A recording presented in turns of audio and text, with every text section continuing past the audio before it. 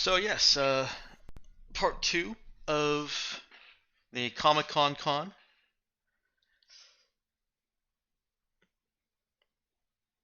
You guys had hang on real quick. Sorry, I thought I was ready. Um, you guys had just been in attendance at the Rose City Comic Con and discovered some strange happenings when you get all of you I think got pulled into a black void of some magical making. Came out, found people bandying about these silver tickets and starting to do terrible things with them. That was after you saw some fairies hanging from the lights.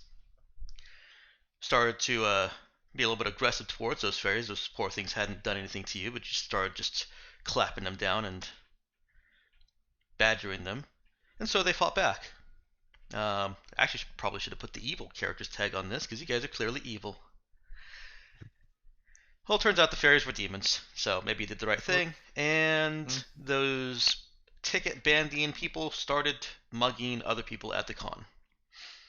Eventually, you got that one of those tickets opened up into a self-addressed envelope that was tied to a P.O. box. And that's where we are right now. I love the implication that they were going to steal stuff and I assume stuff it in the envelopes and mail it. I guess the most roundabout way to steal shit. That does seem to be mind what the plan was.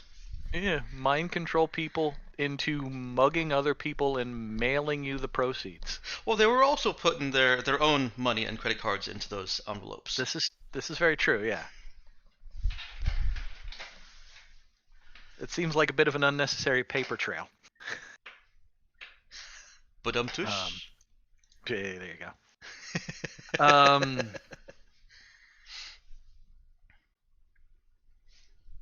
Well, for one thing,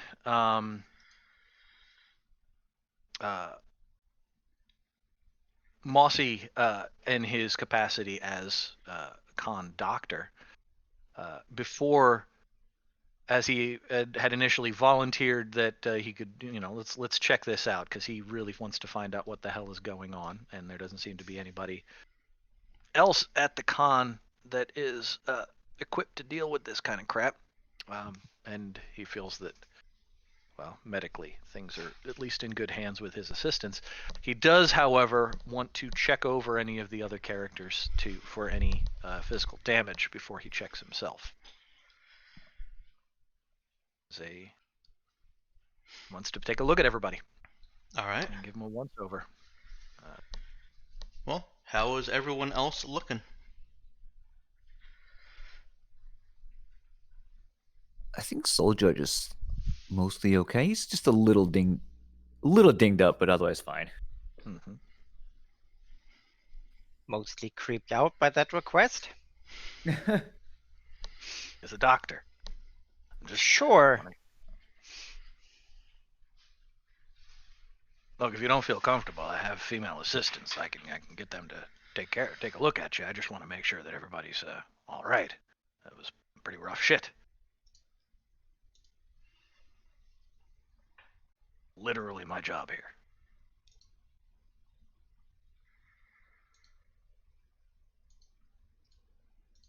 Ms. Bell, are you all right? I mean, I assume that you're, with the way that you are, but just wanted to make sure. Oh, I'm fine. It's just been a while since I've been in action. Oh, well. And then he needs to kind of sit down, and he needs to take a rest because he's got 9 fucking hit points. Well, do you want to sit there and take a rest right then and there, or you want to do it while you're trying to figure out this P.O. box? Now, I think we need to get to the stakeout first.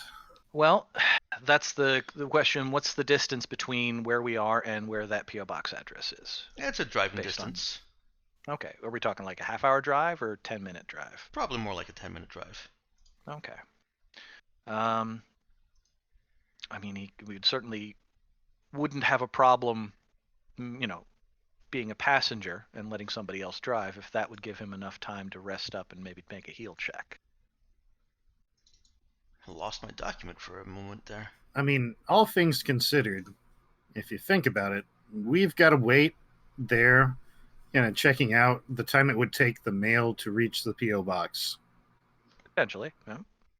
So it's not like it's going to happen right away. I think we got time to rest. But yeah, he would, if he feels like there's enough time, he would definitely let somebody else drive and try to rest up in the back seat or the passenger seat. Okay. So what's the plan here? Are all 4 of you going to this post office? Are you going inside? Are you staking it out from the outside? In fact, let's actually let's get a general plan of what the 4 of you are doing, and then I'll ask each of you individually. And when I ask each individual, that's when you can tell me you're either doing something active or you're recovering. I mean, John hadn't really thought it through that far. So you guys are walking towards John's car, and you can discuss what you're actually going to do once you get to the car. Otherwise, you can stand around the car and discuss it. But either way, let's put some action to these pages here. You guys are walking and talking. Yeah, I was gonna say the good old-fashioned walk and talk. I love West Wing. All right. Well, it's not the most glamorous thing in the world, but I think we're due for a good old-fashioned stakeout. Really? I suppose that makes sense. If somebody's doing this through mail and whatnot, I can't imagine they've got any kind of particular timing on the whole thing. I do have to worry about, what they know based on, like, the magical connection, because it did seem like I was seeing some kind of, active interference, at least with the fairies and the people that had the tickets. I can't remember. Did the ticket disappear once it turned into the envelope? Nope. Okay. You still have a bunch of silver tickets. Okay. And whoever's car you take will have glitter in it. So, let that be among your considerations. Let that be a lesson to you. Right, otherwise known as craft herpes. Mm-hmm. It's just normal glitter, though. It no longer has that magical residue. Normal glitter is a pain in the ass enough. Yeah, you're never rid of it ever. Nope.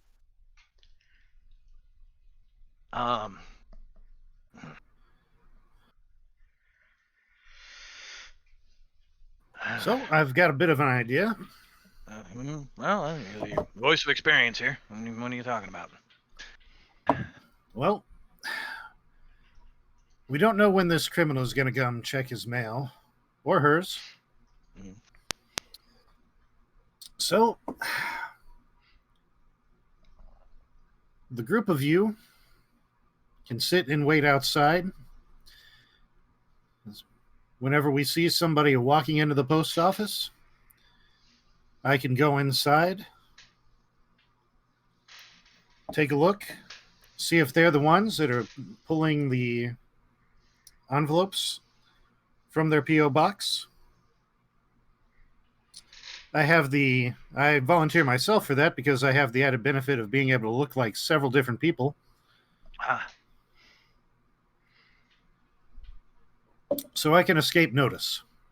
Seems reasonable. And you want to do that for every person that goes into the post office? Every person that goes into the post office. It's gonna be a lot of people. Like I said, it's not the most glamorous thing in the world. I mean, we could just have someone in there and just watch the one box. Or I think you're- or Mm-hmm. we could just find out who owns that box. Well, That might be privileged information. Yeah, I'm pretty sure they go out of their way not to, put that sort of information out without any kind of government identification or, something like that. And I think you're assuming that more people use the post office these days than not.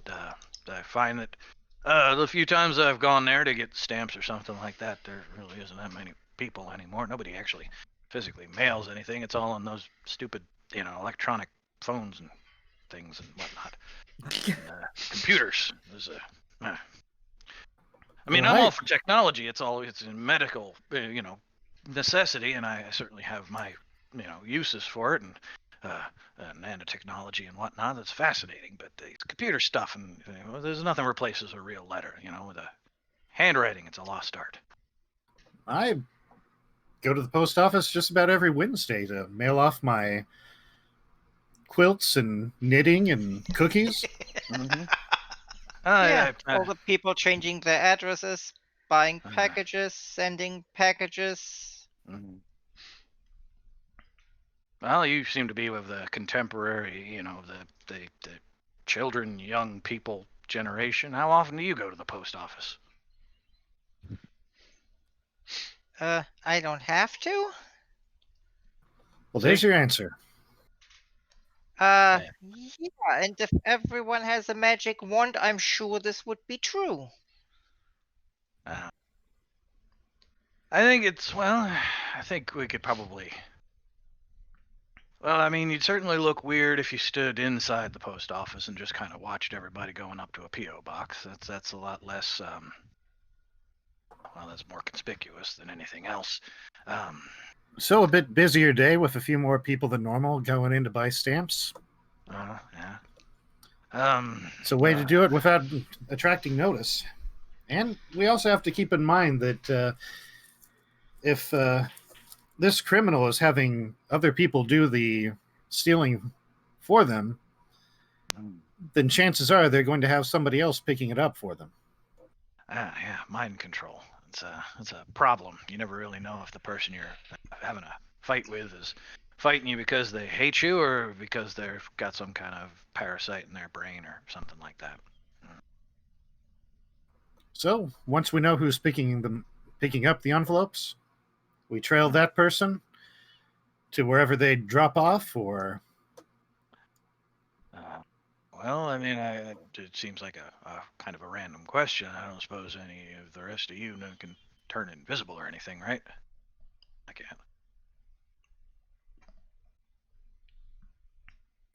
Well, I can't turn invisible, but I can escape notice. Mm-hmm. Out of character, how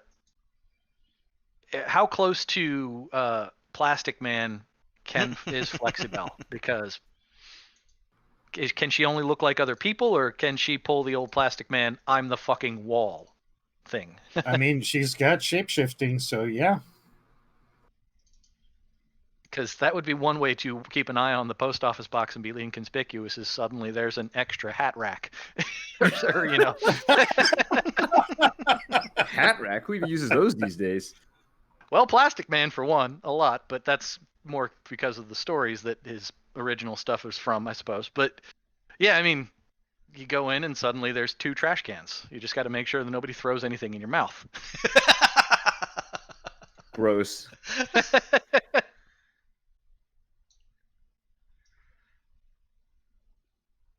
I think I feel like John might remember that sort of thing from his youth collecting Flexibel comics. I mean, wouldn't have to be a person. You could just kind of pretend to be like a potted plant or something in that part of the post office and just keep an eye that way. Well, I suppose, but that's a long while to be sitting in one spot. That's very true. And it's not like you can, pull out a book while you're a potted plant and read. I mean, if you really want to know who's got the post office box, I might be able to just convince whoever, like the postmaster or whatever of the office, to tell us. You guys are now in the car, by the way, and driving there. Okay. Yeah. The walk and drive. Yeah. Drive and and talk. The drive and talk. Yes. Walk and drive. Wow. The sitcom thing where there's that rear projection of the road that seems to never end, and they never actually hit any stoplights or anything. Yeah. Right, and Yeah. Rossi is just waving the wheel back and forth. Why is this lunatic driving all over the road? Oh, Yep. he's in a movie. Yeah, and literally not paying any attention to the road. Like they turn to the passenger and talk for like 3 minutes. Yes. Anyone who's ever been in a car accident is watching the screen just with anxiety, like, yeah. Well, I mean, I don't know. I'm not exactly a kind of a. I mean, I don't do this. I'm a doctor. I just happen to have some of this capabilities from, well,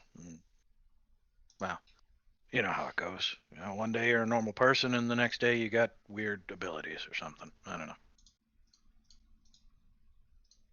Magic. Strange shit. Give me a needle and thread and a scalpel any day.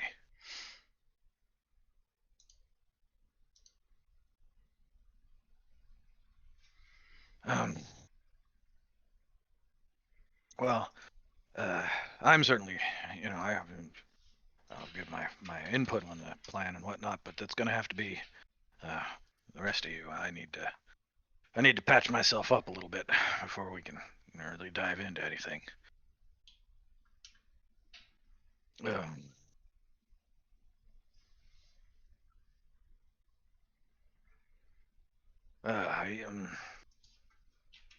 Really, you think you could just kind of talk them into it? How good of a talker are you, man? I'm persuasive. I'm a little extra help here and there. Okay, a bullshit artist. All right.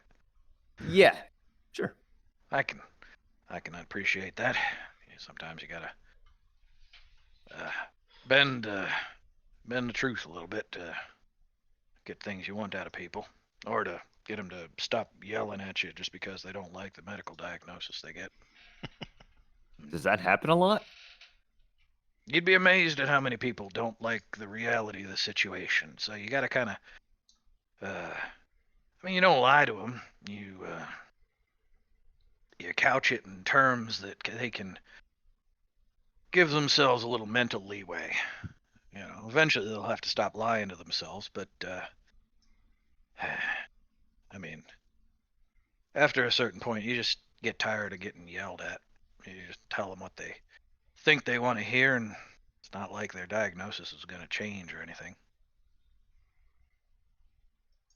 As long as I can keep them alive, I don't care what they actually think. You're a lot more generous than I am, Doc. Well, I suppose I would. Don't imagine I would be a doctor if I wasn't at least didn't give a shit about people to a certain extent.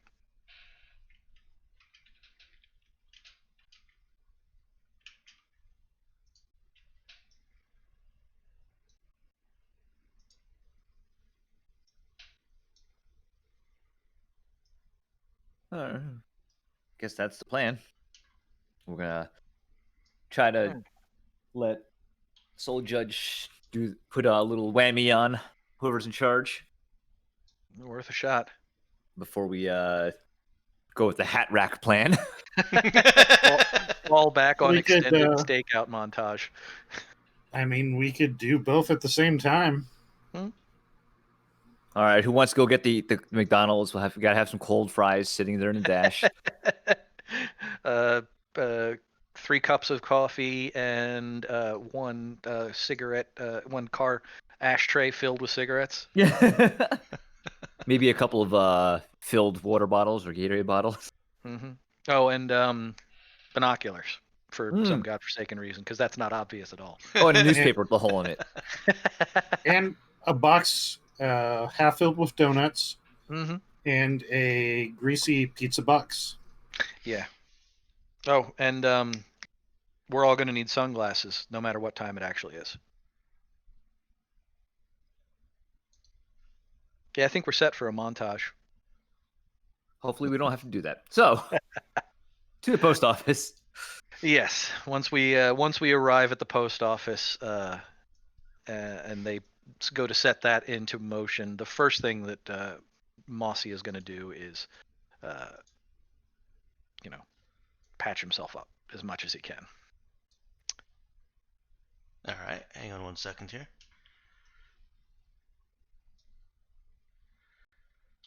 Oh, I see what it did. All right. You finish your conversation, and you are mere seconds away from the post office. You've decided what to do. Literally, as you're waiting for the last light to turn green, it's as if the light was waiting for you to finish your conversation. Just Wow. a little bit of electronic courtesy for you. What a coinkadink. What a coinkydink. And so I've got Ethan going inside. The rest of you are staying outside. Is that what I'm hearing correctly? No, Flexibel will be heading inside as well. In fact, as she's sitting there in the passenger seat, she changes before everybody's eyes and to look like an old woman. She shrinks a couple of inches. Her back, hunches over just a little bit. Some wrinkles form on her face, and her hair grays and thins a bit. And you see, her costume changes completely from the superhero regalia to a ankle length skirt, a blouse, a shawl over that, and she looks for all the world like your standard lovable grandma. All right. Well, I've put a couple of locations on the screen. Go ahead and move yourself wherever you're staying. Or if there's another location that you'd rather be, let me know and I'll draw you a box with a word in it.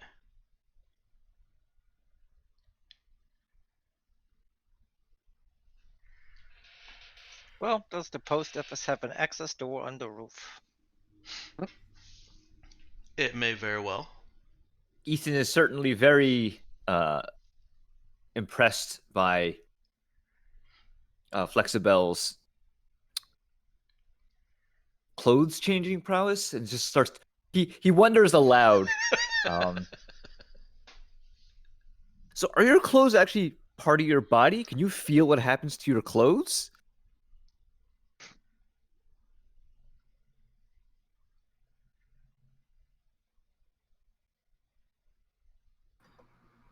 Sonny, some secrets you just don't want to know. Like, if your clothes get cut, does that hurt you? Never mind. Yeah, I don't. Yeah, never mind. If I see you with a pair of scissors, I'm heading the other direction. So is Vextrus wanting to explore the roof of the post office then? Yeah, she would zip up to see if there's an entrance or not. If there's, she is up there. If not, she walks into the post office. Where the heck did the drawing tools go? They just disappeared on me. There we go. I guess now you need a rooftop box. Yeah, I'm not actually going to give you a whole box for that. You get a word. Ultimate laziness. Here, I'll at least center it for you. There you go. Alright, so Vextrus is flying up to the roof with her mighty wand.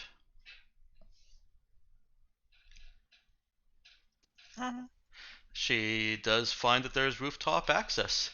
Meanwhile, inside the post office, Ethan and Flexibel wander in. There are a couple of people in the post office at present, as well as what looks like a single, basically store clerk, single person working at the front desk. All right. Is there a separation between the area with the front desk and the PO boxes, or is it all one room? It's technically all one room, but it's an L shape. So when you walk in, you can be out of sight of anybody at the front desk and most of the people that are standing in line, if there were people standing in line. And then along the left wall, which is the one long wall that's not also the entrance, are numerous post office boxes, as well as, I'll draw a quick little picture for you. So we've got doors in, front desk, and PO boxes all along here. PO boxes all along here, and back here is probably where they're doing all the mail sorting, as well as Alright. More building that's not actually shown. And I assume most of the people are waiting in front of the front desk. No, you've got somebody over here that's doing something with the post office box, and somebody at that front desk. Okay. So Flexibel is going to head over to this spot. I was just about to erase that, but we'll keep it on there, okay? No, it's okay. No, it's fine. I was just showing it's you- a great visual aid. Go ahead and put it there. Mm-hmm. Okay. And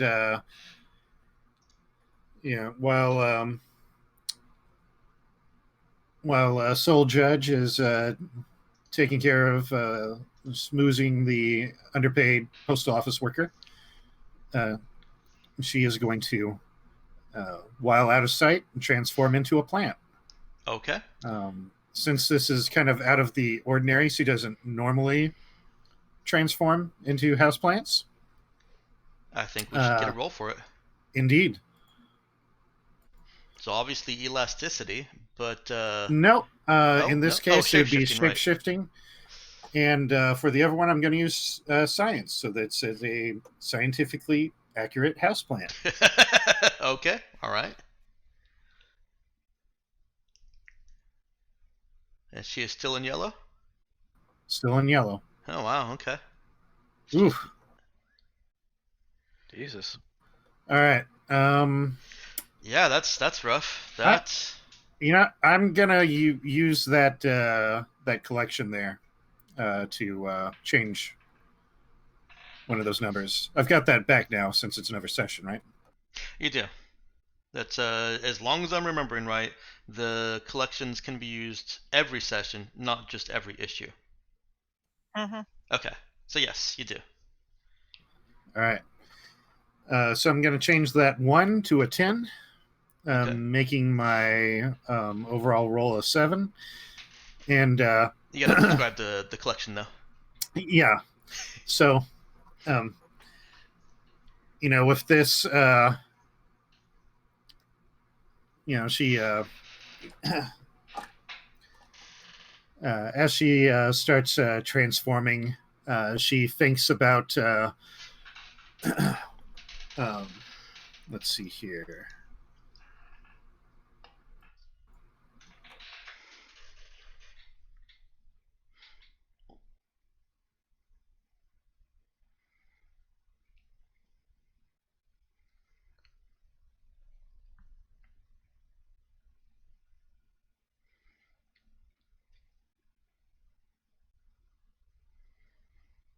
You want me to come back to you? I can go up on the roof for a moment. Gonna say, did we lose NG or? No, Okay. I think so. So, no, I'm sorry. I was thinking, which is hard right now. Yeah, go ahead and go with the Okay. the roof to give me a chance. All I've right. also got schmoozing to do. You've also got schmoozing to do. Right now I'm just kind of getting the general gist of what y'all are doing, and then I'll ask for rolls. I took Flexibel's roll here real quick, just just because it's effectively window dressing to the larger thing that Flexibel is doing. So on the roof. There is rooftop access. It's just a normal door. In one of those little. I don't know if Hollywood has got this right, but like a 5 foot by 5 foot building that essentially just has that door and stairs down. Huh. One of these days I'll find out if that's accurate, but for now it's being used. It's more common on the really large buildings. I thought so. Okay. Well, this one has it for some reason. You do see evidence of postal workers coming up here and smoking. There are a couple bottle caps, but not too many. It's not like they come up here and drink frequently. Just maybe once, a few years ago. That's fine. Be more relevant once the apocalypse hits. Yeah. What is Vextrus wanting to do with this rooftop access? Well, ideally she wants to open it. Okay. Does it open? Yeah. I'm assuming that she can magic it open pretty easily. So yes, the door is locked, but I imagine that she has some way of unlocking it, as long as there's no magical barrier. Well, yeah. Okay. And then, just in traditional Adam West fashion, she's sneaking down the stairs. Okay. What is her? Give me a bigger picture of what she's trying to do instead of the step by step. Okay, she's gonna sneak in and she's gonna find out who the fucking PO box belongs to. Okay. There's a And record somewhere. so she's looking for a computer, or if they have them, physical files. Yes. Okay. All right. So we'll come back to that as well. NG, have you had a chance to think of Flexibel's back issue? Yes. Excellent. Let's hear it. All right. So she uses a bit of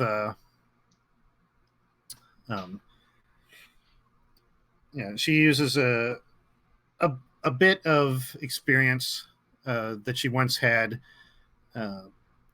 transforming into another leafy object. In this case, it was a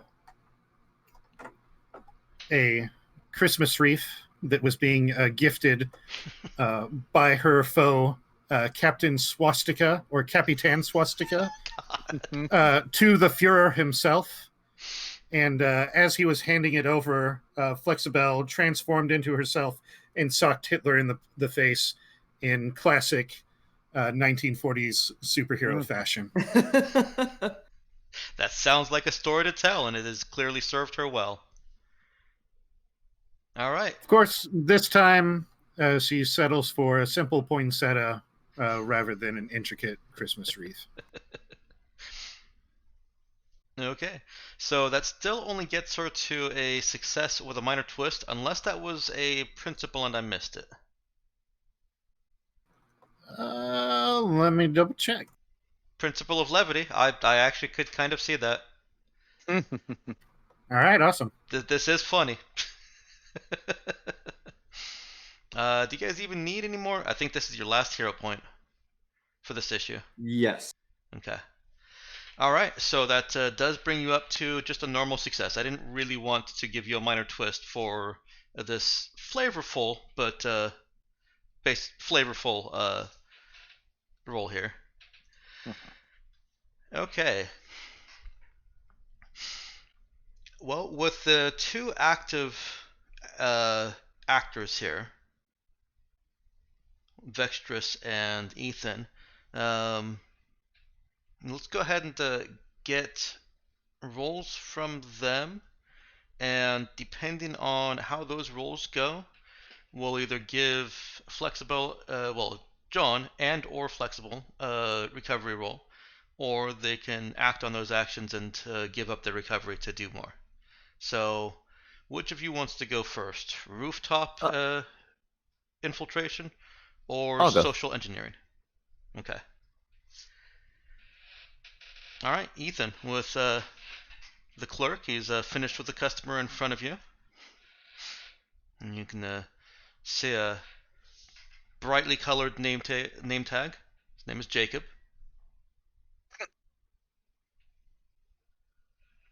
Hi there, Jacob. My name's Ethan. I was wanting to inquire about the post office boxes. Who's in charge of those around here? Who's in charge of the post office is? Well, yeah, but who in the building is like the person that they put in charge of them, responsible for dishing them out and keeping track of them, that kind of thing. Oh, that's just all done on the computer. Oh, you mean like if somebody wants? Do you want to buy a post office box or rent a post office box? Yeah, actually, it's curious. How do you keep track of who's got what already? Which boxes already been issued? Kind of tilts his head at you. Well, it's right here on the computer. Oh, why don't you let me see? And I'm going to use my suggestion powers. Okay. All right. Soul Judge. So Soul Judge is trying to influence this young Jacob clerk. Yep. Suggestion. What quality? Leadership. You don't want to do close combat. Okay, Can I leadership. suggest I pop you in the nose? Yeah. Leadership makes more sense. All right. I don't know. A pop in the nose is pretty persuasive. And does a principal? Oh, there. You've got the both at the top. He's in knowledge and civilian life. Nope. Or whispers. There's nothing whispering to you right now. Oh, actually, I take it back. There are whispers. They're just not helpful. Not helpful, right. You keep getting the last thing that I sent to you. I think it was just one word. Was it? A name, perhaps. Yep. That is still being whispered to you. Fantastic. Unless the whispers tell me something interesting about Jacob. Nope. Doesn't seem like it. That's just Damn kind it. of like they're stuck on a loop. Okay then. I guess it's just a straight up roll then. Straight up roll. Hold on. Okay.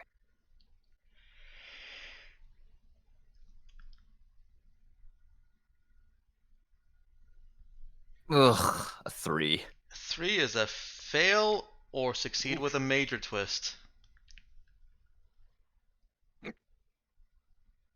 Yeah, I guess I should take the fail. Couldn't have boosted myself first, could I? Just stack up a bunch of boosts. No. Not for quick in between things. Most of those are supposed to be for combat. Although Yeah, I figured as much. I do allow there to be teamwork. Like we could also use this as well. Ethan could be out here doing some I kind could be of boosting distraction. Vextress by distracting the clerk so she can get in. Yes, yeah. We'll deal with that in just a second, though.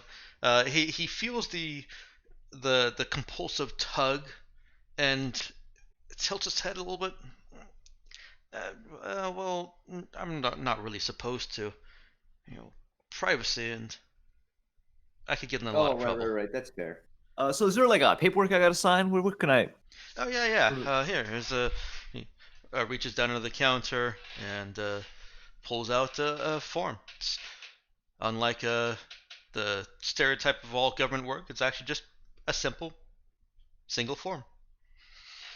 Awesome. I'm gonna just be asking constant questions about this thing. Like, well, what if I'm living with my mom for most of the time, and like, what address should I put if I have an apartment over in by the observatory? Like. Okay. All right. So I'm gonna try to distract him, I guess. Keep him busy. We'll go ahead and get a boost roll for that. I'll let you continue using the power of suggestion. And I guess leadership still works. Okay. It's fine.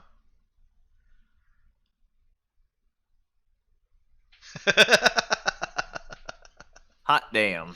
Yep. All right, that is Was that a a plus plus two? 2. Yeah. All right, and Vextrus trying to sneak into the post office. There are obviously more than just Jacob here, but with Jacob's distraction and how well Ethan is bringing that distraction, asking questions that Jacob doesn't really know the answer to. He's called over another worker, and Vextrus. What powers, qualities, and fiction are you using to get in here? Well, I mean, power-wise, it's speed. She's just doing it fast. Okay. Qualities, it's either conviction or trickster. It's either looking like you belong or it's the super comical sneak and she believes it's working. Okay. Well, If you hide behind a plant, just comic logic, you're hidden behind that plant. And the stuff is basically what makes it happen. so which approach is she taking? Sounds like a 5-year-old playing tag or hide and seek. Yes, it's Looney Tunes. It's the pure power of belief. The magic Mhm. just happens because she believes, yeah, that totally works.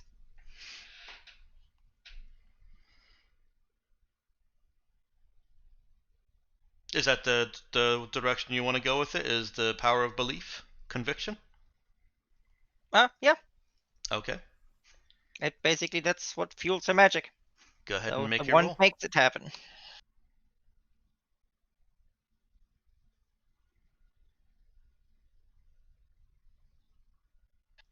Did someone say there was a boost somewhere?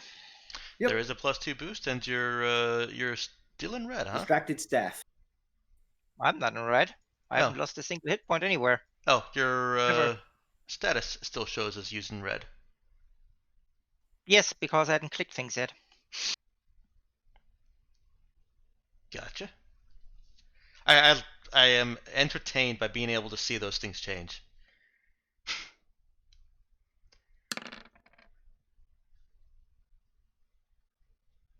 Well, there we go. Plus 2 boost, that would be, well, That is a success. an 8. It is. Vextrus is, through the power of conviction, able to rapidly move through this post office and find a computer that a postal worker has left unlocked. No password needed to get in. Happens to be the same postal worker that is over there helping Jacob answer Ethan's barrage of questions. And you find that the box is rented to Lily DeVille at 66 Lucy Lane, Suite F.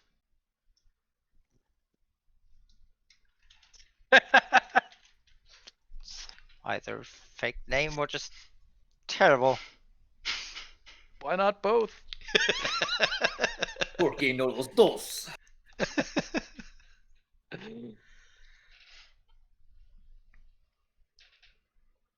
That's beautiful.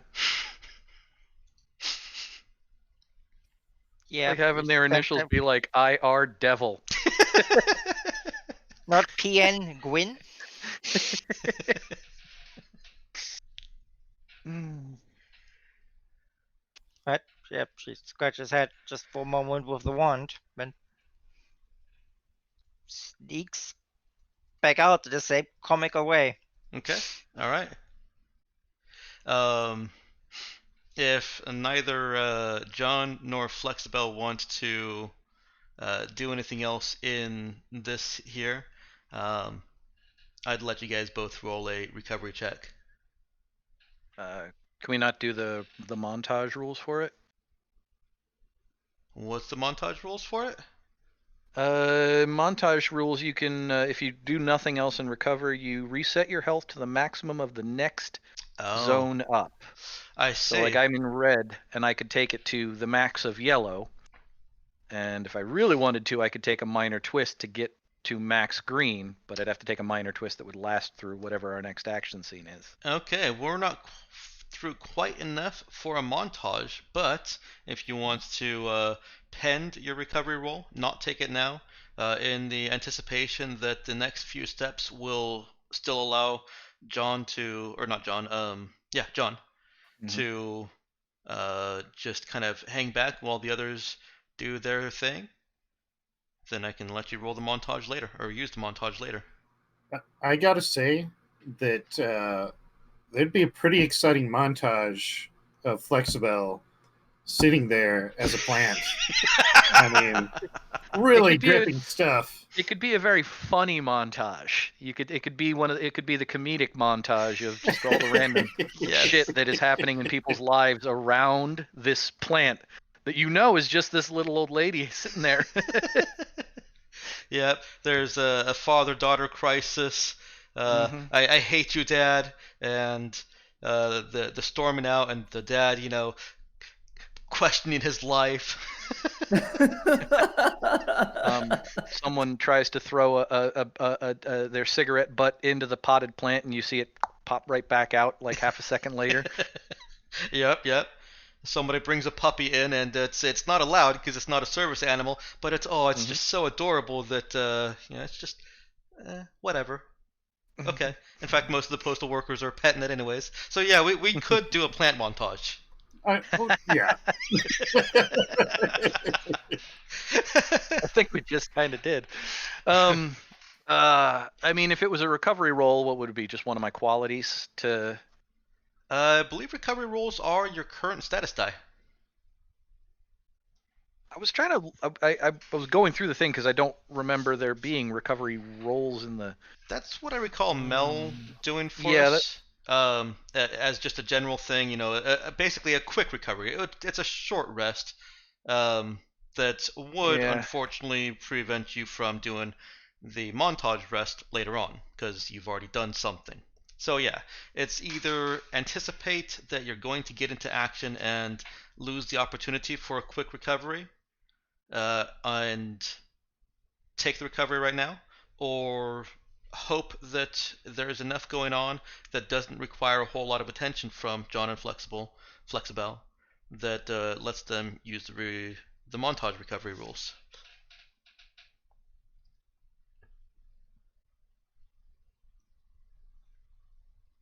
I will hold off in hopes of a possible montage because if I roll my min die, I mean that's a D6. Okay. There's a solid possibility. We'll know it couldn't possibly get me back into yellow. Well, I mean, it could get me into yellow, but it couldn't get me too much further. So yeah, I don't know that a D6 is really going to do me a shitload of good. Okay. Although strictly speaking, a max of yellow would still only be another 9 hit points. But yeah, I'll hold off. He I needs won't be to too much of a jerk about it. If the next scene turns into combat, I'll be like, all right, Matt, you wanted to roll that recovery after all? So you're not losing it per se. Beautiful. You're hold basically just pushing the question forward. Yeah, he's just resting in the car. He's hoping the voice of the experienced person and the whatever those two whippersnappers are up to is going to accomplish something. All right, and NG, you were saying that you'll hold off also. Yep. Okay. All right. Well, you guys have an address. Mm-hmm. Well, Vextress does. Does she come back out to tell us? But yeah. Okay. You guys reassemble at the vehicle. And Someone goes in and whispers to the potted plant. Done.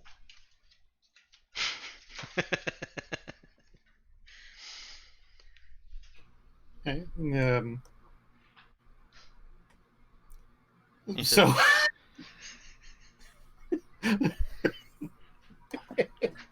So you just walk up and whisper "done" to the potted plant. Correct? Yeah, pretty much. Somebody. Did you whisper to the right potted plant? That's a solid question. Hey, Mike, just as a quick GM decision, how many potted plants are there in that little post office? There are 5. All right, so I'm gonna roll a d6. What's the what happens if he picks a 6? Does he whisper to like a hat rack? Well, I'll roll a d6, and before I do, NG, pick a number between 1 and 5 in your head, and we'll see if I can roll it. All right. I wonder what does Roll20. What does it do if you do a non-standard die? If I just say rolls it. roll 1d5, It won't roll a physical die, but it will roll Ah. the random number. gotcha. I'm down for if he picks a number between 1 and 5, it can't possibly be 6. So if I get the right number, we get the right plant. If I get the wrong number, he just tries the wrong plant first.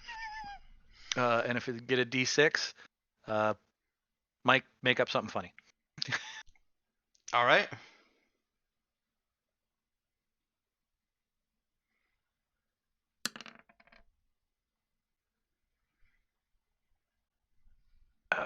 We're done.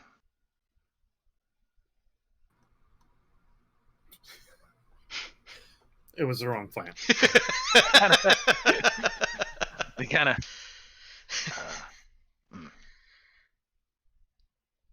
walks over to another plant. We're done. Again, it's the wrong plan. Well, he's only got 3 left, so I'll roll a d4. Okay. Hey, this is funny to me.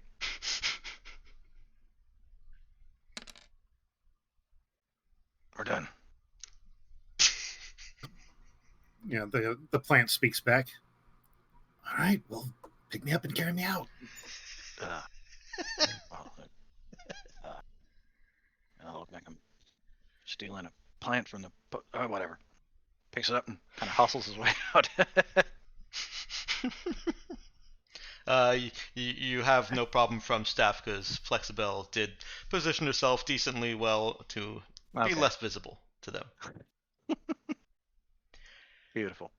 All One right, has to we'll just wonder call you though the- what exactly he's holding on to. Great, now we're all wondering. Yeah. All right, we'll call you the Plant Whisperer.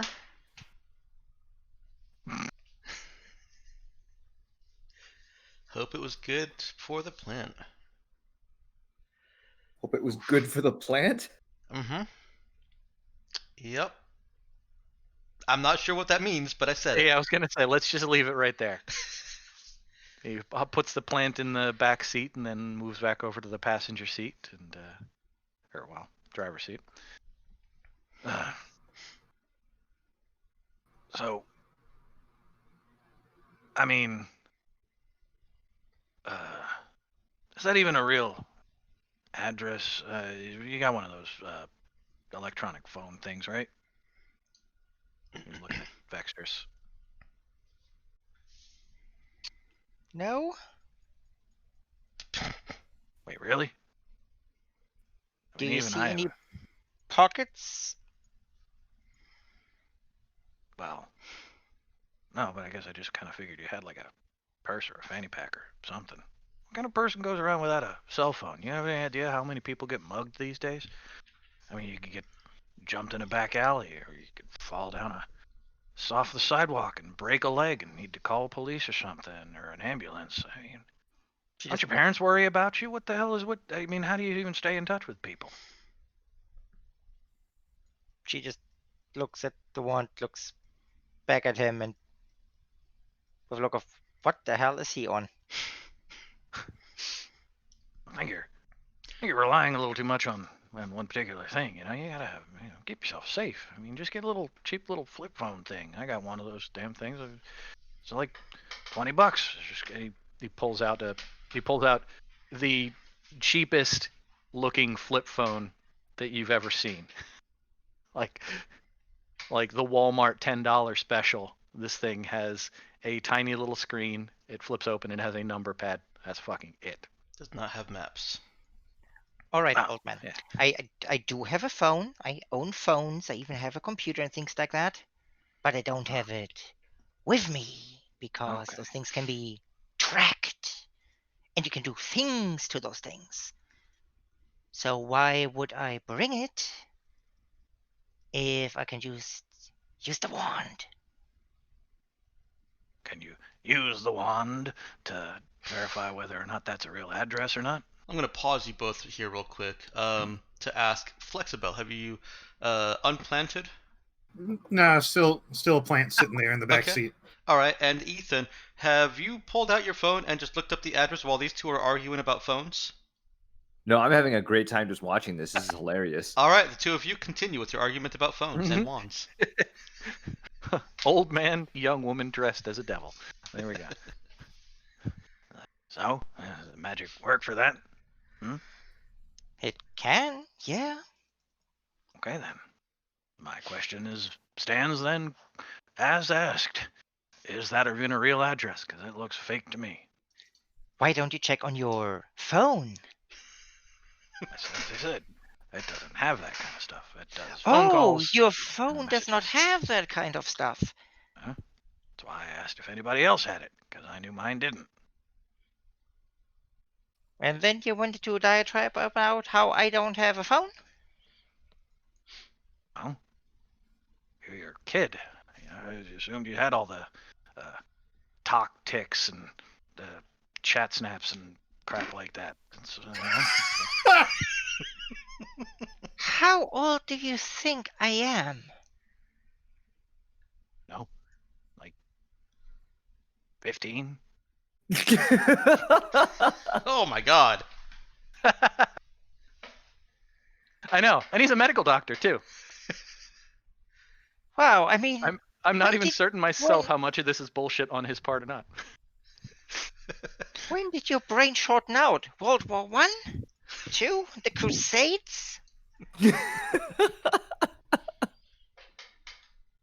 I'm still around, and obviously I must have been doing something right because I'm still relatively healthy and got all my mental facilities. So I don't know what your problem is. Congratulations for the amazing feat of not dying? Hey, it's harder than you think. Is it?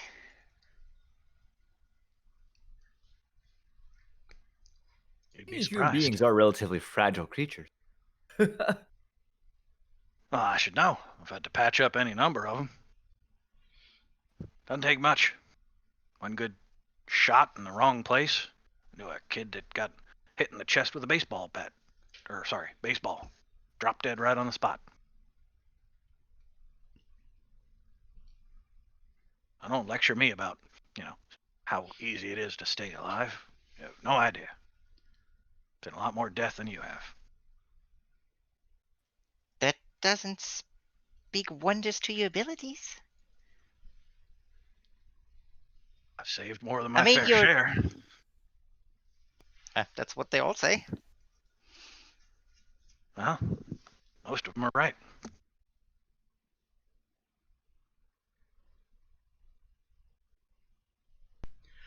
All right, so how are you guys going to look up if that's even a real address, or do you just want to drive around for Lucy Lane? Well, he hasn't started the car yet. Does anybody have a map? At this point, Ethan will pull out his smartphone and Google Maps it surreptitiously.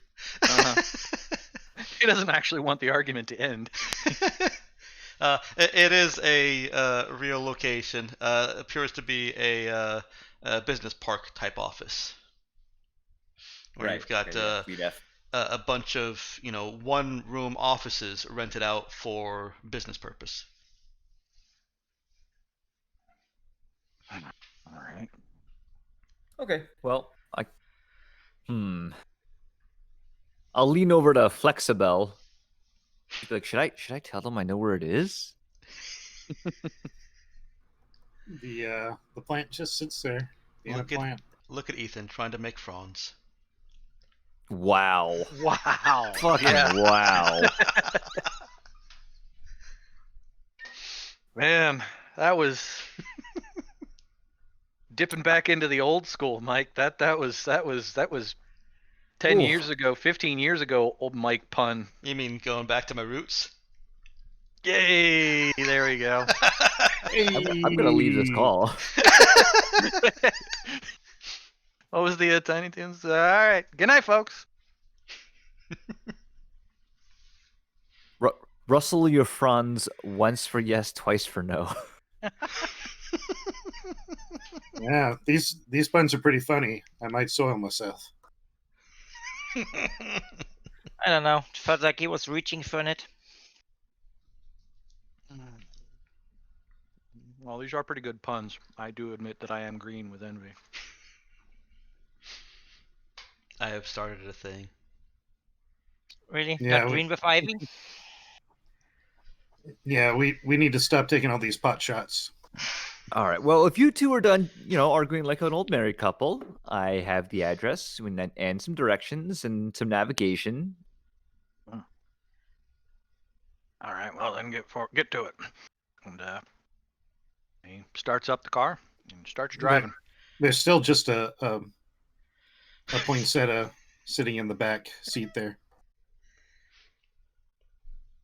And thank you for getting us back on track, Brian. That was going a little bit out into the weeds. A little bit. A little bit. All right, your van with devil, medic, casual dude, and potted plant makes way to Lucy Lane. As long as he did actually grab the right plant.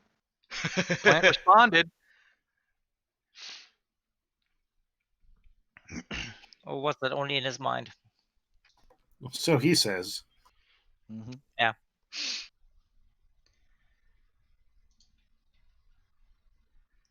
I'm moving Flexible back into the car and deleting this.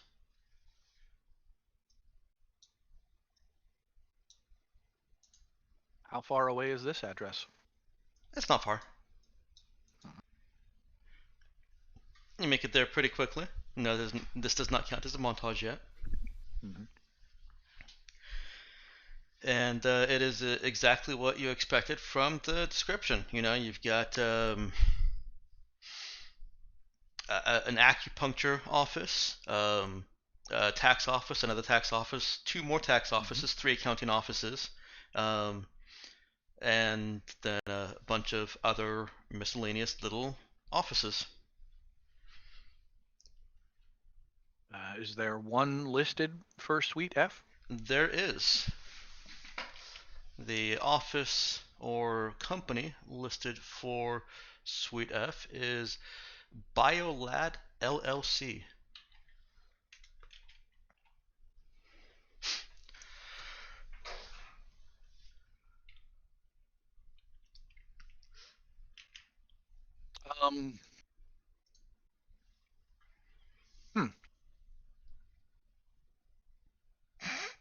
Potted plant. Mm-hmm.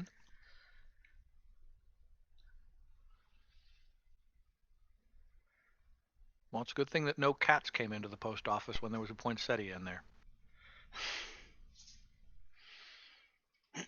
As you guys are outside this office building, I'm not assuming that any of you gotten out yet.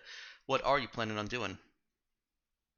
Well, Don looks at that name and tries to think back and as to whether or not that is familiar to him from a medical perspective. I mean, he's certainly dealt with any number of vendors for that sort of thing. Well, you'll have to tell me how good his memory and mental acuity is, because the use of bio and a word that looks like lab bring up so many different hits. Oh, yeah. And there might even be a BioLab LLC as well as a BioLab Incorporated. Now, is it BioLab or BioLad? Oh, this one's BioLad. Yeah, that's what I thought. That's what he's going to cast his mind back for, is very specific. BioLad feels more unique to him. Yeah, is there a sidekick that has gone corporate? that's why I say to you incorporated. that it depends on your estimation of his mental acuity.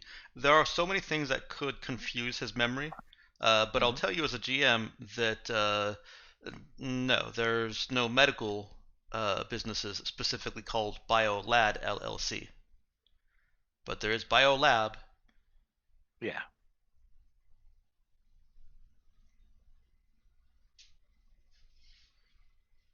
Do we get a scene of John kind of going through his memory and casting out? Oh no, that's Biolab. Nope, that I was mean, also Biolab. is that visible that he's trying to think? Does he have that Yeah. old He- people face of The old Thank people you. face. trying Thank to you. think of something? The old man looking face. Does he? Otherwise known as the young person thinking face, or the middle-aged person thinking face. Otherwise known No, as just the the thinking specific, face. the old person. Yeah, no, Don't get it's me wrong. similar, but just Sorry. older. Yes, Yeah. the slightly It's furrowed different. brow, the scrunched up eyes, yeah. Okay. Yes, he does look like Dr. Bones looking at a pad and trying to think of something. All right, He's can she looking at hit the him name. with the inspiration stick to jog his memory? Yes, she can. It's not going to be a roll, and it helps. Well, could I roll a deduction and medicine? Well, I'm Technology? putting it to you as a GM. You can roll whatever you want that helps you decide. I am not going to make a roll or any kind of mechanic Gotcha. behind this. okay. Yeah, he's this is going through his Yeah, if it seems obvious that it's not necessarily medical necessarily. It could easily be some kind of tech, biotech or something like that. So he's just kind of going through his mind to see if that strikes any kind of mental chords. Dish. Keep in mind, you got the boop bonus from Lucy, not Lucy, Vextress. Right. What would that be? A +1? Mm-hmm. Technically, it could be up to a +3. Well, technically, no. Technically, it's really just. Technically, it would Right. inspire her. That's the funny part. Well, the thing is that even if it was a +3, the most that could do is take one of those dice. Well, it would take the mid die to a 7, which would be that's still a success with a minor twist, right? Yes, it would be. I can't remember what the threshold is for major twist, isn't it? What? 3, 1 to 3. Oh, okay, gotcha. So even this is a success with a minor twist, and there's no boosts that could get it above that anyway. I'll take the minor twist.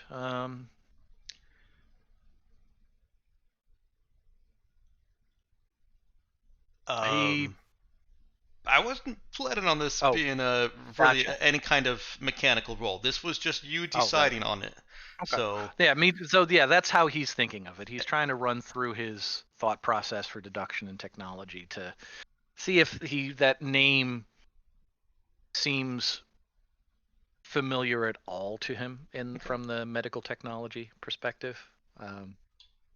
And you said that he gets nothing as far as he's never seen it in medical constructs, constraints, or anything.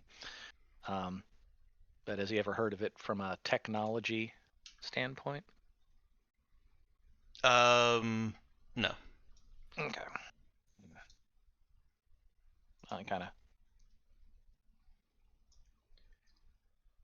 I feel like that name should mean something. It's a little too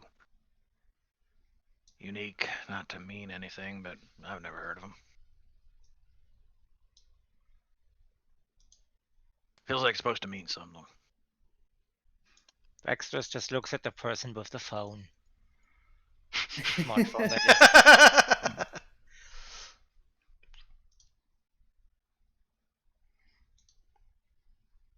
I mean, I can Google it, sure. Mhm. I'll John's do still that. just kind of staring off into space. All right.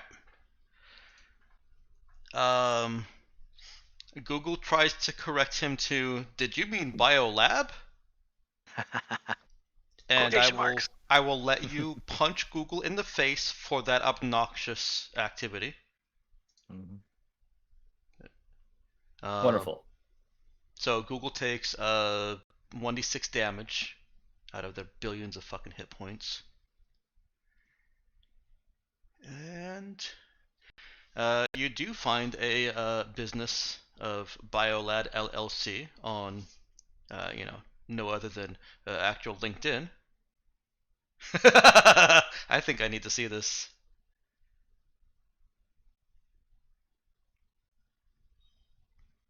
Oh, that wasn't as exciting. I want more better Google violence, NG. Sorry, you'll have to do better.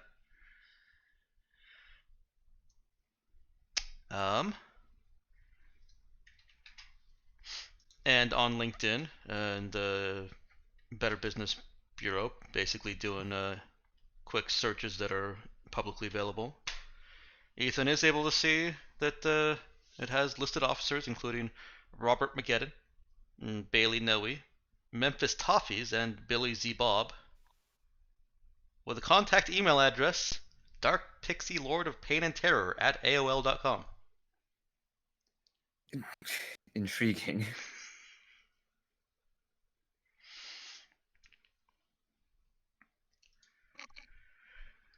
Bob Mageddon.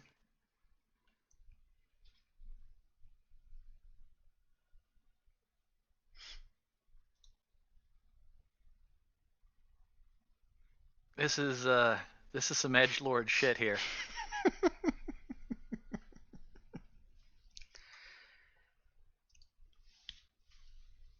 The older characters may remember, if they were into the AOL craze at all, that AOL screen names could only be 16 characters. That is definitely longer. Mm.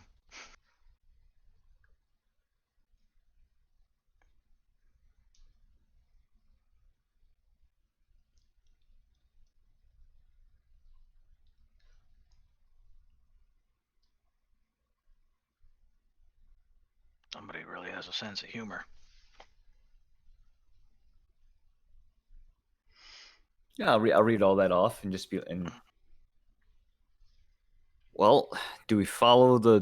Do we keep pulling the thread and just go in there? Mm.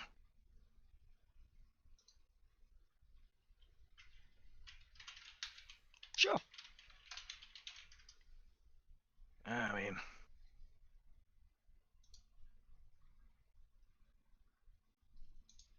well, why not? Just give me a minute here. The plant is still just sitting there. Turns out that was the wrong plan. That was all a ventriloquist act when you heard it talk. No, she's just really committed to the bit.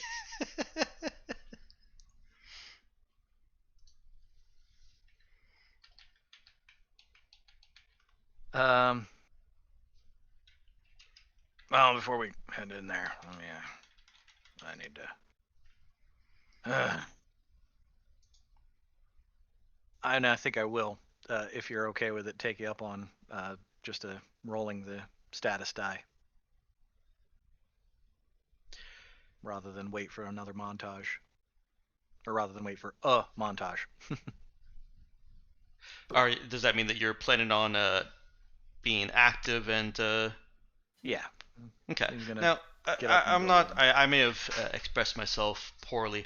I'm not saying that just walking into the building is going to remove his ability to roll a recovery die. Okay. If he goes into the building and something jumps out at you, then you can no longer do recovery checks. But you've already rested and recovered enough that I'll still give you a retro recovery check. Okay. All right.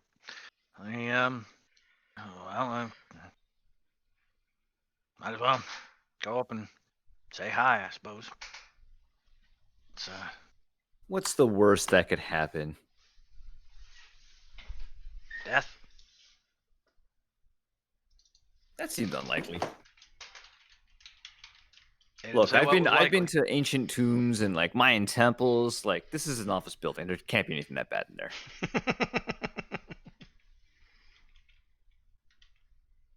Well, you don't know you would say that if I had told you about the number of heart attacks and strokes and all sorts of Okay, but that's various workplace accidents. There was a poor guy who got a venting duct caved in his skull. And it fell in out of one of those sure, but dropped we ceilings. don't work here. We're still in the building. It was a poor courier kid that slipped on something and fell out of a 5th-story window.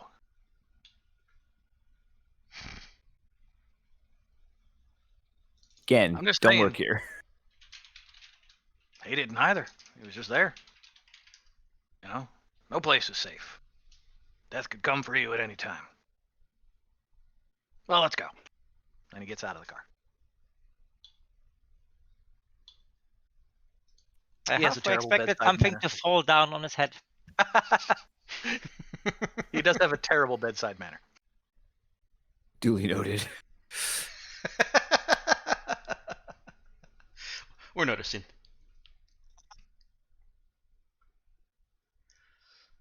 All right.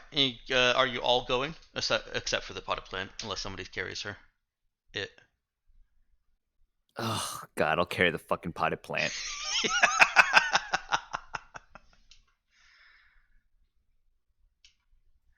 Well, I guess it seems that way. All right. You walk through the halls. It's nearing close of business time, and I think cons are usually on weekends, anyways, aren't they? Anyways, you're still allowed into the building and up to the whichever floor has this office on it. In that case, I feel like asking who or what is allowing us into the building. The door Is is there a open. security guard? Oh, just the door. Yep. The door is allowing you in.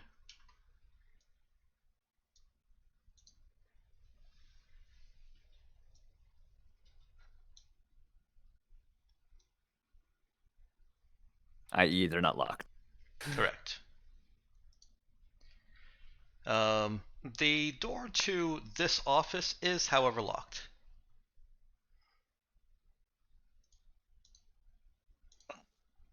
Well, convex it to the same thing. Basically, use the wand as a key.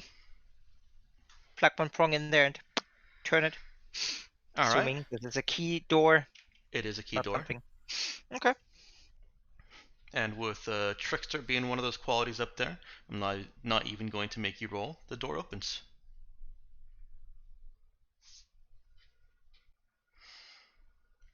Inside Ta-da! this small room, you see, real quick,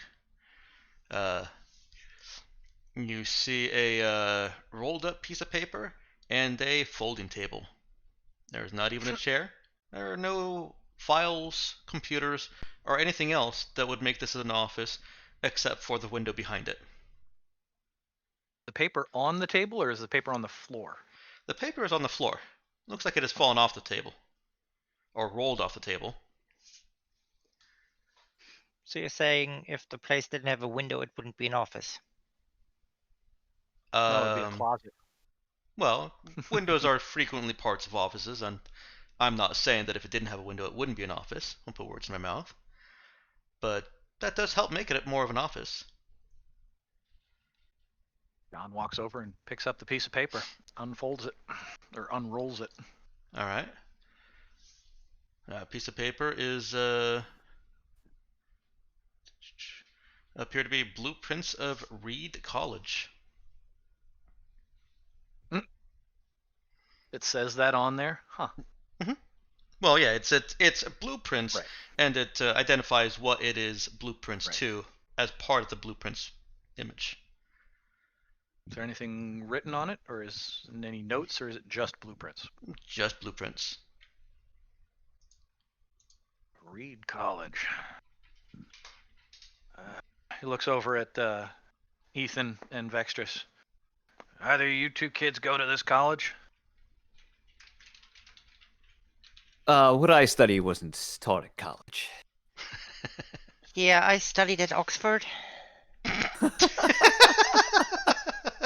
That's nice. Well, everyone's fucking fancy pants over here. Jesus. I noticed you didn't say graduate, so.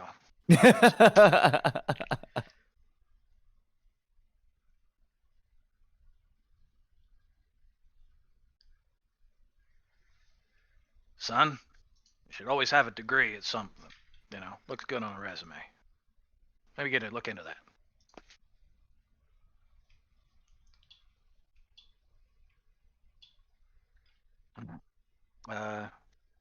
I suppose I could get an archaeology degree if I really wanted to get all fancy about it, but Looks good on business cards, if nothing else. Does, I mean, is the name Reed College familiar to? It's a John? college Okay. right there in Portland. Okay. Just a generic campus, or is it specific to anything? Well, it's currently if I remember right, it's kind of a technical campus. It was a technical campus, but with the introduction of superheroes to this universe, it kind of took on a superhero training and study role. There are specialized facilities for training heroes there. Nice. So it's sky high the next 4 years. Yeah, it's sky high the next 4 years, feet firmly planted on the ground. Nice.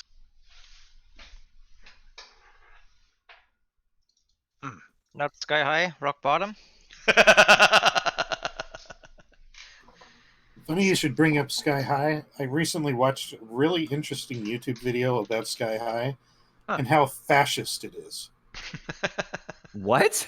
Well, yeah, they make a it's- lot of good points. It's it's very fascist. I could see that. The movie is fascist or the school is fascist? The well, I mean both really. I was gonna it's say it kind sounds of like a- the world building. Yeah, Yeah, they are training the elite of this particular world. I mean, that's not what fascism is, but I can feel like I can see where the argument might be going. I'll have to track it so down. the argument posited in the YouTube video is the use of fascist ideology. I can see that. Well, Fascist ideology, not fascism as a governmental. Yeah, so well, John kind of looks at this thing. What the hell does this have to do with anything, I wonder?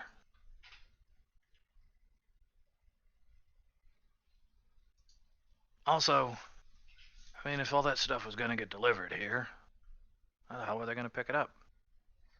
Is there a layer of dust on the table?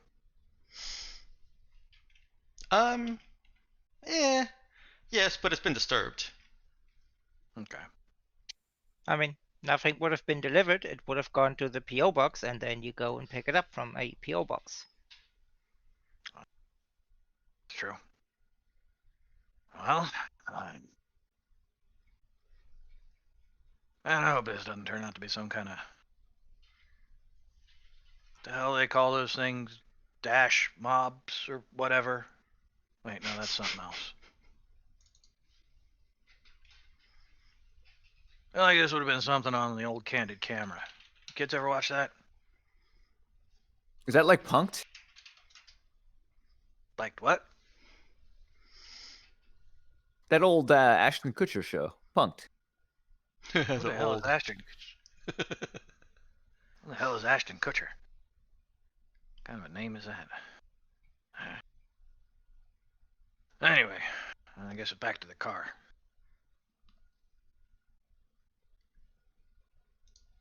And well, he just takes the blueprint and walks back down to the car. All right. Is there anything marked on the blueprint? Like No. buildings or anything like that? Yeah, I was gonna say I asked. He said there wasn't any notes or anything, right? Oh, okay. Never mind. Yep. is just a blueprint. How about this? Use that fancy phone of yours. Send an email. We got the stuff. Come get it. Who? Oh, to the. I mean, I could, but what's? I'm not sure what the point is still. You might get a response. Nothing else, it'll.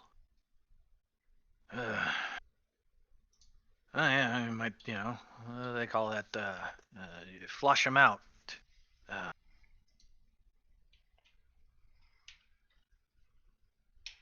Is that really what you guys do? Just kind of let the bad guys know you're coming, you're onto them? Well, Feels counterintuitive, you know? I mean, it worked for pretty much every superhero I ever heard of, at least the ones I read about. I mean, I'm not exactly an old hand at this kind of crap, kid. I'm a doctor. All this magical shit and superhero and stuff is a pretty recent development for me.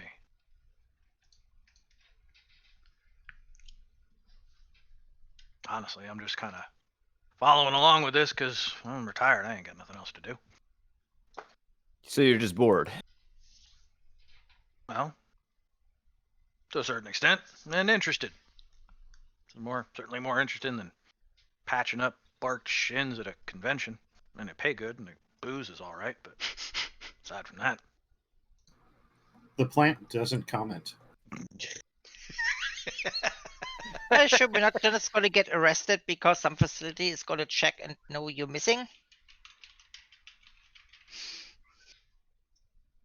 what was that? No, I mean, I'm not sure I heard what the sentence was.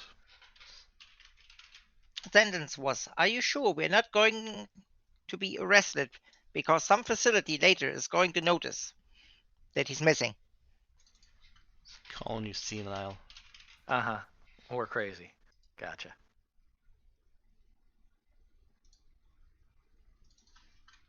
There's nobody looking for me.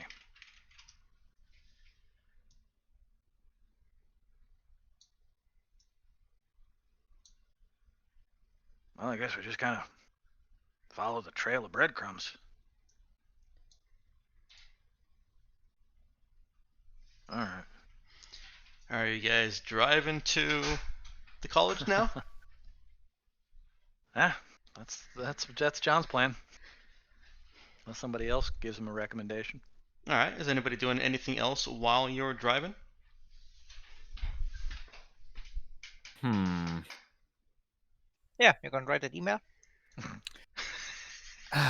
Sure, I'll write the goddamn email. Oh, I was gonna say it didn't sound like he thought that was a good idea. I think it's a terrible idea, but he's new to this hero thing, and people seem to think it's a good idea, so he's gonna try it. Well, the only voice of experience has yet to speak up. Yeah, because they're a fucking plant.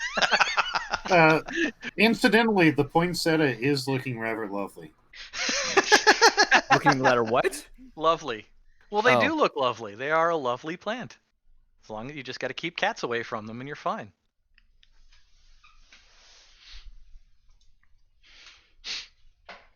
All right. Well, as you're driving towards the college, Ethan composes his email and gets a response back within seconds. Invalid email address. Ugh, of course it is.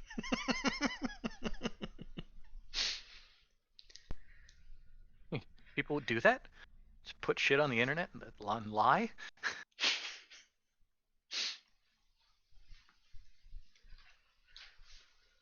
You guys mean doing the anything who- else on the way over? John certainly isn't.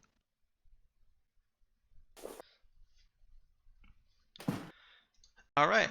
For Yeah, those well, of fuck with some traffic lights.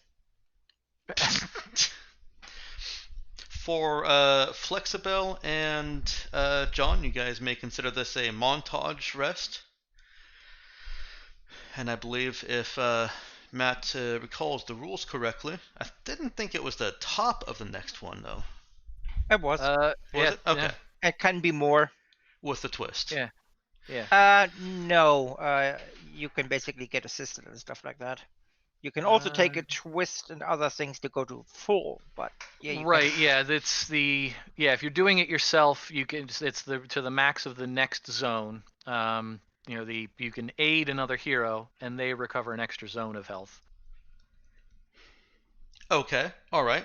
So, well, before you guys do anything with your hit points, then, Vextrus and Ethan, and you guys can both make a regular recovery check, which is your current status die recovered in hit points, or if you want, you can uh, try and do something that gives you a boost going into this next scene, or you can try and assist Flexibel or Mossy in their recovery. Nope, I took the hit points. You took the hit points, okay. Vextrus.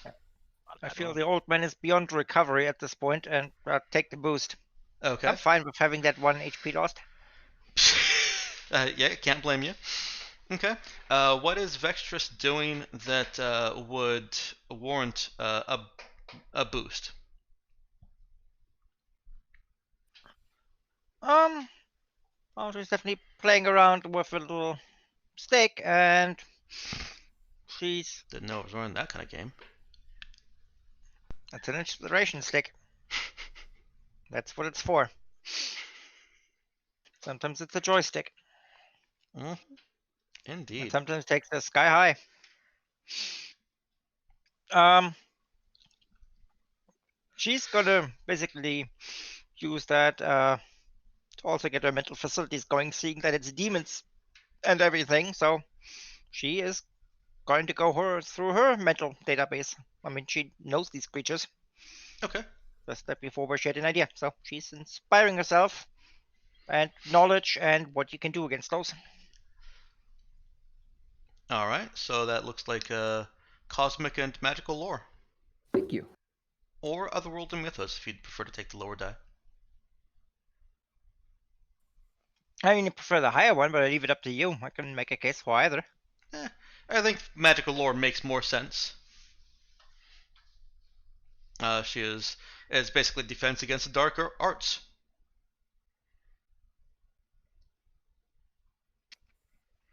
Yep, that works. I guess there is very little divide between magical lore and otherworldly mythos. I magical think lore the is divide is more the magical lore is current spells, here. otherworldly mythos is knowledge. See, I Not was thinking that spell. magical lore is more like here, our present existence, as we're otherworldly that mythos too. is otherworldly.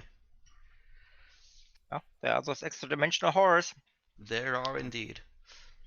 Kind of how I had been thinking of that as from my application of it is lore, knowledge. Yep. But go ahead and roll the lore. And you said power cosmic? I can't see any others that work for that. And fair she'll enough. be theoretically trying to gird her spells and her cosmic power with this knowledge that she's dredging up. More her belief. It's basically knowing that one's susceptible to pride, or Mhm. that one hates fire. It fuels her belief of, hey, this should work because I read fire does it. Yep. And is she specifically trying to give herself a bonus for combating demons or for combating the things that demons do? It's against demons, and it's not necessarily combat as in weakness against that. That's why I said, let's say that entity, like Beelzebub, is vulnerable to pride. People can trick him with that. So vulnerabilities, not just physical, but also mental. Okay. The question I'm asking more is this a combat boost or an overcome boost? An attack boost or an overcome boost? Does that have to be specified? With not usually. I just don't want it so completely open that it can be used for everything. So I want some more restraint on it. All right. How would you restrain the combat boost in that case? Well, I wouldn't. I think I got the impression that is the restraint. Yeah. If it's a combat boost, then she's just kind of gathering up knowledge and tricks that make her more effective in attacking demons. In general, if she's trying more for trying to know how to defeat their tricks and their illusions and their spells, then that would be more the overcome boost. I mean, ultimately, I think I'm going about this the wrong way. What I should be doing is asking you what the name of it is, what the name of your boost is, because that's supposed to guide when it can and can't be used.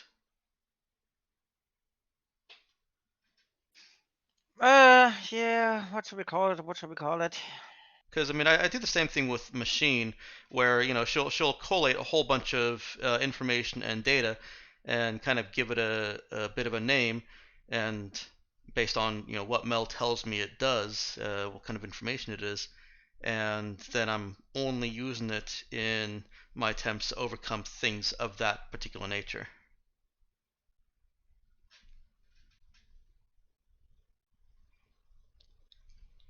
I mean, I would have just called it demonologic. He knows how they think. Okay. Well, let's go with that then. Alright. And sorry that simple boost there took so long. I believe a 3 gets you a +1. I believe so. I also think there are options for making that persistent and exclusive by taking a twist.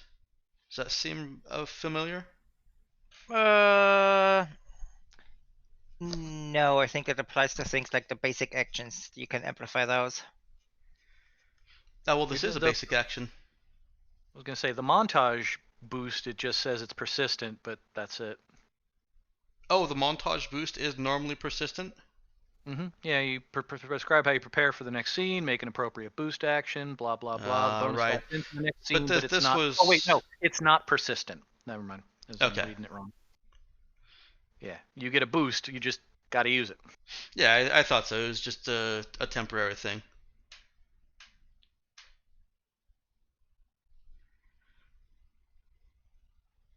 Well, I'm No, off. she's perfect with that being a one-time shot.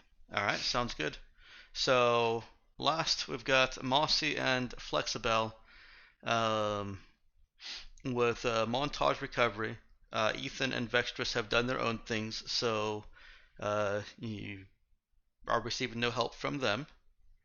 Does Flexibel need the recovery? I forget. Yeah, she was actually That's in yellow, so right. that'll boost her back up to full. Okay. So that takes her to the top of green, and Matt, unless you want to take a minor twist, you can So help yourself. that would take her to the top of green, but she'd also be partially red. Also partially red. Yeah, because she's poinsettias right now. No, I'm afraid she has to drain all the red color and turn it green. Unbloomed poinsettias. There you go.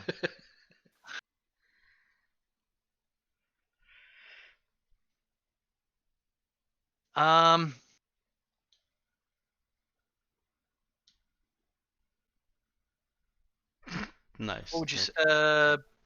What is it for? What's on the table for minor twists? Like a negative of like what, 2 or?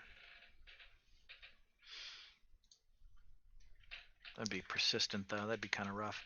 I'll stick with. I'll take it to the top of yellow. Yeah, it's not normally a strict number. It's based on one of your dice. Yeah, I'll stick with top of yellow. Okay.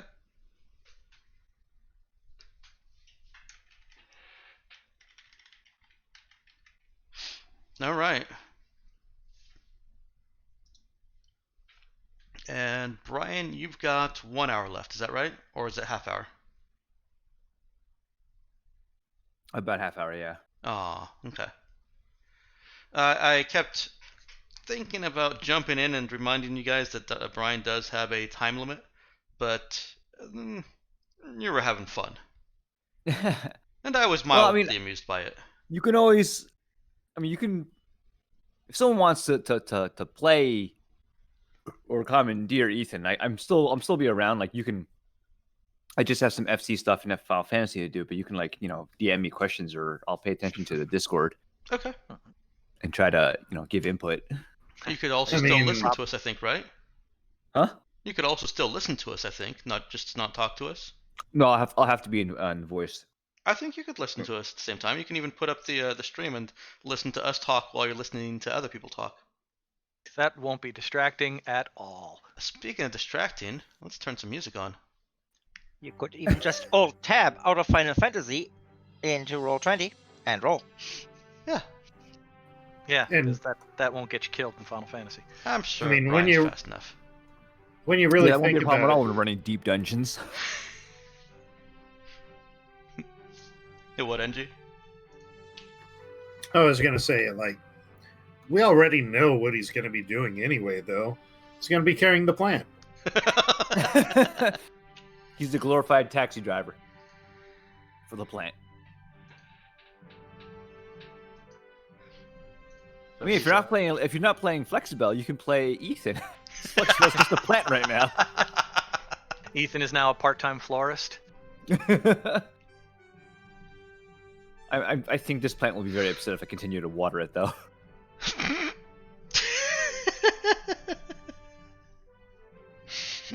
Flexibel comes back into human form and she's just drenched. All right, It's you worse pull up. if he puts in some of those nutrient capsules for plants. No, then she'll just be drenched and high. Yeah, you drive up to Reed College, and it's as if the heroic welcome music begins playing all on its own. There are some fantastic structures that have been built to accommodate the heroic training, and the college has, of course, gotten influx and a massive infusion of funding for the safety features as well as the sponsorship that training young heroes and having superpowered people on staff can bring. And 1 second. That's actually kind of funny, and I don't know why. Okay. Very distracting, if nothing. Mm-hmm. About that nutty French dude that goes around dressing in stupid costumes and doing stupid shit to people. All of that seems to apply.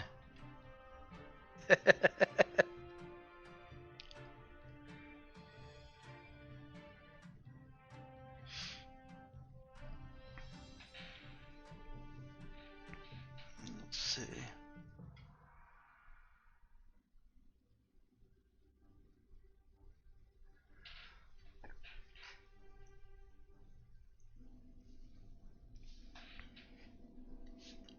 Excuse me. All right. You arrive at the college, and Park. Is Plant going to stay at Plant?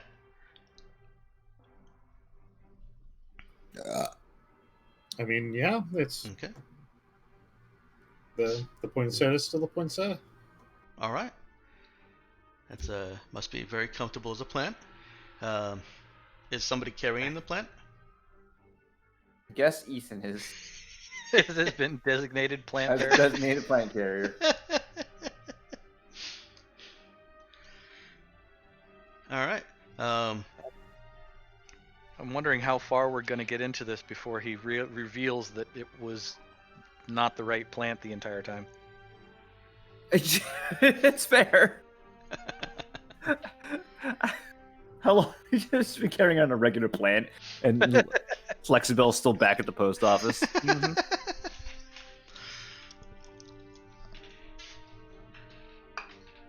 You know what? Just to test that theory, I am gonna pour some water onto the plant.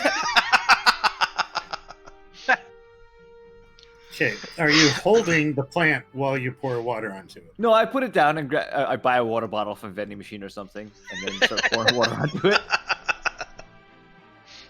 So yeah, the plant transforms back into a sputtering Flexibel, who you're now pouring water on. He'll stop.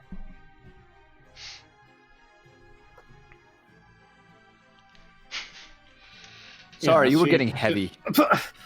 What? Well, wait, where are we? You fell asleep, didn't you?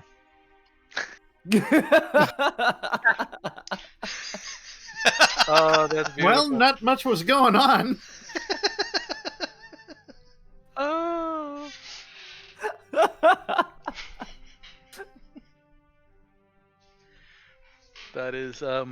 That is masterfully done. She stands back up and wipes her face off.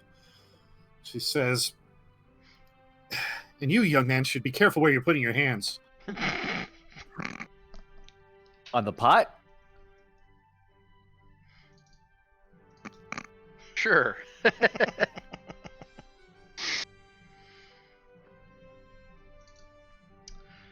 All right. You're looking over the campus as Flexibel drips. And Mossy, you see a hint of familiar magic. It's just a little wisp or waft of it. There's magic scattered around this entire campus. But there is something familiar about that little waft of magic that you detect there. Well, I feel like we might be in the right place here. There's definitely something in the air.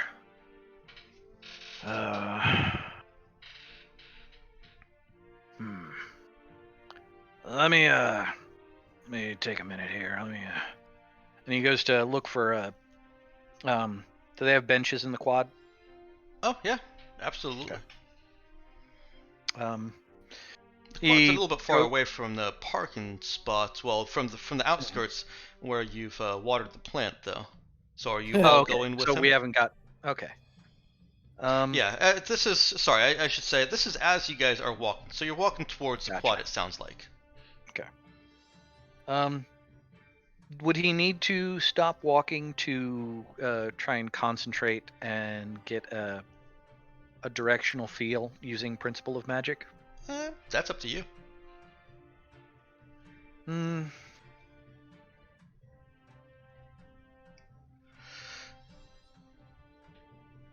Yeah, he'll walk, into the campus as far as he needs to find, a bench of some sort. I'm assuming that the magic is still kind of vague up to that point. Okay. Swirls once in and out along with other magic sorts. Okay. But yeah, once he finds a bench that he can sit down on, he's gonna take a seat. Say to the rest, "Give me a second here. I gotta concentrate on something. See if I can maybe get a little direction. I don't know. There's something in the air." And he gets the old man concentrating face again. And I'm going to try and use Principle of Magic to kind of push past the vague generalness of the magic and see if he can get a more fine-tuned sensitivity to even just a north, south, east, west direction. Something, anything of a useful direction to maybe give them some, a place to walk, or Okay. a place to point their nose. Awareness, magical lore. Sound good to you? Sounds good to me. Duh. Well, Our shit. rolls are just great. Yeah. Yikes. Jesus. Well, I mean, that's just a failure. I'm not taking a major twist with this. Are you sure? Be funny. No, I'm good. No, he sits down on the bench, gets that kind of concentrating face, kind of sits there, and his head kind of nods forward a little bit, and after a second, and he's got his eyes kind of scrunched up, and he's old enough that it's difficult. You get that old man squint where you can't tell if their eyes are closed or if they're just squinting. And then after a minute or so of this, you kind of hear a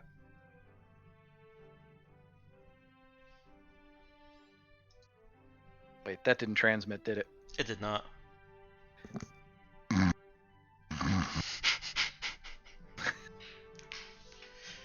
And it becomes very obvious that he has, in fact, nodded off after a second. It's been a long day. It's been a rough day. Does anybody else want to try and do anything to position yourselves?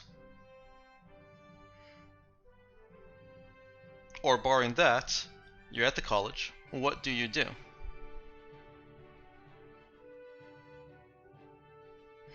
There are plenty of students roaming around, taking night classes. You see a bunch of the classrooms have lights on, and smallish classes being taught and lectured inside. There's a group of boys playing hacky sack off to the side of the quad center. What is it? Always hacky sack at the I campus. don't know. I don't. It could be maybe they're playing ultimate frisbee. No, these ones are That's playing the hacky other one. sack. Yeah. We're the ones playing humans versus zombies. We'll get to that. Mm-hmm. So this is where you are. What do you do? I suppose I could. No, I can't do that. Hold on. Flexibel is going to approach the group playing hacky sack. Nice. All right. Hey, Gran, you want me to kick you in? That she's looking like actual Oh. Oh, yeah. costumed Flexibel right now. Oh, Not as a Gran Flexibel. Okay, gotcha. Then they instead say, I know there's a particular way that they phrase it, and I can't remember what it is because I was never cool. But they basically ask if she wants to be dealt in. I'm not sure being cool would help you to know how to say that. Wow. In a way that Ouch. doesn't also sound sexist and condescending. But she is sure, I'll join in. All right. And while they're kicking around the hacky sack, she will ask them a few questions. All right. While they're hacking the sack. Indeed. What kind of questioning is she going to try to do? So, this might seem like an odd question. Maybe not so odd coming from somebody dressed like me, but have you boys ever seen any Tinkerbells flying about the place? Let's see if any of them know Flexibel. On a 7 or 8, they do. They do not. Nope. Well, they're playing hacky sack. Those are not the nerds. I've seen plenty of nerds try to play hacky sack. Yeah, Last see, that's the thing there, Brian. They try. They don't play it. They try. Yeah. That's why I didn't get to play hacky sack, because I could only try to play it. One of them looks actually a little bit offended in the way that a vegan is offended when you say that cows are yummy, and takes a position of moral superiority as they hack the sack over to someone else. Says, "That's not cool, man."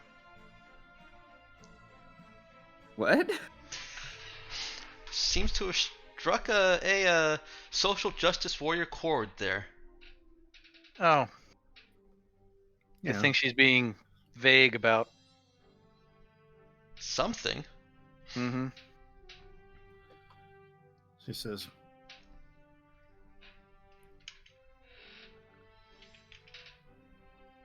yeah, she says, well, I'm not sure what you took me as saying, but I'm talking about literal foot-tall pixies with wings.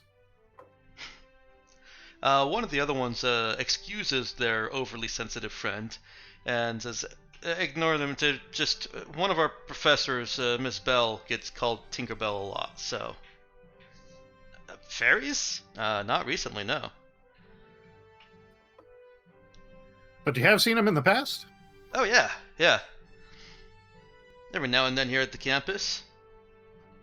One of them blurts in, "Not that recently, dude. It was like 3 years ago." I've been here that long? And they all laugh. Well, look on the bright side. You must be close to graduation. Oh, I'm a bummer. I'm not. Yeah. All right, Guys, Stifler. I gotta go That's study. You've broken up the hacky sack group. Ooh. So she looks at the others and she says, well, why were they around 3 years ago, but not recently? They shrug. Just fairies at school. Some kind of magical day event or something. You could probably ask Miss Bell. She teaches folklore and fairies and stuff. Oh, well, might just do that. What direction would she be? I've got a class with her. Oh, sorry, I didn't say I got a class with her. I've got to hand something into her for an assignment. Why don't you? I'll come with you, or come with me. She waves the others over to follow and offers her arm to the young man. Does anybody wake up, John? Oh. Yeah, I'll pour a little bit of the water I on was him gonna- now too. I was waiting for that. It seems to be the go-to method of waking up the old folks right now. It's beautiful. It is the old people and the young people on this team. Okay. Yeah, it is. It's the olds and the youngs.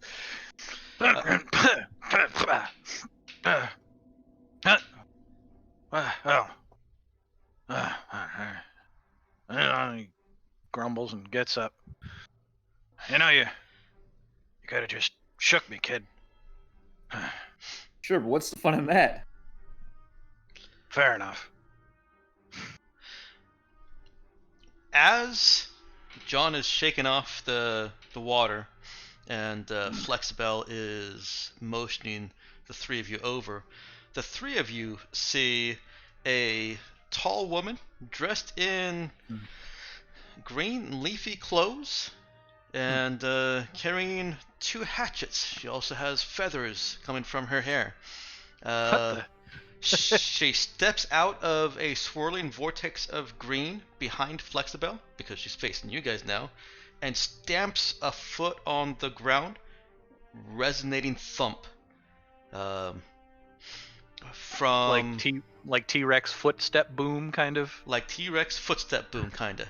She has Huh. a very resolute face, and upon stamping her foot, several orbs of spitting grass come up from various points on the lawn and spit out a little fairy. Sorry, actually, it's only 2. So 2 orbs. Mhm.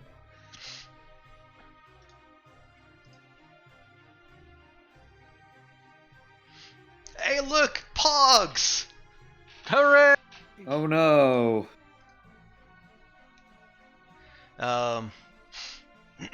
The Is that one of the stoner hacky sack kids?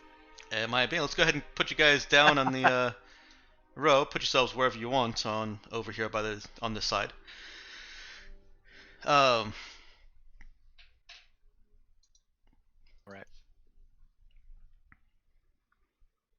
Do I have that backwards again?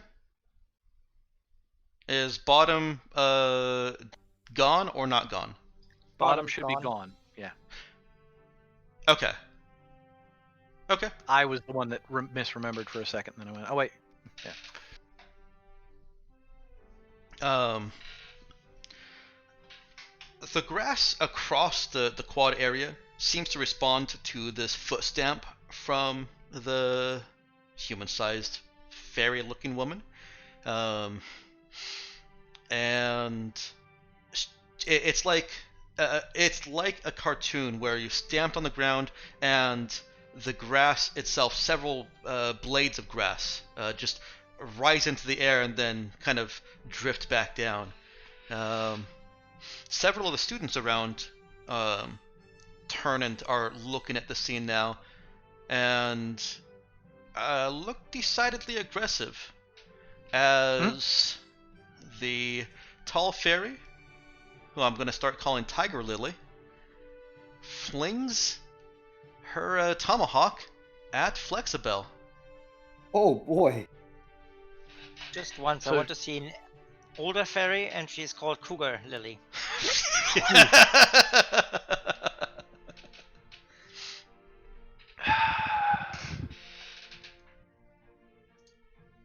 Let me check something here.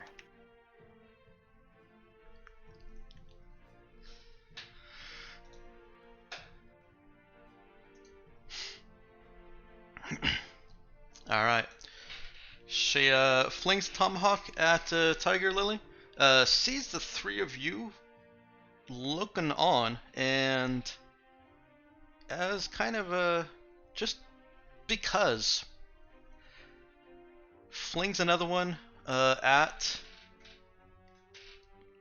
Oh, 2 of you look normal, and 1 of you is dressed like a little devil. Flings it at the devil.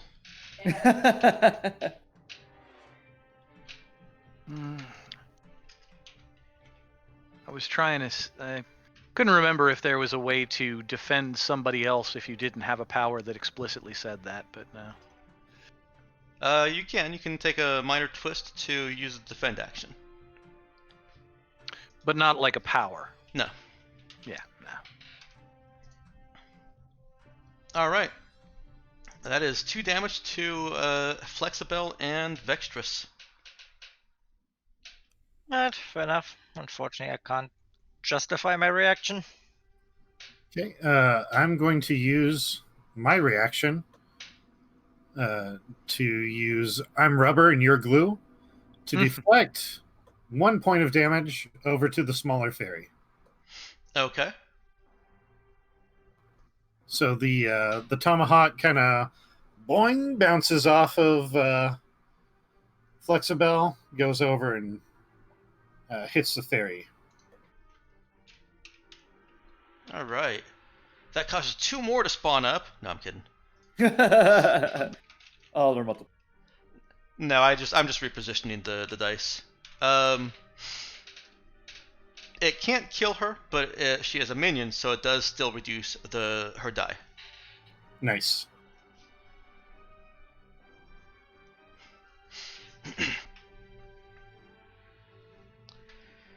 All right, and that was Tiger Lily's turn. Who wants to go next? Well, you decide. I know I do. I'm gonna have the obnoxious fairies go next. And yes, they are labeled in my notes as obnoxious fairies. That is a defining characteristic of many representations of pixie-like fairies. It is. Actually, I'll take that back. I'll give it to Flexibel. She just got attacked.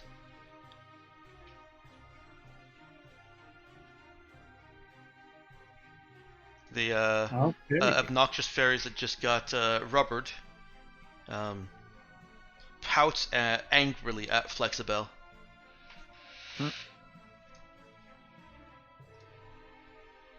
Yes, just like that GIF that somebody, I'm assuming NG, posted. Yeah, I did.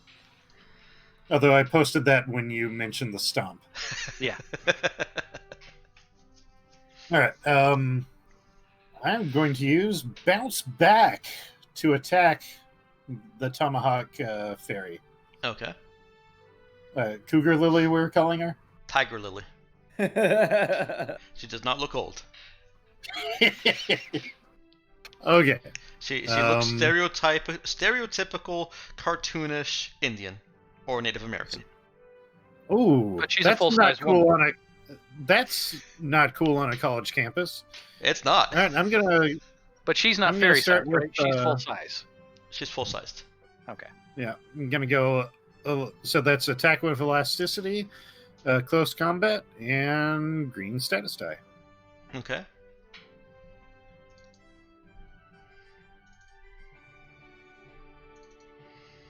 So that'll be a 6. Alright. Oh yeah, and it recovers health. Yep, Attacking using which elasticity. means I'm back at full. Alright, what does this look like?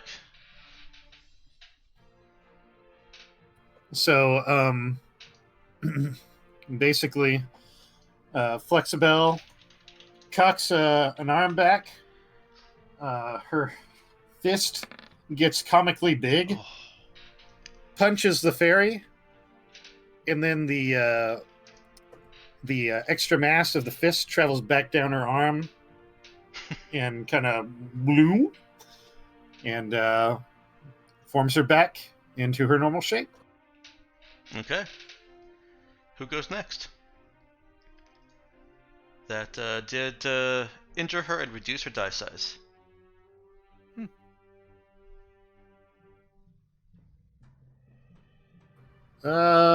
Let's go ahead and let Vextrus go next. All right, all right. Well, it didn't really enjoy having that thrown at her, Alright. so she is going to go into the air, and you know those running motions you do when you actually run off to someone with a bat and then swing the bat, kind of like from below, nice upswing. She Or does that otherwise with- known as the Happy Gilmore. Yeah, I wouldn't know. But she's doing that in midair. She's using the wand. She's making a theatric run through the air, stops where Tiger Lily is, and then does that swing Okay. right at her head with the wand. And that would be swoop and poop. Poop and poop. Swoop and poop. Yeah, boop, not poop.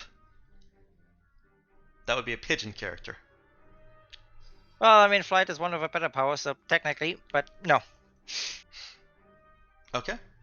Go ahead and roll it. Yeah. All right.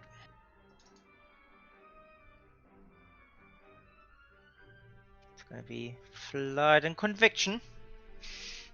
Just believe that it works.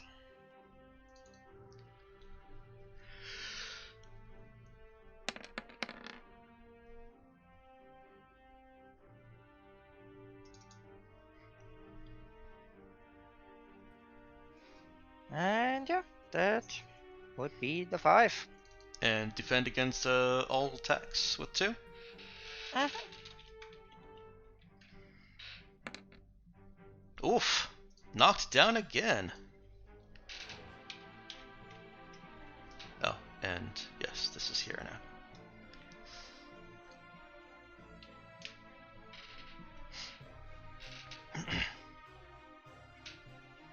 Interesting. All right. I would ask that you, unless you have other big plans, let Ethan go, because Brian's got 6 minutes. Sure. I mean, he's got not much to do except try to find somewhere somewhat inconspicuous. Is there like bushes or a wall or something you can duck behind and fucking Mhm. and Yeah. fuse If, with infernal power?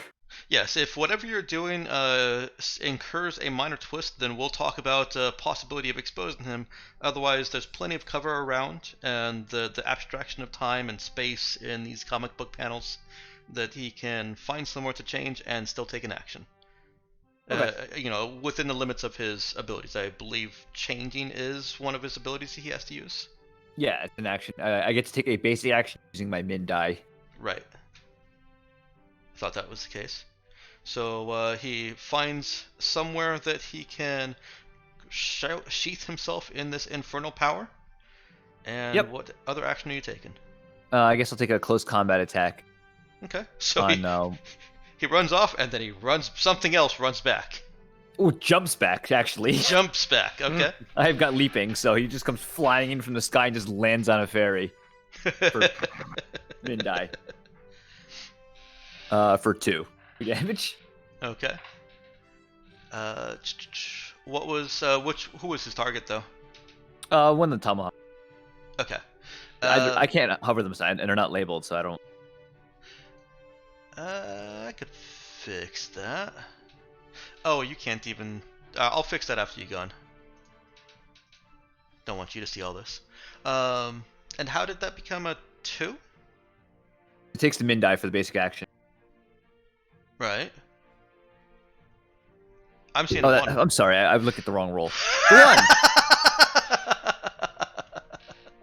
Okay, all right. And the fairy can't roll less than that, so we're good. Yeah. Okay. It's a little bit nimble, and it's like trying to swat a fly. He comes piling in and 8-foot tall, flaming Yes. Ghost Rider looking kind of beast, but And while she may be human-sized, she is still nimble like a fairy and can technically fly. So she does a diving roll through the air away from flying Soul Judge. Oh, leaping Soul Judge. back here so I can crush you. And who do you want to go next? Tomahawk. So I've Share got to it, make Joe? them controllable by all the players for you to be able to click on them and see their dice. Mhm. Okay. Yes. Tomahawk Girl has already gone. Oh, Tom. Okay. I don't know what those other 2 are. One's the fairies. One is one of the slacker dudes. 4 of the slacker dudes actually. Gotcha. Yeah. Some of the students suddenly became aggressive. Right, as soon as slacker you popped dudes. Okay. All right. Can you all see the name now? up. I can see Tiger on the Lily. bottom. Yes. That's the A name. Okay. I wasn't scrolled down far enough. I'm working on it. All right, and you should be able to see Obnoxious Fairy.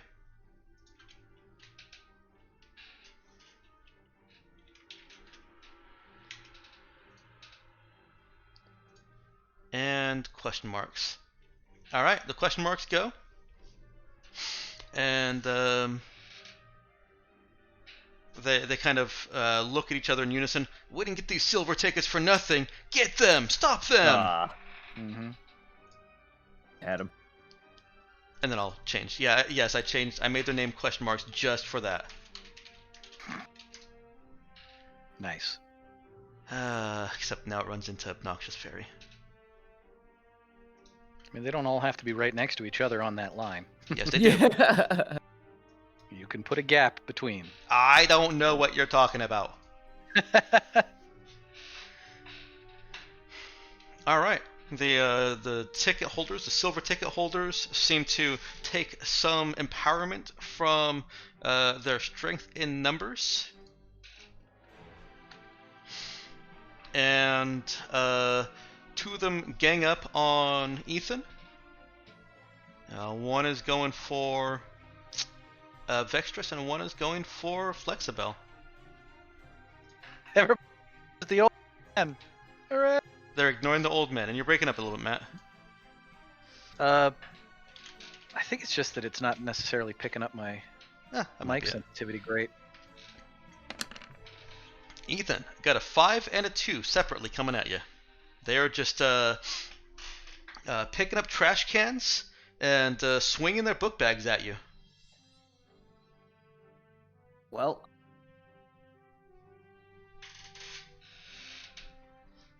No, I don't even have any action. So yeah, I eat 7 damage. You eat 7 damage. Okay. Cool, I'm yellow. Flexibel, 4 damage coming at you. This one has a pen he is trying to stab, and while Flexibel would normally be able to just ignore somebody trying to stab her with a pen, there's some silver glitter that seems to be streaking behind this. Damn glitter always causing trouble. I know, imagine being stabbed by a glitter pen. Now I want to see that dude make a knife out of glitter. Damn it. Glitter is dangerous. Yeah. You can lose an eye. All right. Well, one of that 4 gets absorbed by boing. Mm-hmm. You've otherwise already used your reaction for this turn. Correct.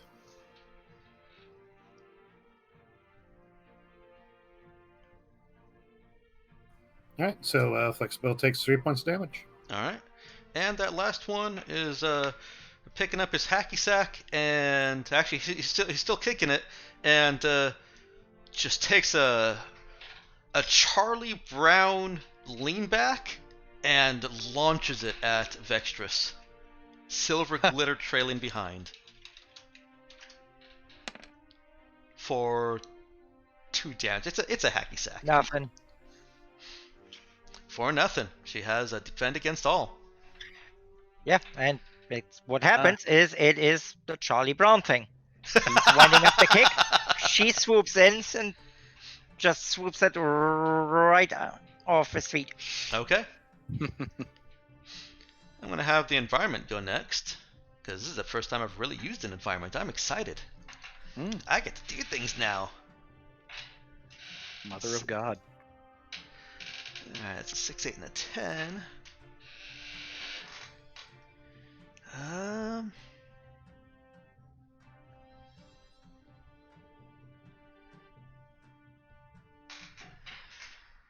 Well, the environment as a whole is presently on your guys' side. Well,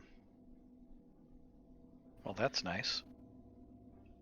A group of students that do not appear to be in the thralls of this silver ticket, silver glitter, try to subdue the guys that are.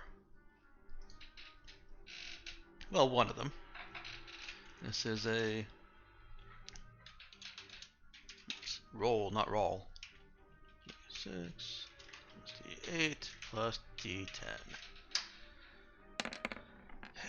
And this would be with a mid die. Nice. Yeah. It still brings him down to a D4.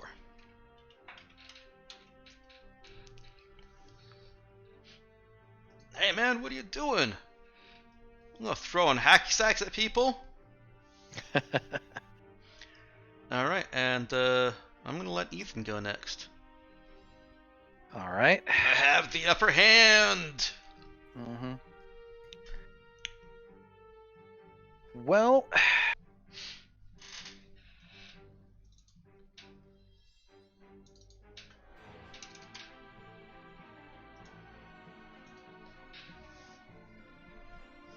almost makes me wish that I hadn't healed up out of red, but I think I'll...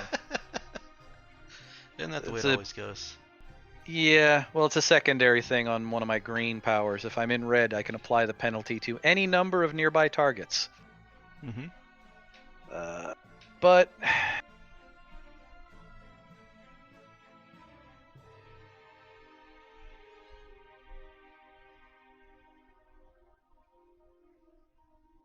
let's take advantage of the fact that I'm in yellow to boost myself with technology. My little nanobots that I keep in my little side pouch. No, it's not a fanny pack. But he pulls out a nanobot boost patch and slaps it onto himself, and it the Enhances his performance. yes. Well, when you're an old guy, sometimes you need it. You need a little blue pill. Mm-hmm.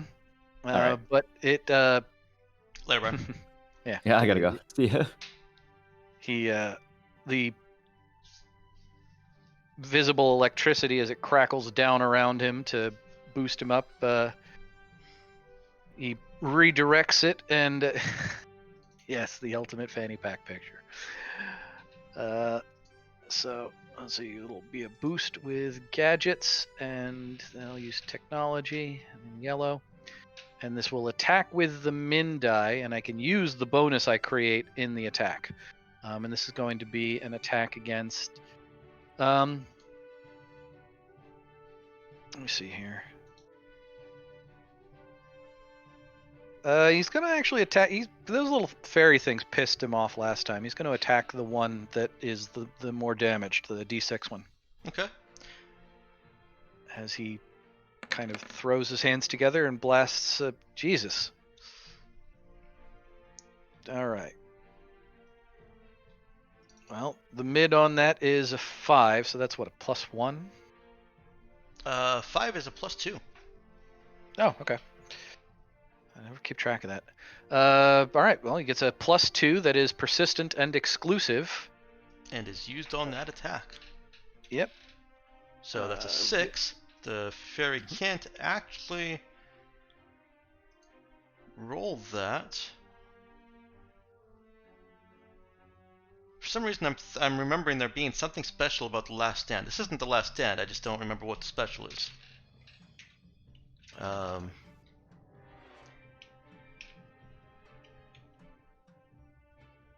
Interesting. I'll look it up later. That does, however, defeat the fairy. So what's going on here? What happens with this poor fairy?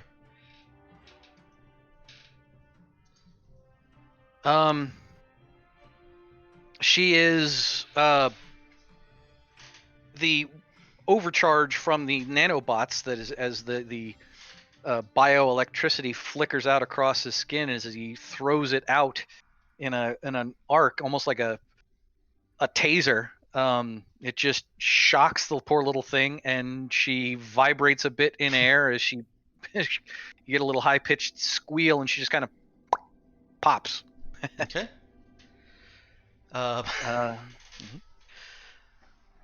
You want to be a little bit more specific with nanobot boost? I mean, it's just a physical, it's boosting his,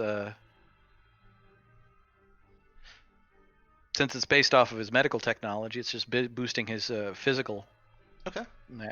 activities. Yeah, I see nanobot as being, sure, that's what's causing his boost. It's what's giving him his boost. But how exactly is it boosting him? Be a little bit more descriptive on the name. Like performance enhancer is a little bit more descriptive and is perfectly fine. Electrically charged would be fine. neurally charged. But I want something more than nanobot boost. Mhm. Well, the obnoxious fairies go next.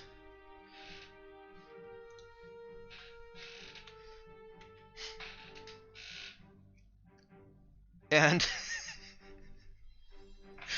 I'm gonna feel real bad about this. Mm. Especially after making you be more specific about that, but the ability that these things have is, as an action, can remove a bonus or penalty from a nearby target. To just take that as an action? Yes, That's obnoxious. it is. Hence the name. Hey, look! I was gonna say they're named well.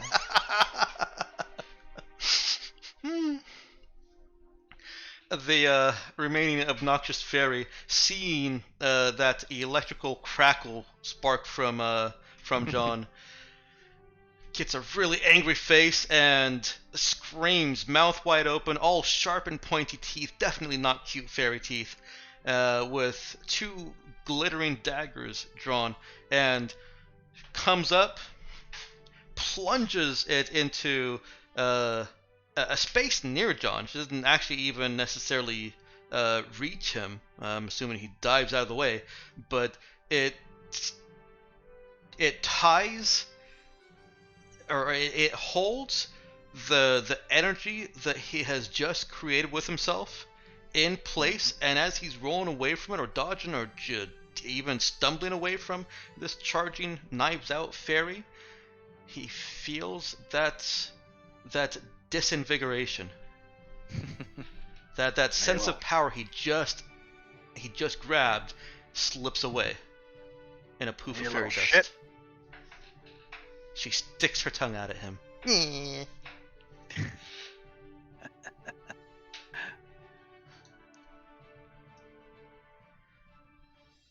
All right. Well, I guess that. No, that was them going. That was my not action. everybody. Yep. Yeah. So I get to Uh, decide who goes next. Do you? I thought it was. I do. Nope. He does, Okay. because he was last. Mm-hmm. And I'm gonna give the ticket holders another go at you guys, Why would you do that? cause I'm enjoying attacking you. Well, some people. Alright, seeing how resilient Flexibel is, one of them peels off of Ethan and picks up a rock and throws it at her. Again, there's this cascade of silvery, glittery energy coming, propelling it faster than he should be able to throw it. The other one is Boosted just rocks. coming up at her with a trash can that he's been swinging at Ethan. Jesus. So they're both attacking Flexi? we're getting an attack on Flexibel from a D4 and a D6, resulting in threes, 2 threes.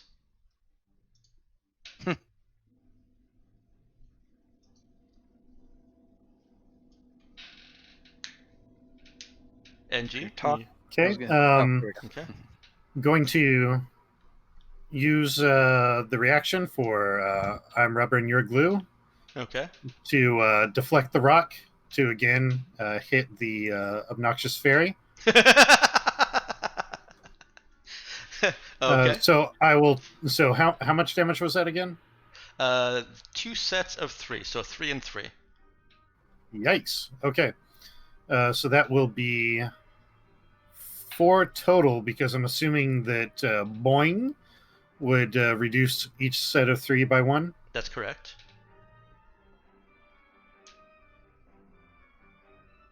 Okay. So Flexibel will take 4. Obnoxious Fairy takes 1. And remind me, doesn't your reflect reduce the damage to you, or does it just do more damage to them? No, the Boing reduces the damage, Right. The I'm rubber and you're glue deals damage to a nearby target equal to the amount reduced by boing. So since I'm in green right now, that's 1 point of damage. Yeah, Oh, just. actually, hold on a second. Are you in yellow? Would that mean that I would be able to...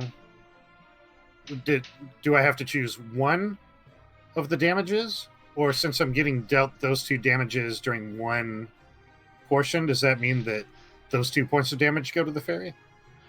We've got a little bit. We're not quite so pressed for time now that Brian's already gone. Let me look at the. Where is it? I mean, these were 2 separate attacks, weren't they? There were 2 separate attacks. That's not what I'm looking for. No, if they were separate attacks, I think that that's probably... It would be a reaction to one of the attacks, so... Yeah, it would typically, but I still want to look. What was I'm rubber, you're glue? Where did that come from?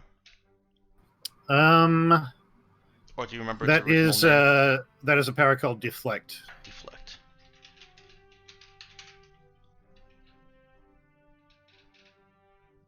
From Armored? Yep. I'm just surprised by how... I mean, I don't want to say your power is weak, but John, your power is weak. Yeah, I mean, it would be better later on, but yeah, it seems to be only really useful against minions. Yeah. It sounded awesome on paper, or PDF, as the case may be. Yeah, and no, it as a react, each of these attacks are separate. So technically, I would have to, fall back if you said that you wanted to take the 3 from the first attack and apply it to the next guy that was attacking. I would have to undo his attack. But so yeah, they're all separate. It's a reaction to one. Okay.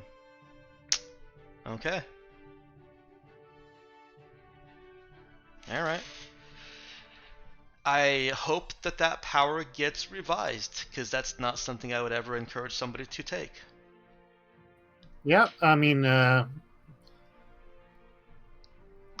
at least it's reducing the obnoxious fairy by a die, but Yeah, that's true, and it. But can't defeat the it yet, first but- time I used it, there was definite buyer's remorse. I was like, Oh well, yeah, because you were doing 1 point against the lieutenant. yeah. Yeah. I was Yeah. like, oh man, this power is awesome. I can punish anybody, for Yeah. attacking me. I just have to use my reaction, and then it's like, just, I just I mean, sad slide whistle sound. It does at least reduce the damage, right? no, it doesn't. Okay. And that's why I think it suffers some power balance issues, because there are other green powers that do reduce damage and do damage. Actually, they might not be green. That might be the difference there. Well, my yellow power is when I'm attacked, they also take the same damage, Right. and that's just a reaction. But that's a yellow power. That's quite a bit more damage than 1, 2, or 3. That's a hell of a lot more, Yeah. especially considering that I have to take 1 green power. Well, I automatically have the armored power. Mm-hmm. So, but still, a combo power like that, you would think it would have more of an effect. I mean, the disadvantage with mine is I've got to eat that damage for it to get done. Oh well, I mean, It is what it lesson is for learned, now. and this is Yeah. and I mean that's what you get with randomly rolled characters. So. Yep. All right. So that's going back to the obnoxious. It is still only 1 point, right? Yep. All right. Brings obnoxious fairy down to a d6.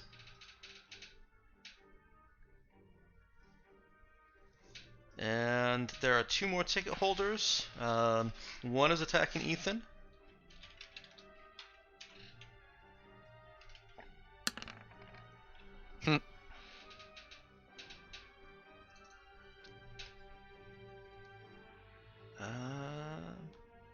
I haven't linked hit points for you guys, so nope. He wouldn't be doing that. that does put him in yellow. And one attacks Vextrus.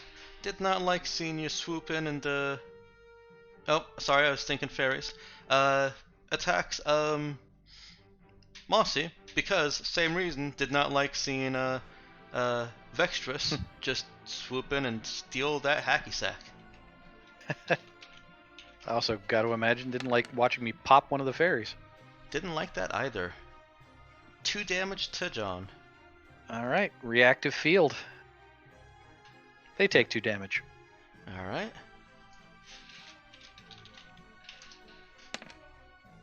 Ah. Does not defeat him. Does reduce him. This changing of the numbers here is tedious. Alright. That was 2. the ticket holders.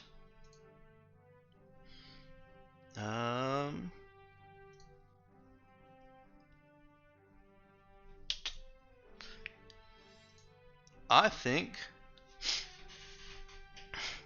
Tiger Lily, this is not Tiger Lily's action, but it is how I'm justifying the result of the environment's turn. Environment turn is going next, and Tiger Lily is sweeping her arms out wide, palms up, and stamping her feet, almost like she's doing a little bit of a rain dance right here in the middle of this chaos. And it starts storming. Let's see, what is it storming right now? So basically, the gift that I just. I was gonna say, yeah. Oh no, Is it did gonna you? start- yeah, is it gonna start raining fish? Oh god, I'm so far. I'm not on the Discord because there's so much going on in there. Jesus. Oh my god, there's so much. Oh yeah. That's fine. Vextrus goes. Oh, how stereotypical. That was supposed to be rolling 2d10, so I don't know where the other d10 went. Yep. 1 and a Good. 9. Did you make it? What do you have? A table? Tell me you have a table. What are we? There's What are a we table. There's totally a table. getting? Um, What does the table do? I don't have a token for this. Didn't you make the table? Nope. I'm using all stuff from the book. I've just renamed it and reflavored Gotcha. it. Do we need a token for rain? No, we don't need a token for rain. I do need to actually roll the campus dice though, cause Mindai, 4 red elephants fall from the sky. Full-size red elephants? Full-size red elephants. Rocks Alright. fall, everybody dies. From what height? How high up? Not real sure. Just all of a sudden, there's elephants raining from the sky. They land with a thump and Ground. a whoomph, an earth-shaking whoomph, and toot their red trunks.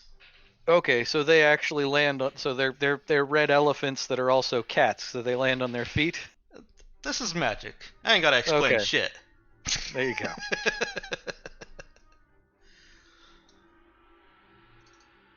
This is clearly fairy magic. Gotcha. Show nameplate, Civ, and 4.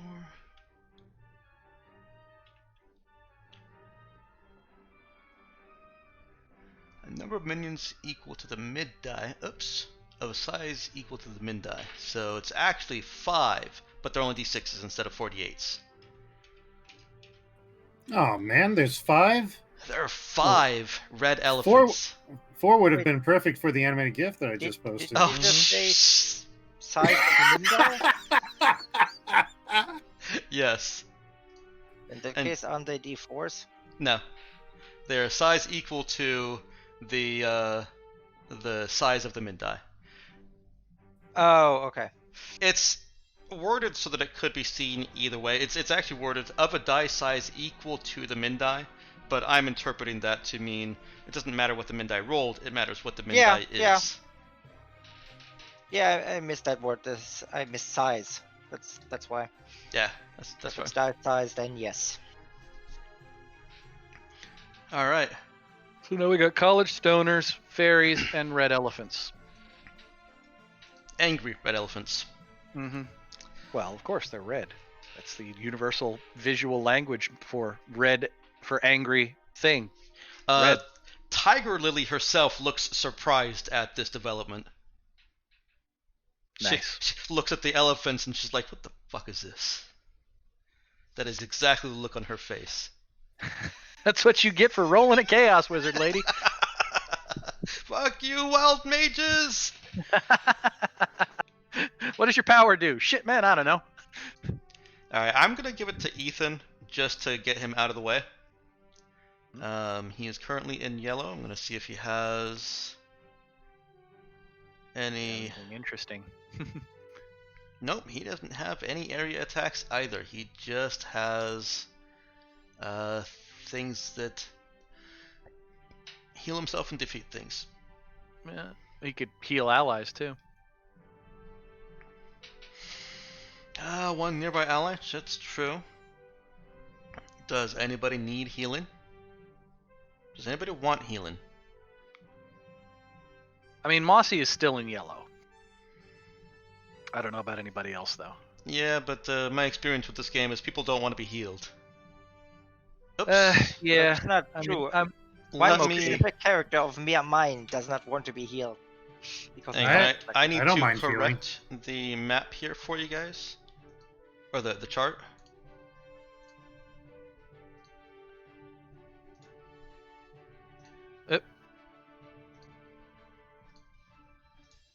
There we go. Okay. I mean, I think I'm still okay being in yellow. Okay. So. Well, if there's a Flexibel that would not mind being healed, then go ahead and have him do that. That is Infernal Dread Bargain. Attack using your min die. Take damage equal to your mid die. And one nearby ally recovers health equal to your max die. That's complex. So that's Infernal. yeah, that's the reason I didn't take that one. That trade-off didn't feel worth it. Imposing and status. It is the attack using the min die, so he's got to go for something that's weak. If he actually eliminates it, he gets health. That is true. And I think he's so startled by the sudden appearance of red elephants falling from the sky and not immediately dying that he's going to attack one of them. Do they count as minions? They do.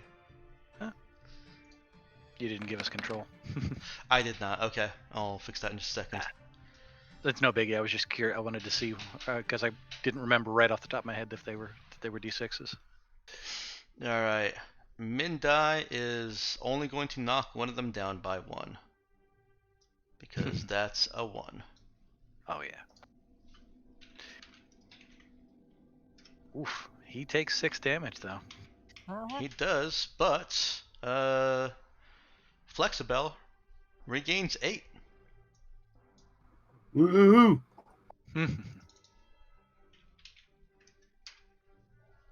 Just to make it clear, I am not going to be using any of his red abilities. Fair enough. Back at max. Nice. Let's see how do we make our case for who goes next? Who do you guys want to go next? Obnoxious Oh. fairy. I can't make the red elephants controllable by you guys because it's determined by character settings because I just slid the character over. Here, let me do that a little bit differently then. While you guys decide who goes next. Roll 20 goofiness. I mean, I don't really have anything super Let the fairy amazing go. in yellow or green. You think? Yeah, because the thing can remove bonuses and things. So you might want to get that out of the way before bonuses get created. Fair enough. And that worst Tiger Lily goes after, and at that point we can Alpha Strike. So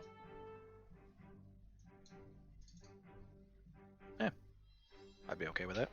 NG? Flexibel is fine at going at any time. Fairies. All right, was fairy. that the obnoxious fairy? Mhm. yes, Okay. it's not Native American fairy.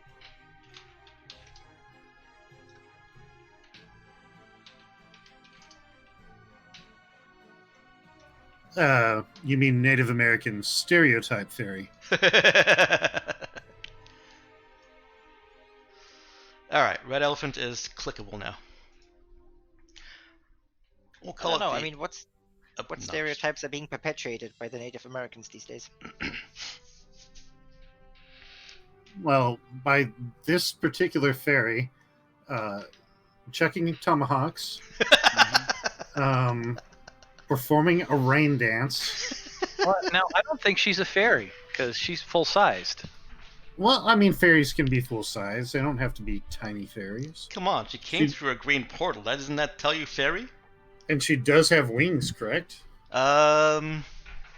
She has feathers in her headdress. She has feathers in her headdress. I thought you said feathers in the headdress and wings. I I did was- not recall wings.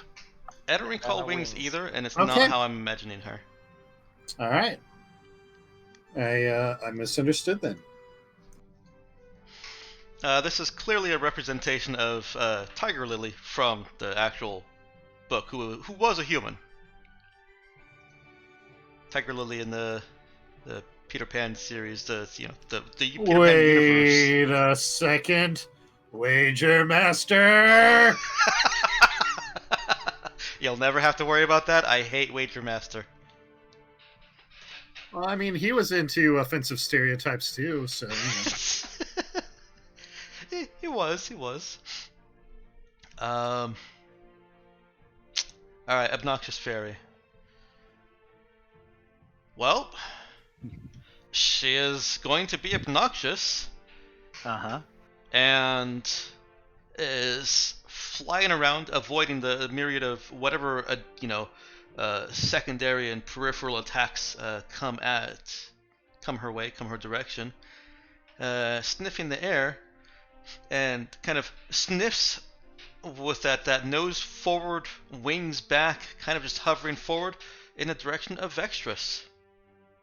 She has this look of aha on her face, which of course bears those pointy toothpick fangs, or pencil tip fangs.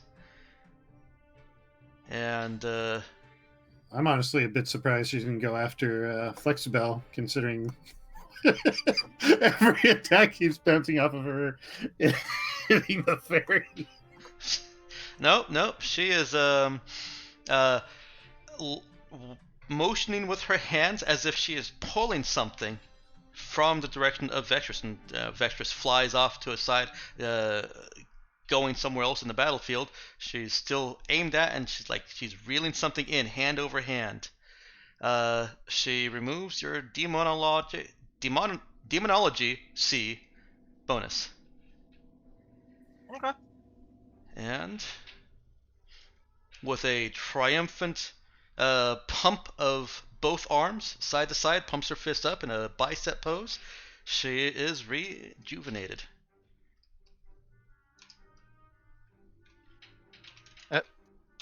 She goes back up a die level. She does. And has stolen removed the Demonology C bonus. Mm-hmm.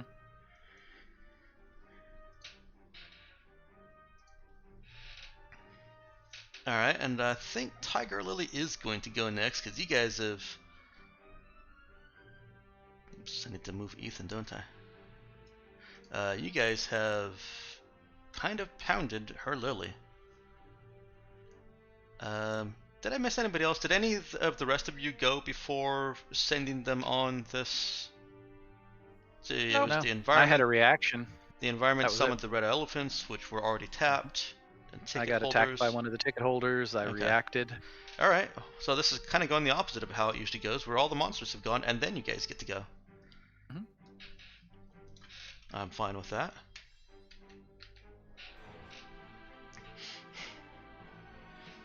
What is she doing? Tiger Lily. Excuse me. I mean, he still has a devil in her face. Yeah. She's going to attack Lily and Flexibel.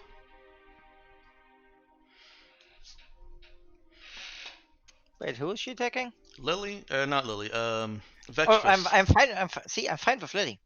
If Tiger Lily wants to attack Lily Yeah. and someone else, Mhm. I'm cool with that. Self harm. Yeah, I mean, it that- would probably just heal her. So you still want her to do that? I mean, Yeah, that's but do something there. totally chaotic, attacking yourself. Mhm. Sure. No, Vextress and Flexibel.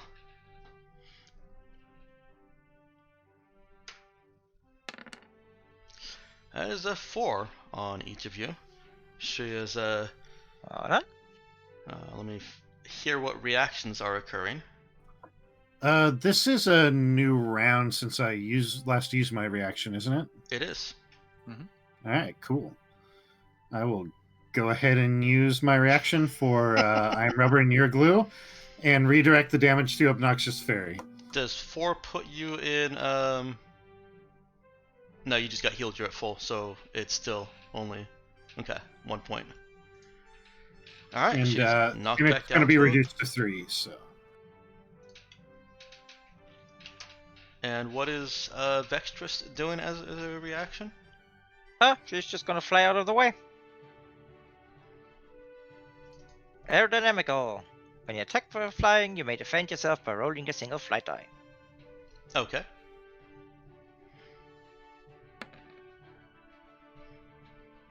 And with my other 2, that means, well, 1 goes through. Oh well. All right. She tries to grab at Vextress and slam her down onto the ground. Clearly, only gets a sharp fingernail against her. Let's see. Is that a full bodysuit?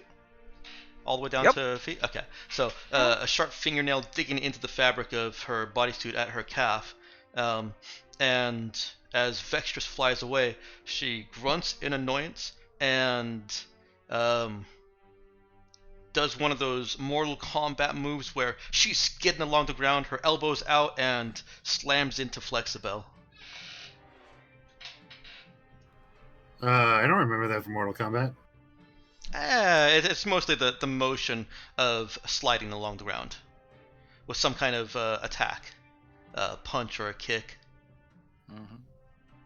I think Johnny Cage does that with a kick, shadow kick. Oh, that one. Yep. Well, I'm gonna say Vextress goes next. Sure, if I must. Well, you got to do something.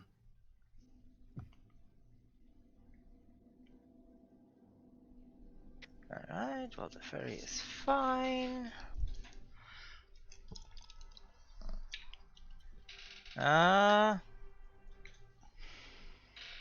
Yeah, well, I mean, Grunty Girl just had a moment, so yeah, she's gonna clock her again.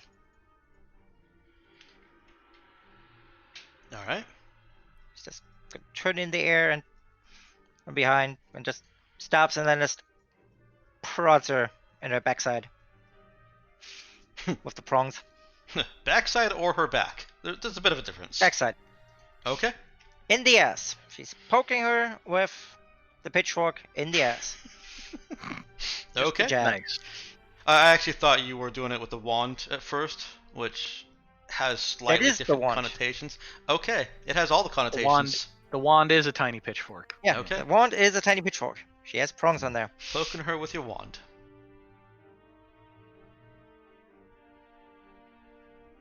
Alright, what ability is that using? Still flight and conviction. Okay. Same alright. as last time. No, what ability name? Oh, that's still swoop and boop. Okay, gotcha. It's still in green. Not a boop if you're stabbing somebody in the ass. It's I know. it's not a full jab. It's the comical. Uh-huh. They're overblown, just like the baseball bat. She's not swinging full power. She does it and then stops and then boop. Mm-hmm. Think Karate Kid 2. Seen in a parking lot. Mhm, Boop. mhm. So she's gonna defend with a 3, and well, it's a 6. All 6 right. against Tiger Lily. She can technically save against that by rolling a 6. It does. Yeah. Jesus.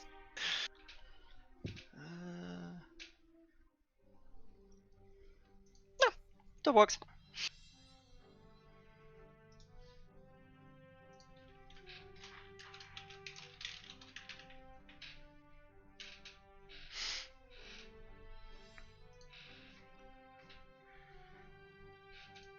And Excuse me. yeah, let's have Flexibel have a turn. Tiger Lily spins as the trident is coming to her and smacks it away with a tomahawk, brandishing the other in an attack that would have hit Vextress if she weren't more nimble and if it were Tiger Lily's actual turn. And Flexibel goes next. Tiger Lily Okay. seems pumped by that deflection. All right. So, Flexibel throws out a. Sorry, one sec.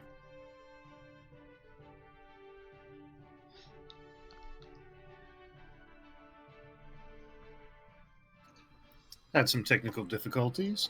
All right, so Flexibel throws out a punch that goes straight for Tiger Lily, then hooks in the air in a loop, and then punches her. She's using Long Arm of the Law.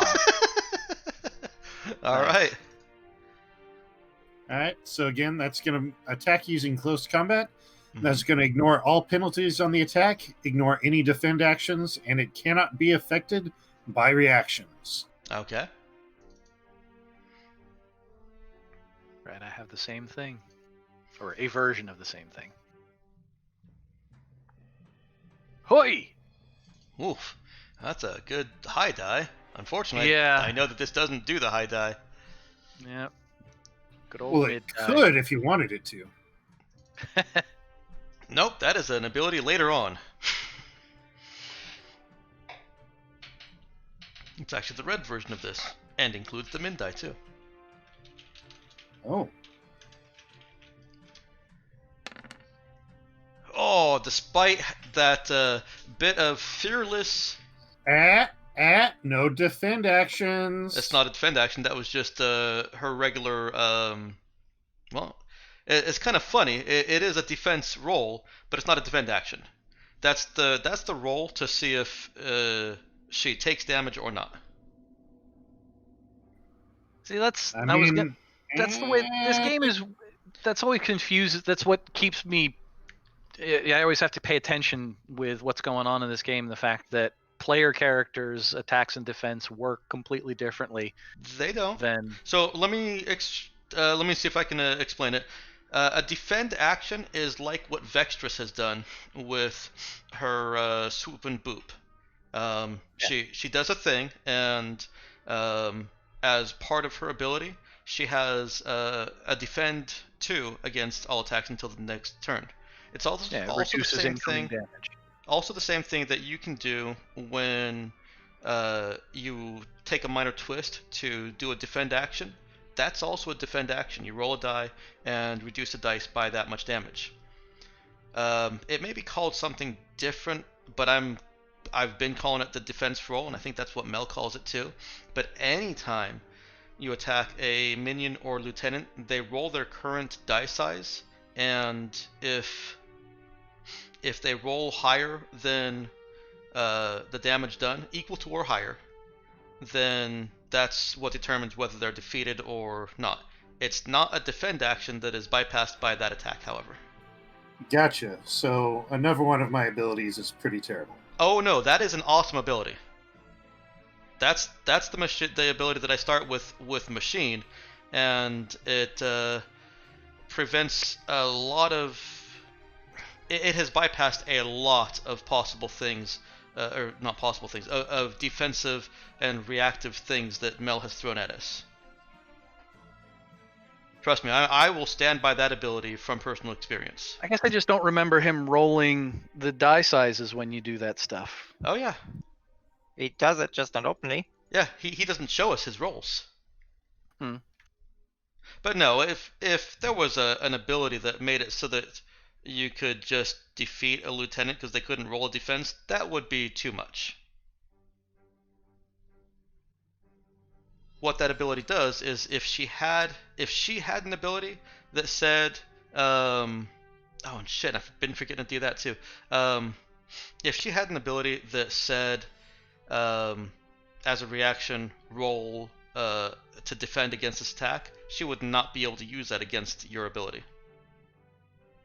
Right, but I mean, anything that any lieutenant, minion, whatever that has a die size, then technically still gets a defend action, even if they don't take a defend action, It's because all they not have a to do is defend roll action. die.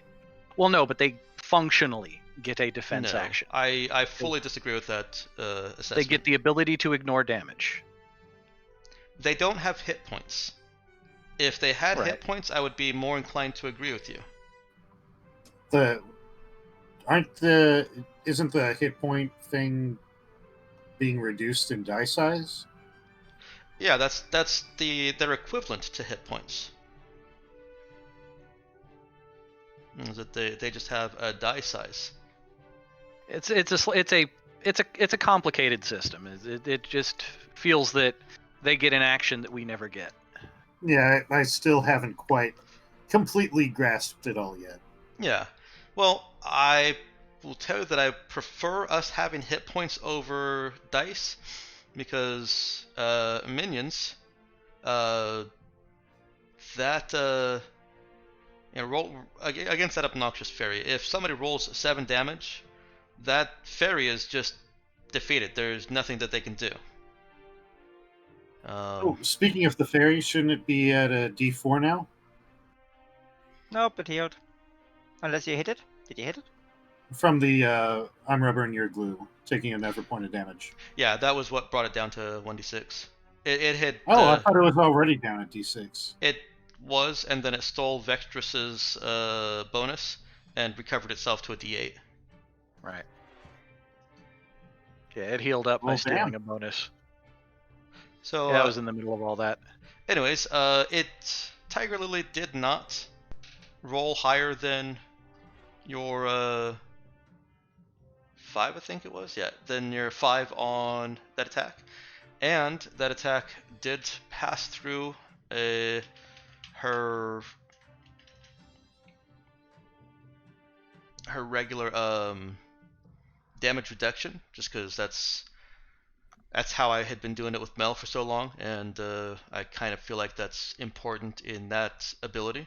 So she technically should have been reducing damage from everything already. I just totally forgot. I don't think we've attacked her that much. Taking her down to D6. Wasn't she a D8 to start with? She was a D10. Ah. Alright. Now she's a D4. Not a 34, a D4. Ooh. And that just leaves it to John. Indeed. Uh-huh. He's the next to go. Fortunately, I don't have any area attacks. Yeah, I'm kind of surprised that there are very few area attacks in this group, it seems. Random rolls. Yeah, I mean, the Yeah. choices for powers are constrained by the stuff you get that gets chosen. And we have doubles. We have all the relic people. I. Okay. Um.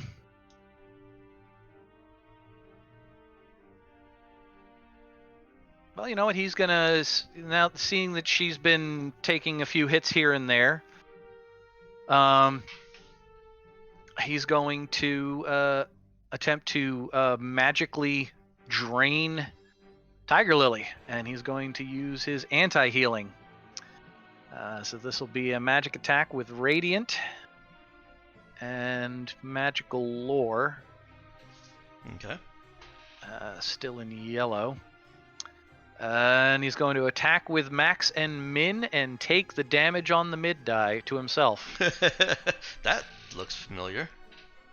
Yeah, let's see how that goes. Of course, he calls it anti-healing, while everyone else would call it injury. He's a doctor. Yes, Mm-hmm. I'm gonna anti-heal you. Mm-hmm. So that's 9 to her, and he takes 3. Yep, she can't possibly roll that on a d4 even with her +1, so she is defeated. Even with her damage reduction? That was the main yeah. thing. It's the reason I did it, to bypass whatever that might be. Yeah, even with her damage reduction. The scene's in green, and minions and lieutenants don't get the benefit of they're always at whatever the scene is at. Gotcha. So she only So had was 1 she- damage reduction.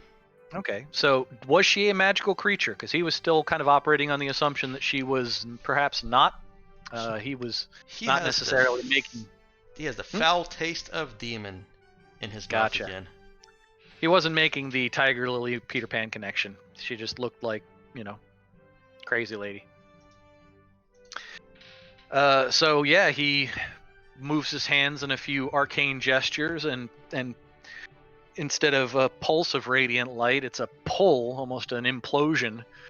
And I'm assuming she just kind of dissipates into angry, demonic energy that he kind of.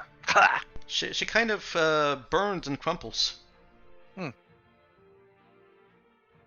and screams in pain. Damn, I thought that was a person.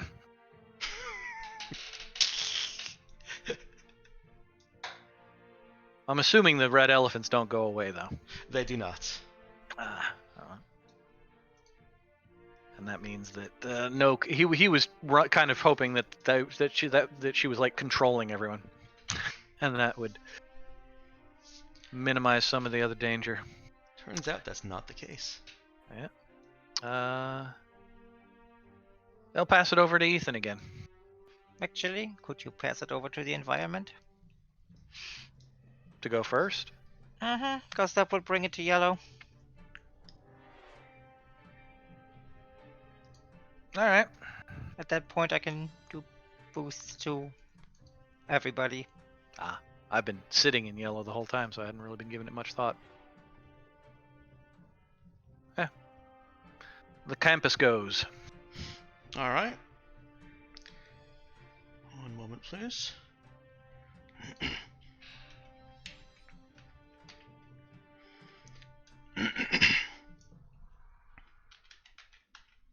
It also means I can start defending other people.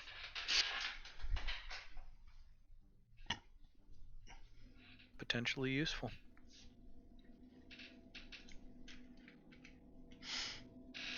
Yeah, John, sorry, I wasn't trying to pull a no, you're totally wrong about that ability. I happen to love that entire string of abilities from green to yellow to red.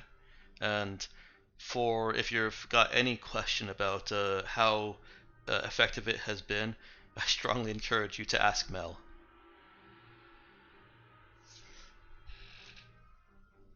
It's basically what makes Machine a reliable, constant damage dealer. She doesn't do a lot of damage except when she's in red, and even then she's sorely eclipsed by some of the things that Clangcraft can do. But she just keeps doing damage no matter what anybody else tries to do to stop her. Yeah, the difference is the last time Craft tried to do something awesome, it nearly killed him because the bastards used reactions to deflect it. We're right back at him. Yep, and that's yeah. that's What where the sort of thing avoids. Yep, it is.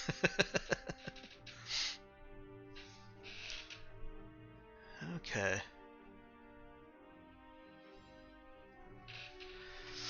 Oh, that's a fun little combination. By the way, if you're responding to any of that, NG, I can't hear you. No, I was just listening to what you were saying.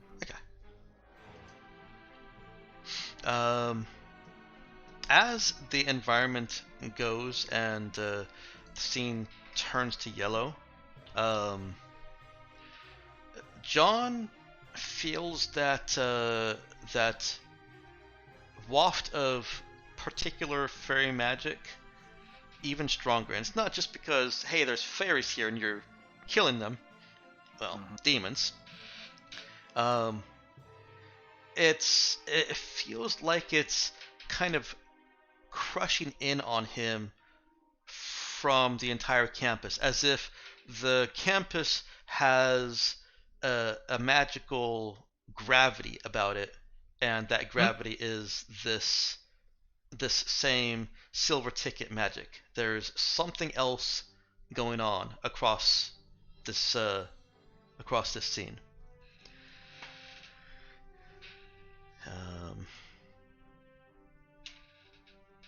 That's the map layer. That's the GM layer.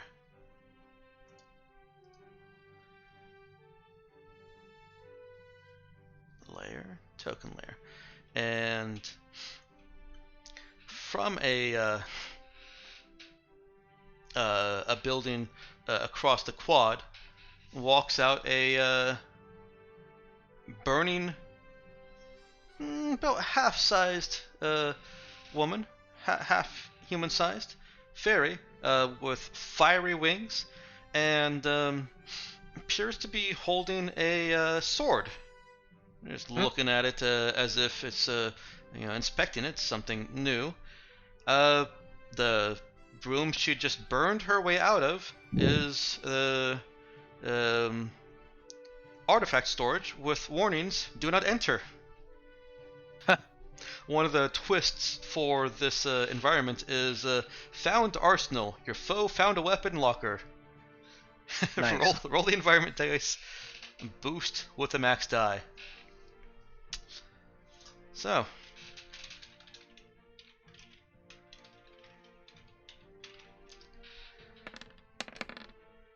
Max die is only a 5. But that's still a plus 2. Okay with that. Persistent and exclusive. You say that. I don't need this to be quite so large. Yeah, fortunately the fairies won't take this from her. They're not the only ones that can do shit like that. Well, then you'll have to take an action to do it yourself.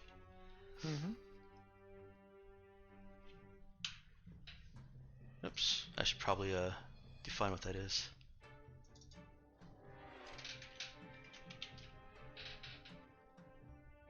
Okay. And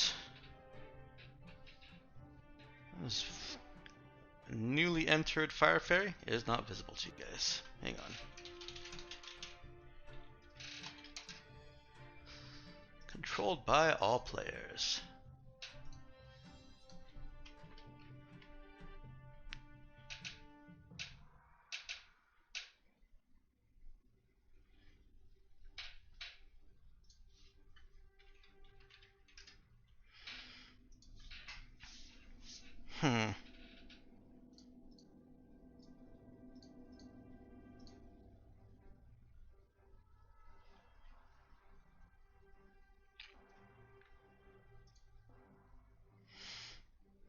It's gonna go next.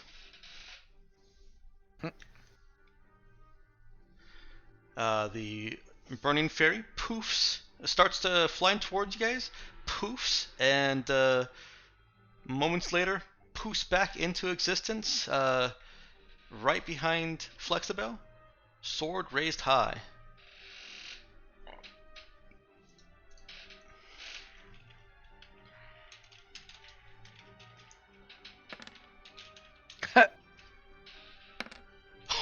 Jesus Christ. All right. Well, it does use the higher result, but it's also yellow, and I know that your damage reduction has increased to 2. Boing.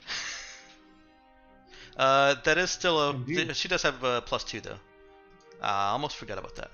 So it's still 4 damage. So 2. Okay. So You got something for that? You do have all your reactions back. all right. So I'm going to use I'm rubber and your glue Mm-hmm. to redirect that damage to Obnoxious Fairy. Why you guys hate my obnoxious fairy so much? Gee, I wonder why. At this point, it's a running joke because I've used that every time. She saves and is not defeated, but she is brought down to a D4 Wait, how is she saving against a 4? She saves against 2. against a 2. Oh, okay. This is coming from her thing just does 2.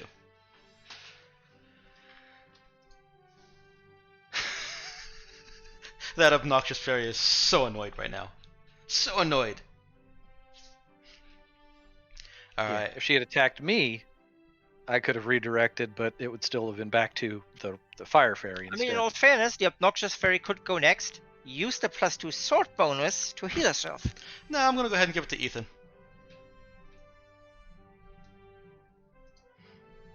Wait, and I don't think the obnoxious fairy can actually use the 2. Right? Sorry, not Ethan. John. Ah, okay. You still I have assume 5 red elephants, 4 Yeah. of the ticket holders, and 1 obnoxious fairy. have the red elephants even attacked? This will be the first turn that they can. Really? They've been hanging around for a while, haven't they? No, It's just first turn turns. they're done. Yeah. Fire Fairy was not brought in by a twist of the environment. She was brought in by, well, planned escalation. Well, We'll right, see. but I just feel like the So red she got elephants to have been go there away. longer. No, they've only been there. They got brought in on the last environment turn. That last environment's turn was the first turn of the round. Didn't feel like it It's had been. just, it's just a really long turn, is all. They're Yeah, I really guess long so. turns. Yeah. All right. Well, we're still in yellow.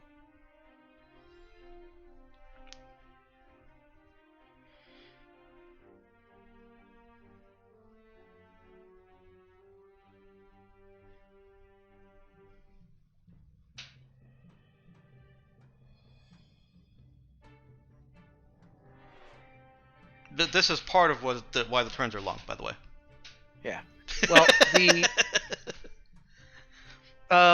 can you remove persistent bonuses? Yup.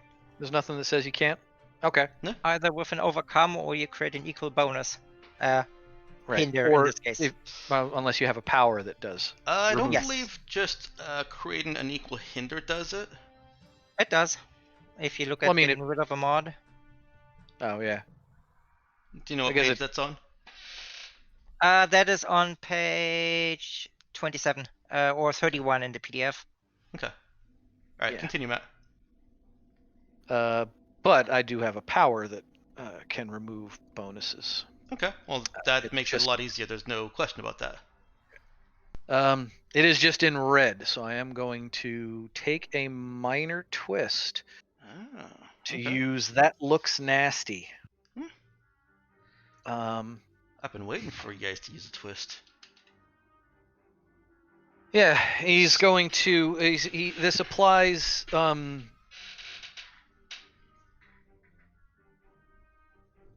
The funny thing is this applies medicine, but I'm kind of taking the vaguely Batmanish version of the story. Is he knows the way bodies work enough that he can kind of do damage when he needs. He basically uses. He can anti-heal. He knows how to heal people. He knows how to hurt people too. And this is going to be, yeah, that looks nasty. Removes a bonus on the target. Hinder the target using medicine, using max die, and the penalty is persistent and exclusive. Mm-hmm. So that'll be medicine. I'd say awareness. Okay. Just to be, any kind of. I mean, he's basically going to step into the fire fairy. She's not actually on fire, right? Oh, she is. She's made of fire. Gotcha. She appears to be a solid body made of fire. Okay. Well, that probably makes the minor twist much easier to deal with, because he basically hand grapples her to maneuver the sword out of her grip and use it to run a big slice across her. That's the justification for the hinder of it. Not damage, but she's wounded. That stupid little Elmo thing. All right. Oh, thank you. Oh God. So. Hang on. I hadn't agreed on a twist yet. I understand that you were going for damage. That's what I assumed. Yeah, that he would just burn himself on her. And it makes sense. But don't assume that, because I might have other things that I want done. I mean, I was still going to take the twist. Okay. I think I'll stick with the damage though. Okay. It does work. There was something I was more looking forward to using, but damage is fine. Roll. That's what the yellow status die. No, it's based on what you've actually rolled on this. So, does lose health equal to the mid die? Okay. 4. All right. So yeah, it removes her sword. He uses he handles her, shifts her around, uses the sword, slices a thing across her, and using the momentum, it just flings the sword completely away. They are hindered using the max die, so they take a hinder of 5 is -2. Yeah, I'm curious why you're slicing the sword across her. I mean, that's just the in fiction justification for a hinder. Oh, okay. I mean, I could. I'll take it. Yeah, Yeah, no, that's fine. Okay. I thought you were going for some damage, and I'm looking at your ability. I'm like, that doesn't do damage. No. I mean, I guess with medicine, could I dislocate the shoulder of a fire fairy? But Well, how about this? The sword, as it slices into her, realizes that she is not a good being.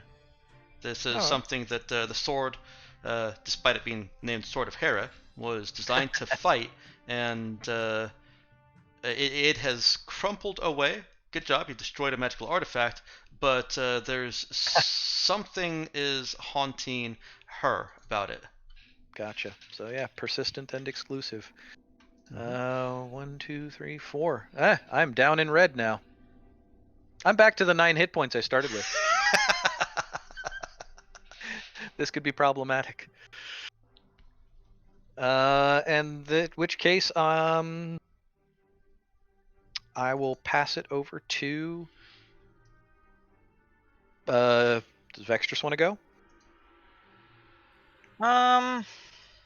Don't kill my obnoxious fairy. No, let someone else take care of the fairy first. No, don't kill It's my better if I go obnoxious last this time fairy. around.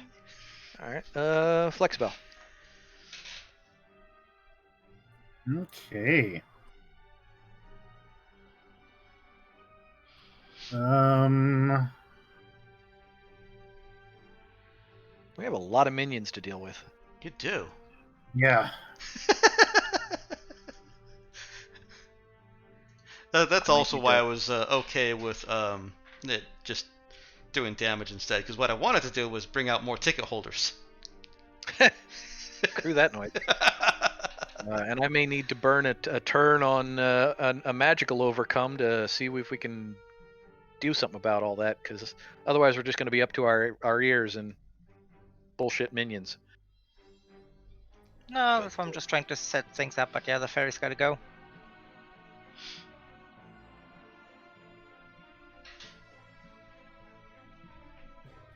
Okay.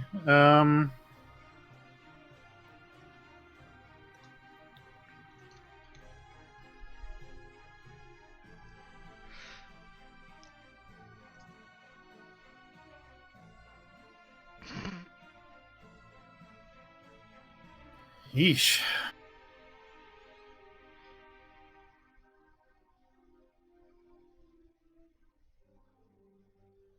Hey, just punch the obnoxious ferry. You can do it.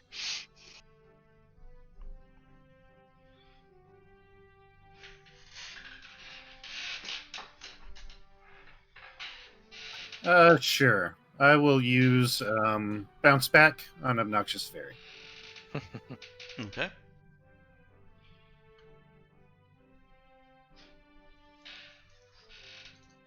You are in yellow now, by the way. Yep. Okay, rolled it. So that's a 7. Well, I know that the fairy can't roll that.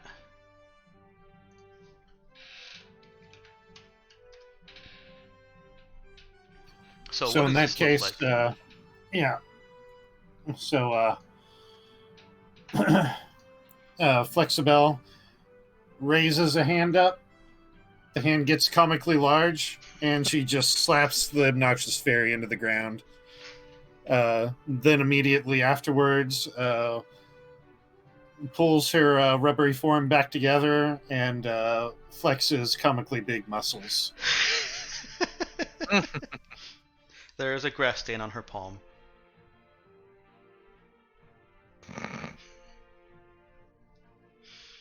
Alright, who goes next? Might as well let me go now. Sure.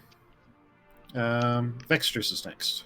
And I'm going to start asking that you tell the next player that you're going to pass the turn to as soon as your turn starts. You can change your mind by the end of your turn, but still try and call someone out so that they can start planning their move. So, who is going to go after Vextrus? The elephant and the elephants. Okay. Alright. What is Vextrus doing? She is hovering heroically in midair, raises the pitchfork to the sky, and by the power of baseball, she's gonna use do it. It's gonna boost every attack and overcome action until she goes next, Okay. and she's just inspiring and amplifying everyone by the power of baseball. It's a magical suggestion, so it just works. That's what she believes. Alright. Go ahead and roll that's that. gonna be cosmic and magical lore.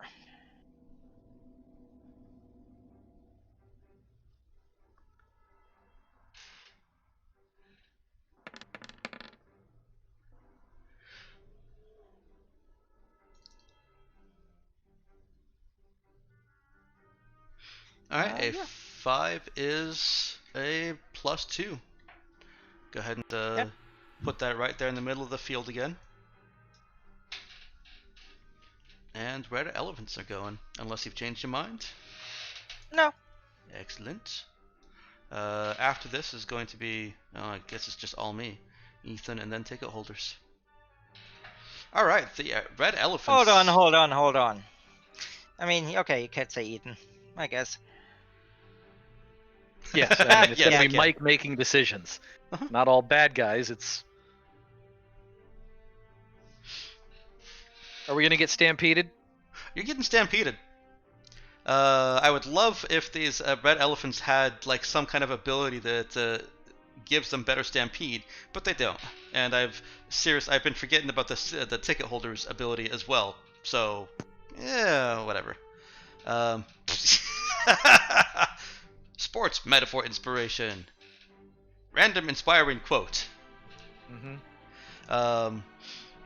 Well, let's throw some elephants at you guys. I've got a D4 to deal with first. And that D4...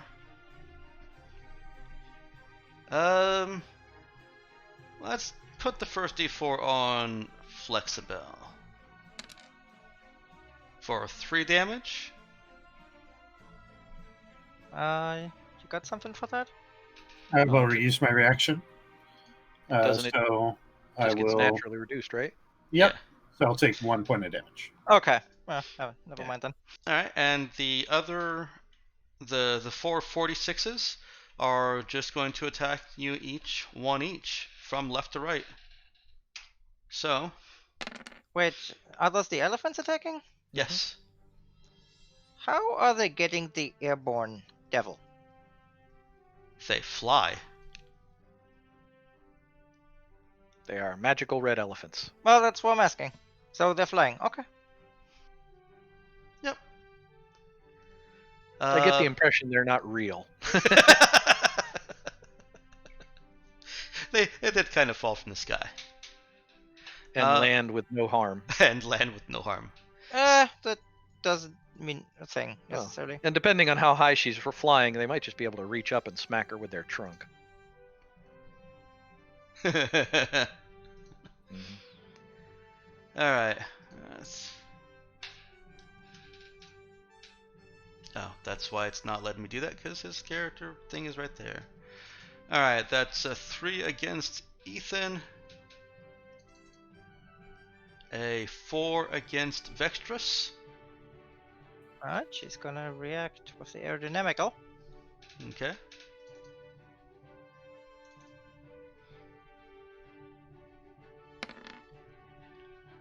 Hoi! All right, that's a Woohoo! good react. A 4 against John. And a 2 against Flexibel, which is also ignored. 4. Jesus. Well, that certainly takes a big chunk out of his hit points, but he is going to use reactive field.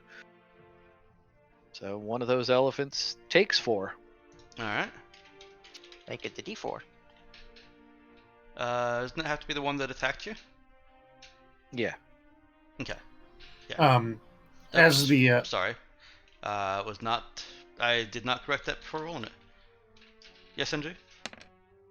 I was going to say, as the elephants trample over Flexibel, she goes flat on the ground, then sticks a thumb in her mouth and blows to reinflate herself.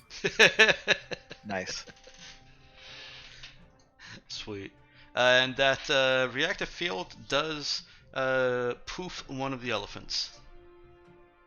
The the elephant that tried to trample John. Oh, didn't just turn it into a D4? Gotcha. Nope, it failed its save.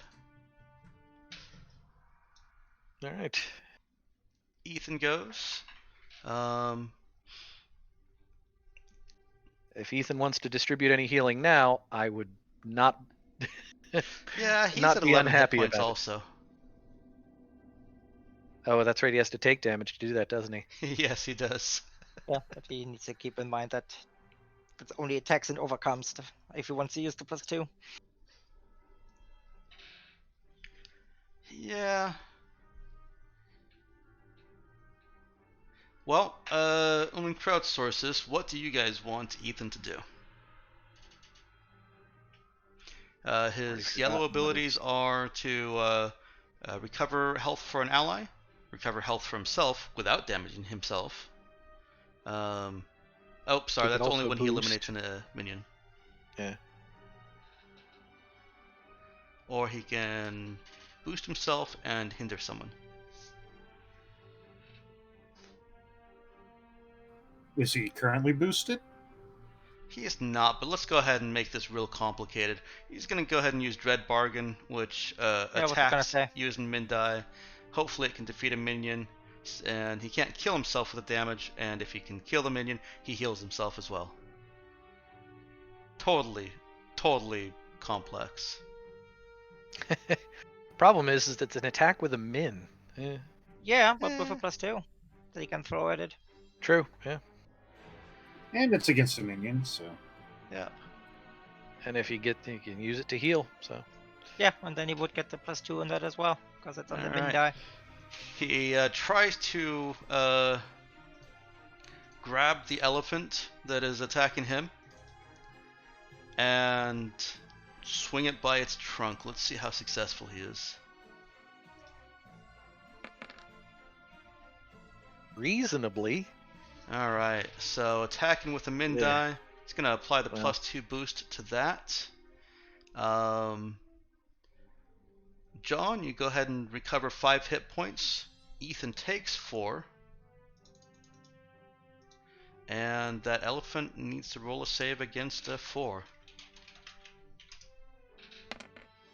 It does not get defeated. Gambit did not pay off. Doesn't it reduce it though? Mhm. Yeah. But he didn't get any hit points back yet. Nope. He'll live. Eventually. Potentially. And ticket holders. These assholes. These assholes. You see more people at the. Yeah, obviously there's a ring forming around you guys. It's a wide ring because these magical battles can cover a large area, but you are being watched, and you see other people holding these silver tickets and kind of like holding them aloft and gesturing with them, like people you see at the races that are waving their cash for some reason and egging on their favorite horse, or I guess waving their play card. That's what they're doing with these tickets. Interesting. But these ticket holders that are actively engaged with you guys are going to just attack in order again. Put the 2 d4s against the 2 that are lowest on hit points. So that's Which are? Ethan at this point? Ethan and John. Oh yeah. That's a 2 against each of you. That puts him now at the hit points I used to have.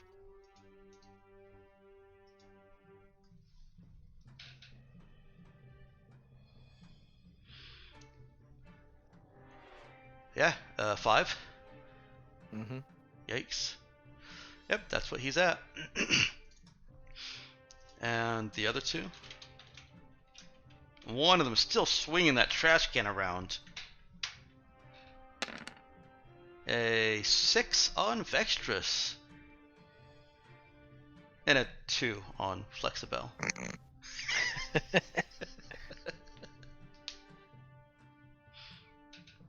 Okay.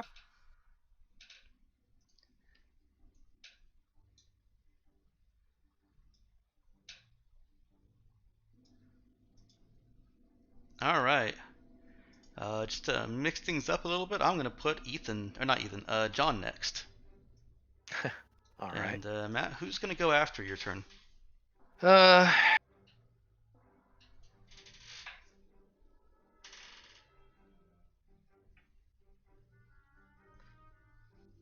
Well, think about it. Think about your turn and think about who's going to go after that. I was gonna say I'll say the Fire Fairy. Okay.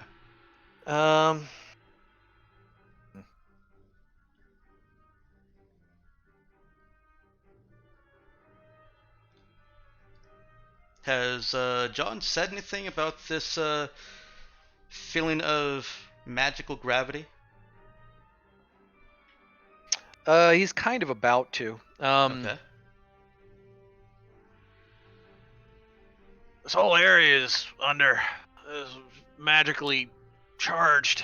There's something. This building to something. I feel like we're gonna keep fighting all this crap if we don't do something about it. There's too many of these things. Look at all these people.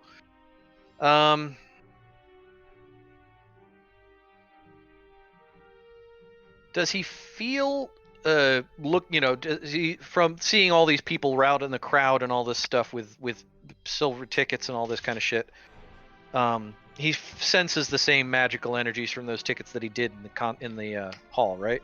Yes, he does. And Okay. he can sense that there's some kind of corrupting influence coming from them. Okay.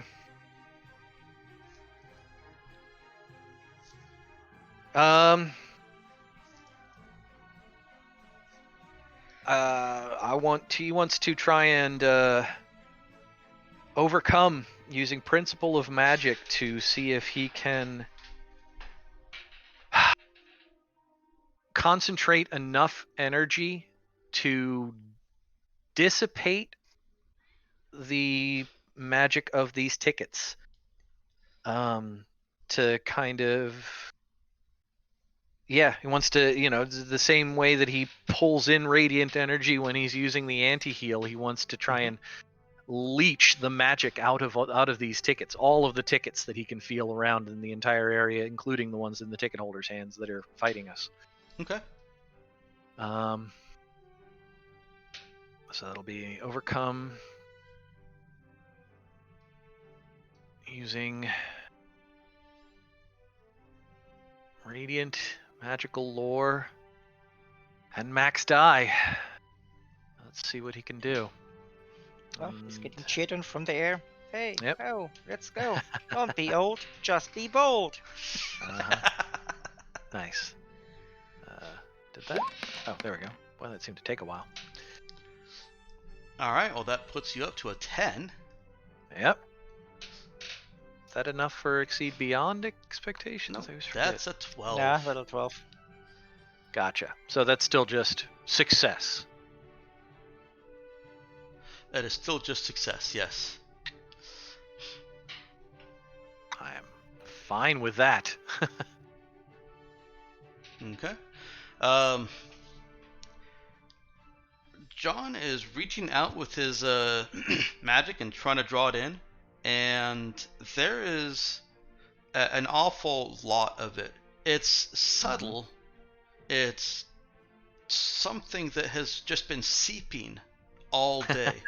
And he can tell that this has been going on for about the length of the entire day. It's just been slowly saturating, like an air freshener that is turned on and left in a closed room or a closet for a week. Right. I would say that to justify him not gaining any kind of boost or anything out of sucking in all of this magical energy, that it's obviously too much, and that Sure. he just pulls it in and dissipates it in a blast upwards.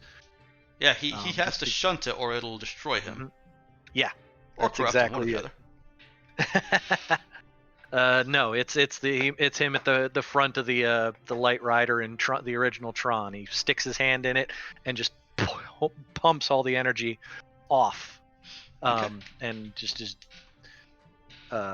you watch him glow brightly and seems to almost reach critical mass, and then he just throws up his hands and a burst of radiant energy flies up into the sky and away. And he looks around, panting, to see if it seems to have any effect on all those people standing around with tickets. It does, but there's he's gonna have to do that some more. Or either he or his heroic allies are basically gonna have to do that 2 more times.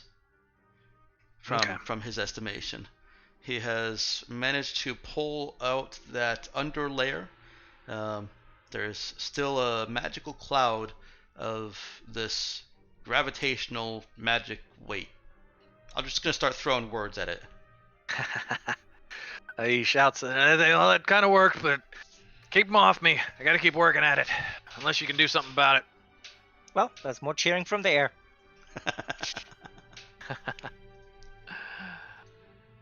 So yeah, the fire fairy. All right. Fire Fairy, with her -2 Sword of Hera penalty. Not too thrilled with that. Is going to swing that. Well, she doesn't have a sword anymore, so she is going to Hadouken, blast her arms forward, and sweep a massively long stream of fire at John. This is cooking the grass. It sets one of the ticket holders' hair on fire, but he stops, drops, and rolls before he actually takes damage. And if she keeps throwing these things around, you're going to have some serious problems with the school. I mean, it's, you know, technically it's designed to be able to accommodate this kind of stuff, but the grass is burning. Come on. That's fine. It's cremation. It's how John wanted to go. Alright, so with that -2, that 8 turns into a 6. Yeesh. Man, I should have saved my reactive field for not the elephant. Okay, so you got nothing to deal with that? Nope. I used my reaction on the elephant. Didn't that? Oh yeah, that poofed one of them. So I mean, that helped. Wait, wasn't that last turn? That was last turn. That was the last thing the elephants did. Oh yeah, They haven't gone yet again. So I do have my reaction back. Does I mean, it doesn't reduce damage. It no, it doesn't reduce damage. It just directs it back to her. Right. So- Well, I guess. Let me produce it. All right. I forget. If he reduces the damage I take, does that reduce the damage passed along? It does not. Okay. I'm still going to use it though, because she's dangerous. So yes, he throws up in a desperate measure to keep the fire off. Basically. Well, no, it's not a protection. It is just taking it and then redirecting an equal amount of it back. So yeah, she takes same amount of damage I do, 6, or will potentially. Nice, Nick. Yeah.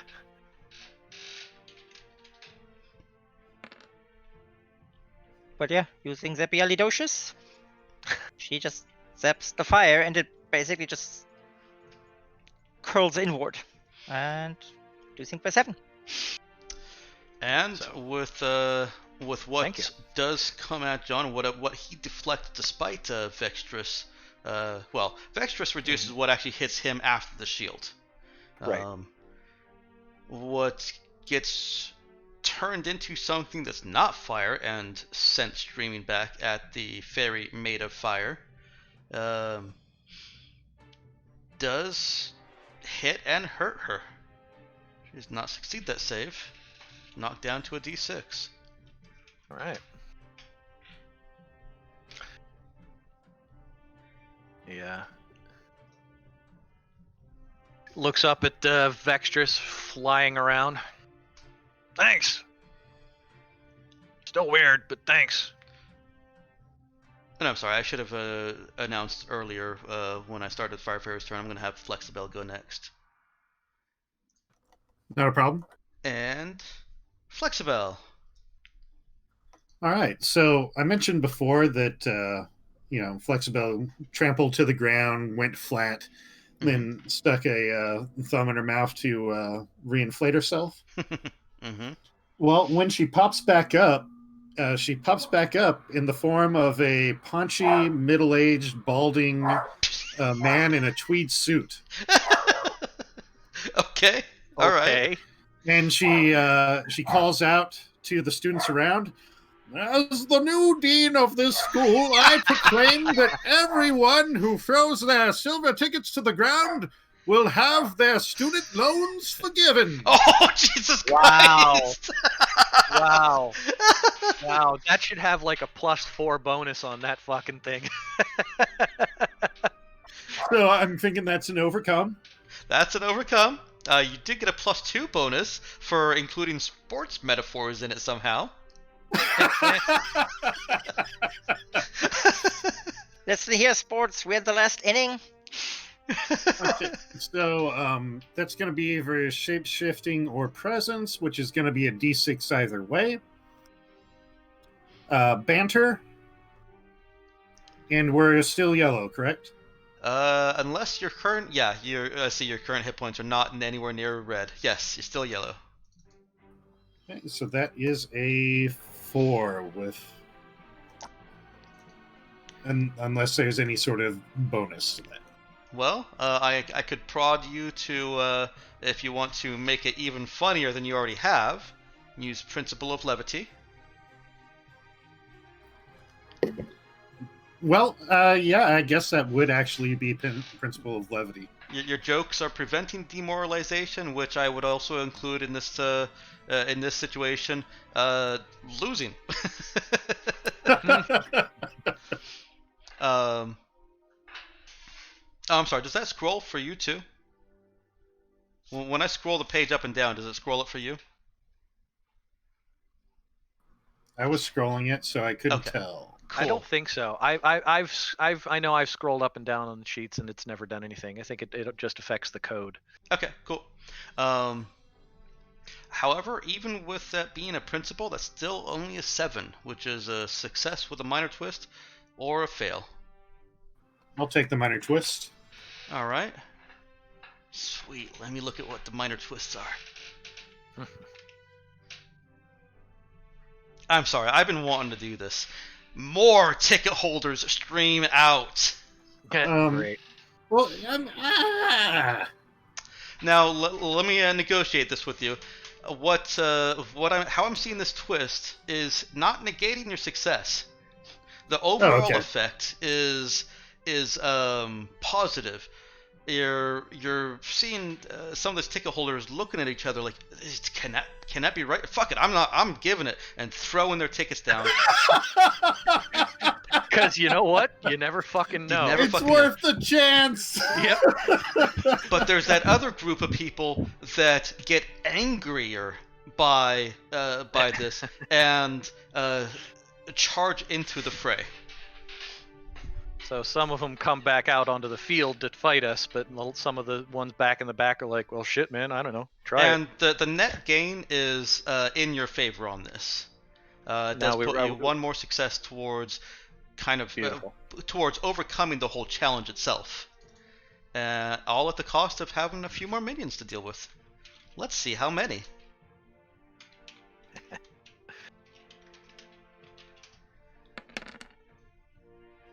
Dewey! I do not like any of those numbers. Well, I like the 1. Oh, but it's supposed to be the mid die. Yeah, I don't like that. Oh, I'm gonna nix that just because I know that you guys don't have a whole lot of area attacks, and I don't want to draw this out. So I'm gonna change that in midstream to Do any of us have area attacks at all? I don't think so. I don't think so. I mean, I could have had one. There is one in the flight power set, but that was only useful against minions, and then even 3 at a time. It was like, I have an area hinder if I'm in red, which I am now. I mean, once I go in red, I'll do the same thing as last time, where I can force a double, and then attack. But yeah, I could hinder a whole bunch of things at once. So instead of them actively joining the fray, the edgy extreme reactions instead pick up anything near them and throw them at you. Some of them are even throwing their tickets as if they're throwing knives. And the Gambit playing card. The magic that John is swirling around and basically only barely able to prevent from consuming him, combined with the over pressurized magic that is weighing on this area, is lending a lot of strength to these things that they're throwing. All of you take 7 damage.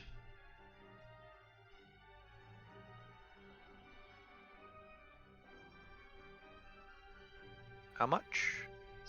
Mid 7. die? 7. Okay. Jesus. Now, NG still has the option of saying, no, I don't like that twist. If I take 7 damage, I have 1 hit point. If Ethan takes 7 damage, Ethan is down. Yeah, I was gonna say that nearly kills 50% of the team. NG, if you're saying words, we can't hear them. Sorry, I stepped aside to let the doggy out. Oh, God. Okay, so what is the last thing you heard me say? Well, the weird thing is that my headset is wireless, so I could hear like half of what was going on. Ah. So I'm still very confused as to what was going on. If we take that success, your minor twist will dish out 7 damage to the rest of us, which will knock out Ethan and take me down to 1 hit point. Jesus. That was my compromise, instead of just adding 7 more of those ticket holders to the fight. Well, what Thing is, about I for? think we- What about since I used the principle of levity? That my minor twist would be that I offended the actual dean of the school, as that is the minor twist. Who did you offend by making light at the wrong time? No, I'm gonna keep the twist being mechanical, but you know what?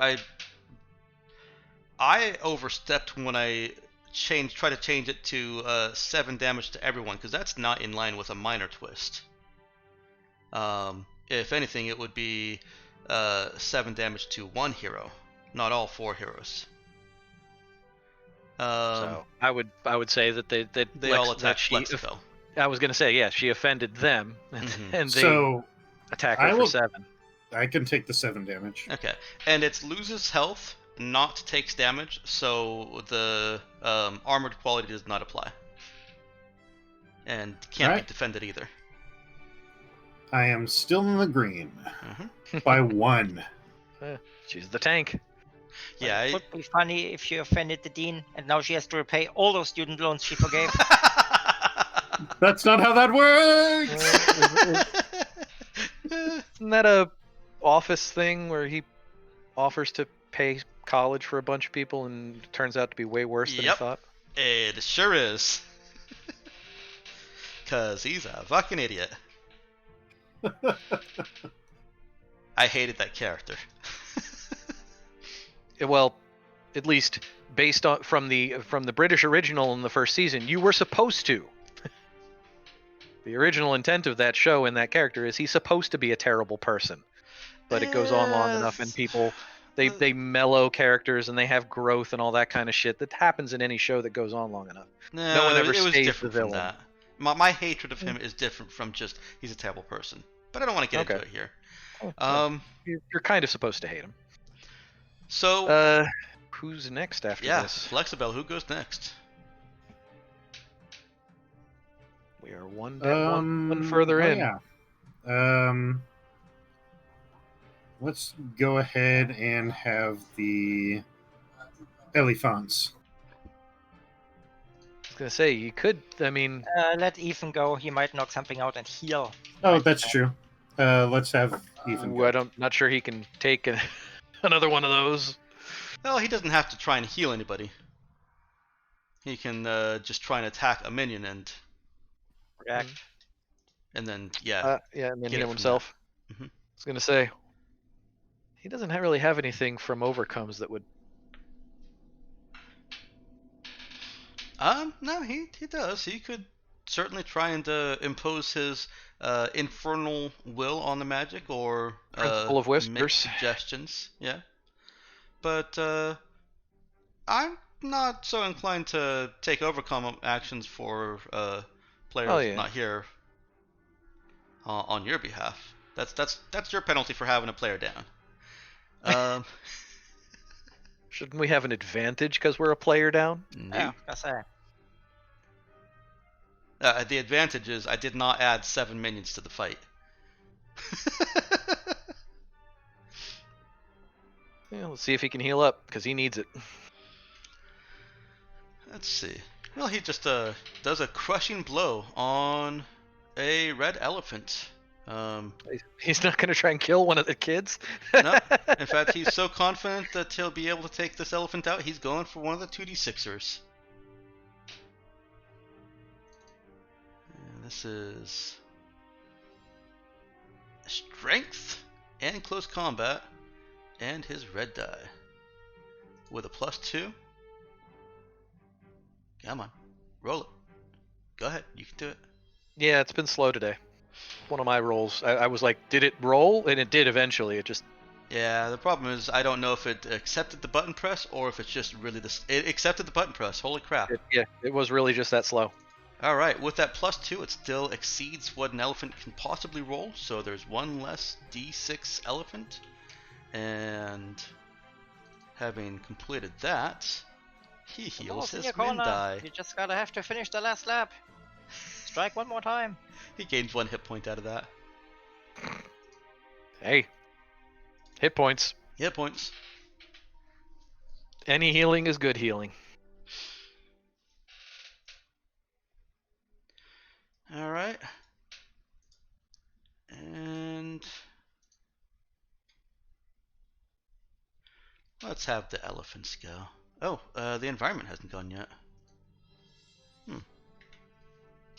Yeah, we'd rather have the elephants go.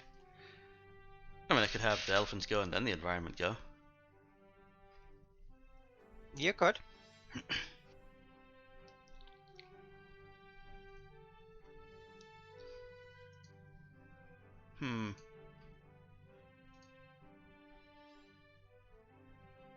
Well, why don't I give the choice to you guys instead? Vextrus, you get to go. I feel like we should be able to decide who he gives it to, because otherwise you're doubly penalizing us there. How so? Because you know what happens. If he was here, we could say, hey, pick XYZ instead. Okay, so the question is more, how is this a penalty to you? Your all the other heroes have gone. Your sports metaphor inspiration no longer affects anything. What would the elephants going before Vextrus accomplish?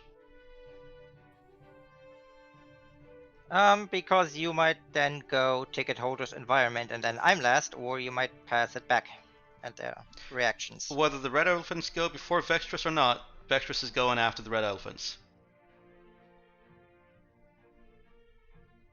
So it's either red elephants and then Vextrus, or Vextrus and then whatever you choose to go next. Alright, red elephants go. And actually they're red I can go. red elephants. No. The elephants trample. I understand your point. And let's see. We'll spare Ethan this time. And put a 2d4 elephant against Vextrus and John. For 2 on Vextrus and 4 on John. Hey. We've had all our reactions. You have. Eesh. And then a 5 on Flexibel. They're getting straight up into your face, except for the elephant that is flying and is trying to drag Vextrus back down to ground.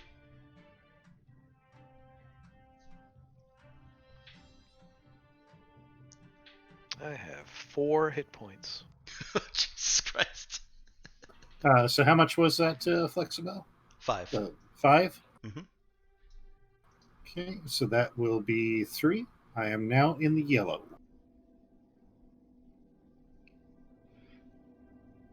Okay. Okay, point-wise, I mean. Yes. Vextrus. Okay.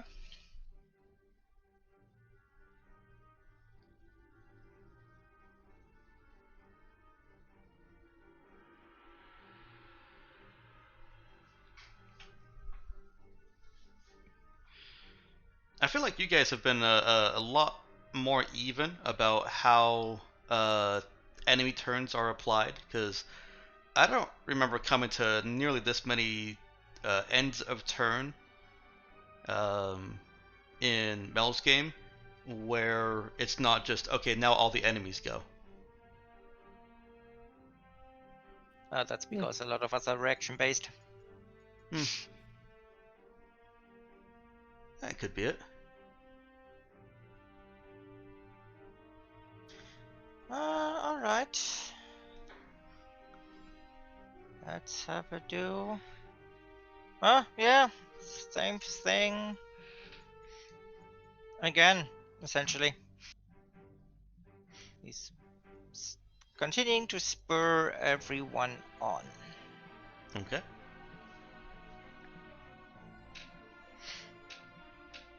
Mostly avoiding the elephants there, just dancing across their trunks.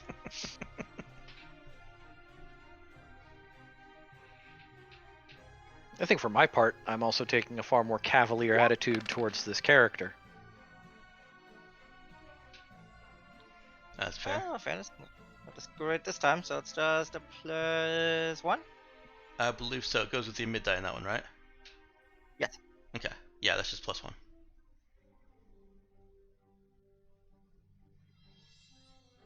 Yep. Alright. And which did you want to go first? The ticket holder or environment? Let's have the ticket holders go. Alright. Huh.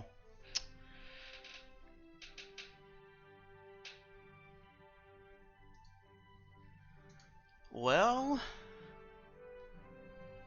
the ticket holders.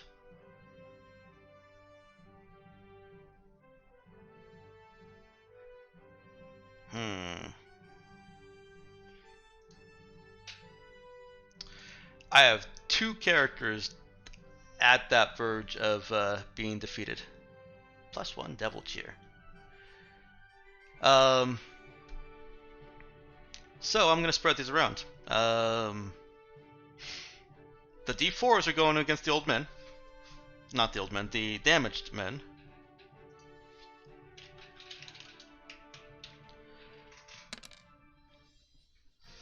Oof. Well, that's a 2 on Ethan and a 4 on John. That is John's hit points. That is John's hit points. That would be John's hit points. Does anybody have a reaction left? Actually, you know what? I know Ethan does. I don't know if you guys want him to use that.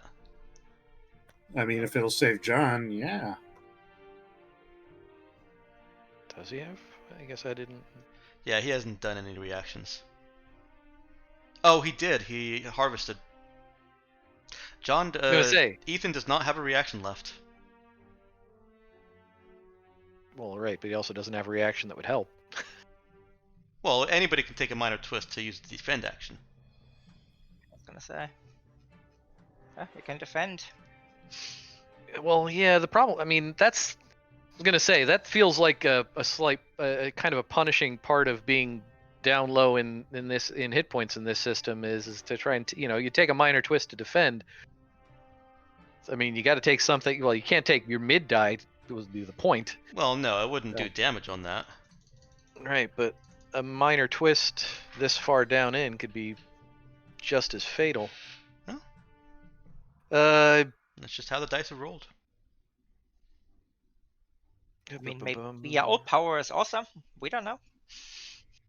Not really. Actually, I don't even remember what my out power is. I can boost with my red status die, so I can boost with a D6 if I'm out.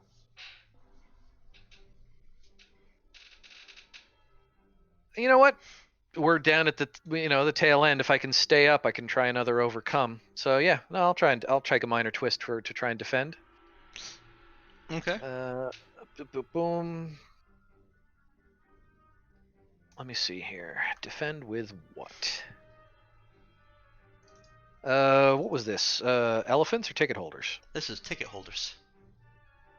Okay. mean, Were they you just still throwing got- shit at us? Yeah. These two are still picking up rocks and chucking them at you two.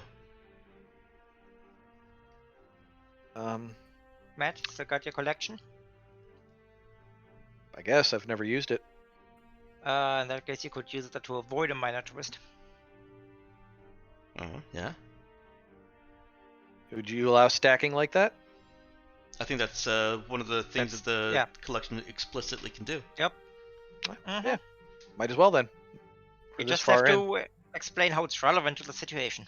And So, the thank back you. issue.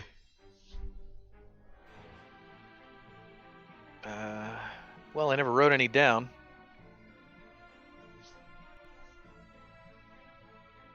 Well, no, you Right, how have to explain. You have to do the flashback Yeah. for us. You have to entertain Yes. us for it. Yes. Well, this is I'm going to defend against these thrown objects with awareness, and this is John flashing back to his time as a young, politically active reactionary, just as he was into med school, participating in student protests for protesting against whatever local flavor of minor police action that the U.S., that this country had gotten involved in, that he was, as a leftist, commie-leaning medical student, was protesting against, and throwing shit at the fascist pigs, that were basically trying to round them up from their protest. And how he managed, how you avoid getting hit by rocks from other protesters, and how you avoid getting hit by tear gas canisters shot by the fascist pigs. Okay. Or, actual live rounds. Well, you can't dodge that shit. But you can dodge rocks and tear gas canisters if you're fast enough. And he flashes back to what it used to be like to have to dodge shit like that, as he has a bit of a moment, and rolls an awareness. Just saying. Why don't you make it a medicine? Because you could call that his turning point to get into medicine. I was going to give Years him 180. John is thinking of getting. Into Unless you really want the awareness, that works too. No, I'm fine with the D10. And yeah. Sorry, I realized that saying that kind of went into telling you how your character got into medicine. No, I'm fine. That's a solid thing there. Is he was attending college and hadn't decided on his major yet. Okay. And seeing all the hurt people, Yeah. made him want to do something about it. Not just change the world, but help people while he was doing it. He's obviously a very different person now. He's old and tired. But who knows? Maybe this little adventure will get him back into this kind of shit. It might. His experience with that has not only changed his life, but saved his life now. All right, and the other two ticket holders, you take no damage from that. The other two ticket holders are attacking Vextrus and Flexibel. There's that one dude still just trying to wail away at Flexibel with a fucking trash can. Hey man, you don't drop your weapon in a beat 'em up game. That's right. Until the weapon breaks, and then you have to go find another one. Mm-hmm. And the other one is resorted to pulling books out of his backpack and flinging them at Vextrus. That is a really education. expensive. I was gonna say that's also a really expensive weapon on a college campus. It's also a really powerful weapon. Those books are big, man. Damn. Kid's a law student. Let's go, book slinger and trash can kid. All right, that's 6 damage to Vextrus and Flexibel. I don't know if there's any reactions left in this entire group. I mean, there could be if I really wanted to, but it's not worth it. Okay. Yeah, none here.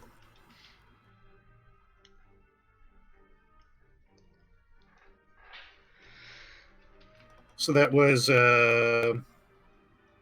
6, you said? Mm-hmm. Okay, so 4. Yep. Still in yellow, hit point wise. Okay. And then the scene goes, and advances that.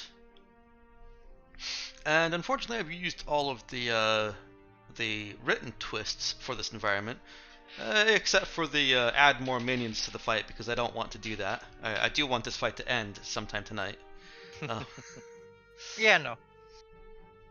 So I'm going to take a different approach on that.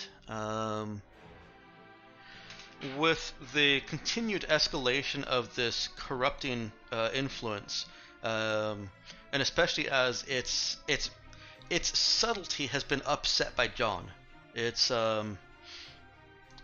whatever magic was woven into it to make it nearly invisible, also had to severely limit how strong it was.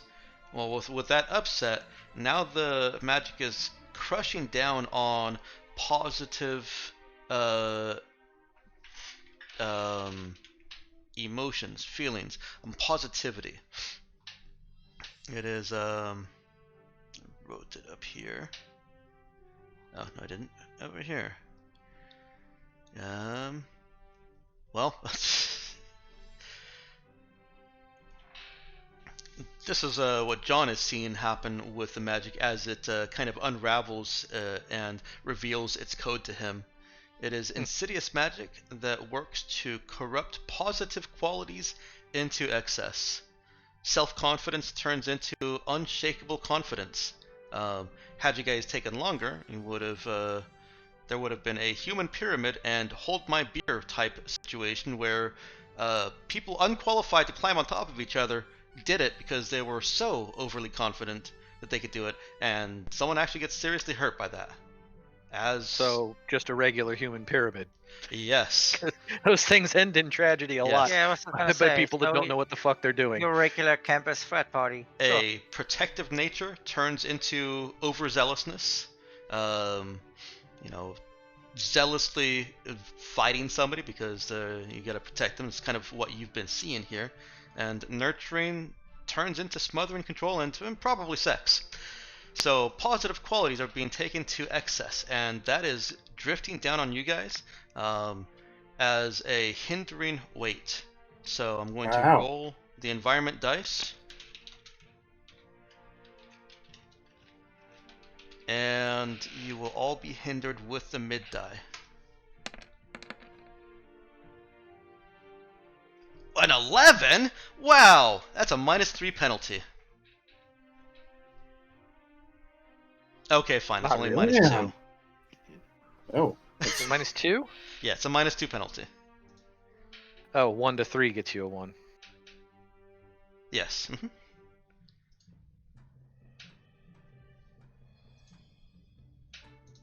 So we have a -2 oppressed.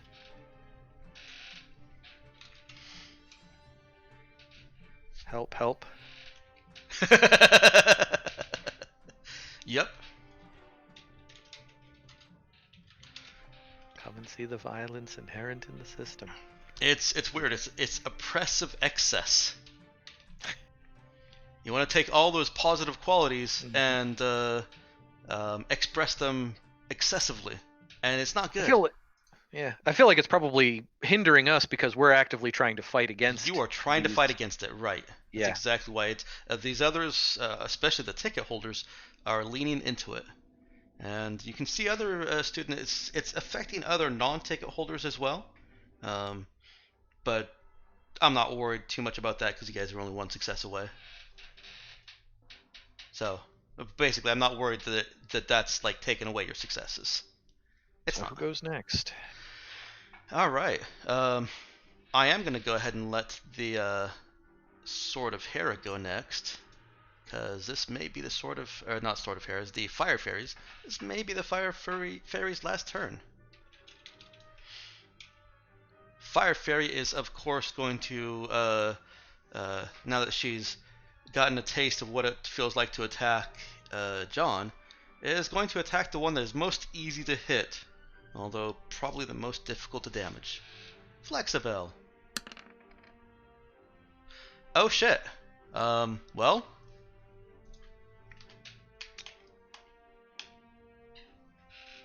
uh,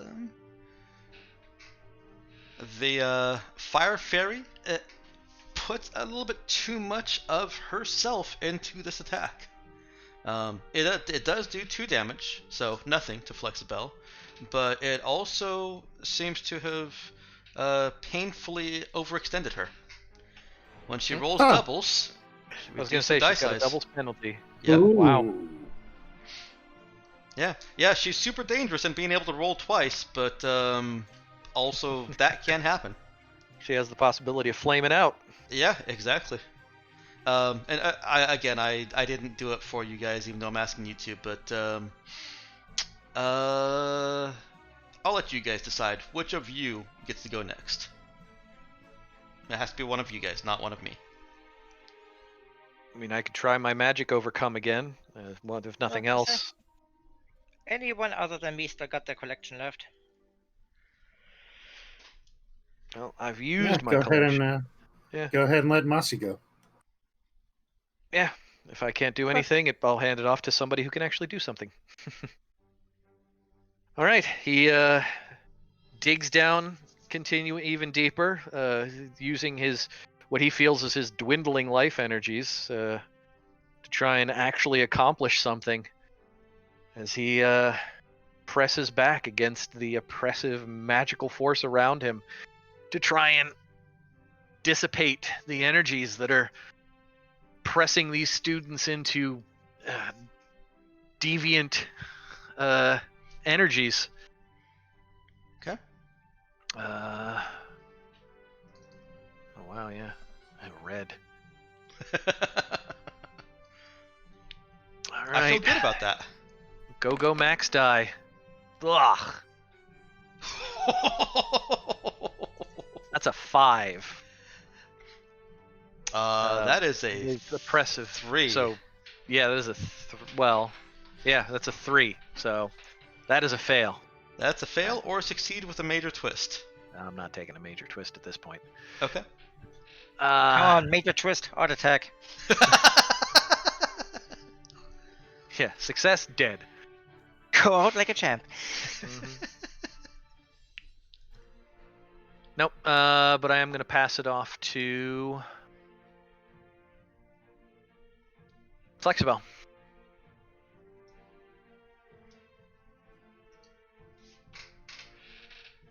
All right. Flexibel.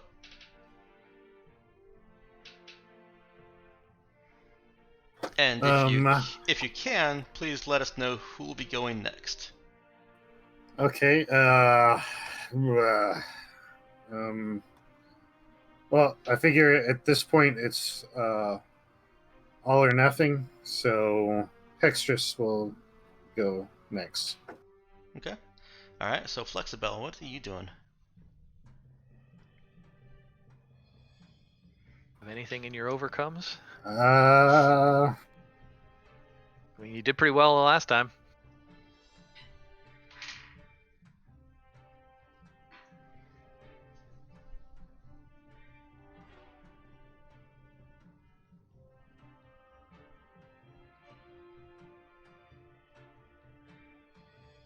I'm a looking.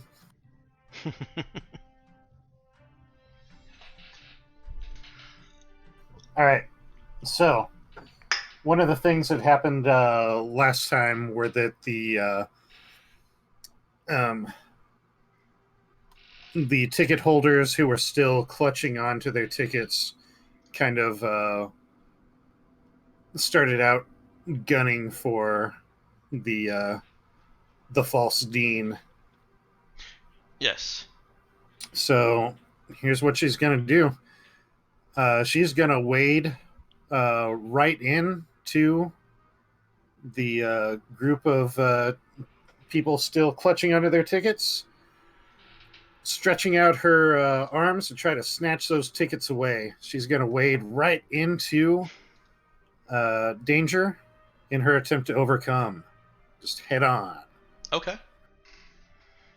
And what is she actually doing as she wades into this danger? Like, what is she coming in with a speech?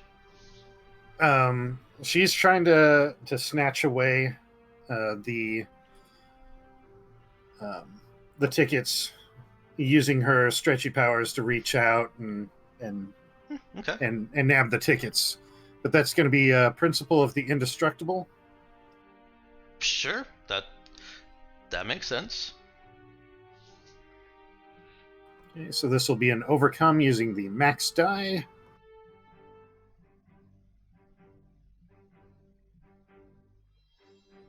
And I'm going to say that the thing that probably works the best there is acrobatics for the quality. Okay. I'll take it.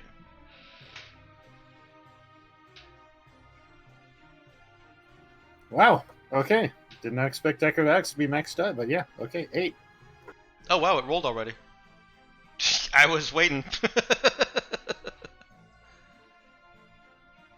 Yeah, I'm not sure the 3D dice have been going every time. Oh, they're not for John. And maybe that's actually why it's been so slow. Is the 3D dice.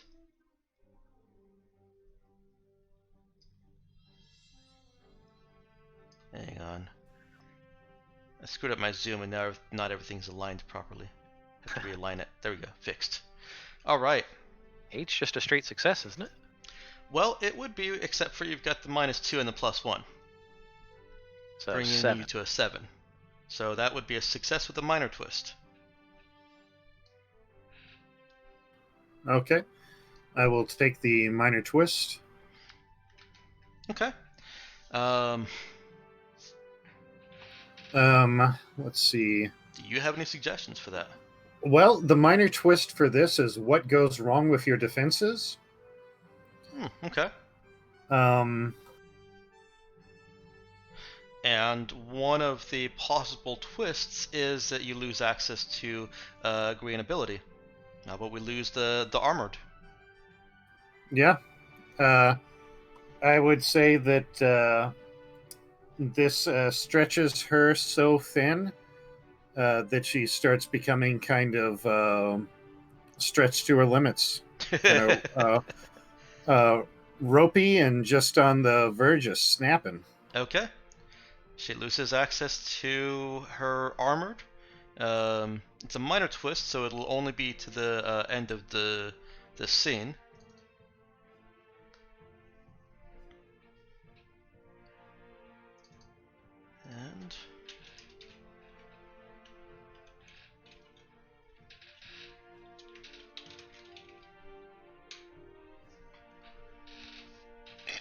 And while Flexibel is not able to grab every single silver ticket across the entire campus, you're only out here on the quad. The combination of the fake Dean's Promise, the magic tearing apart the fabrics that kept the radiant magic, that tearing apart the fabrics that kept this perversive magic subtle and twisting it into a chaotic maelstrom, and the risk of superheroes coming to effectively snatch these tickets away. Plus, there's other powered teachers throughout the campus that are technically out there doing things. But mostly it's your guys' actions doing that. The Maelstrom has kind of turned on itself and perverted itself. The magic takes on its own life, and it destroys itself from within now that it no longer has quite so much attention from the ticket holders and other student interests.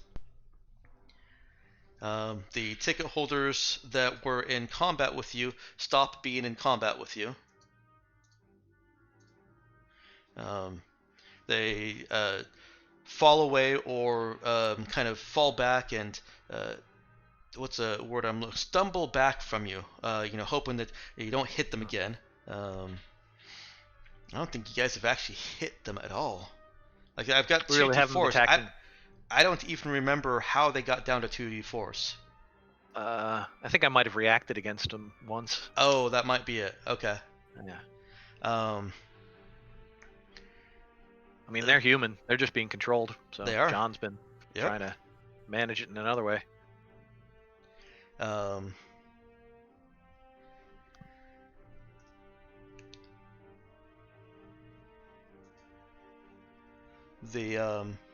that oppressive magic has dissipated. All you've got left are red elephants and a poor D4 fire fairy. I'm willing to wave away that fight. I think between Vextrus and Flexibel being above red, at least, in hit points. I don't know where Vextrus is at. I'm still above red, but I can heal. Mhm. So Yeah, I don't think it's worth it to continue through actual rolled combat.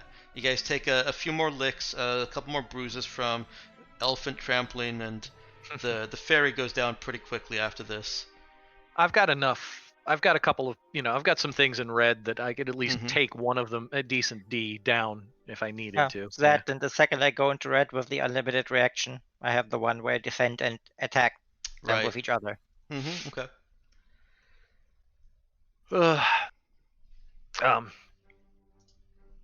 Yeah. John collapses down onto the ground once the last of the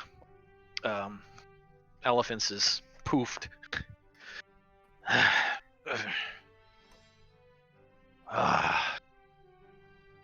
Oh man, I haven't had a scrap like that on a college campus in 40 years. Flexibel shuffles over, dragging her long, noodly appendages.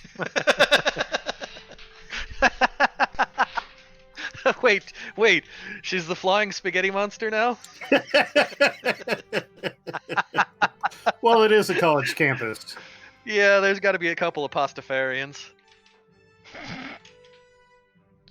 But yeah, she comes over, dragging her long arms on the ground. Ugh.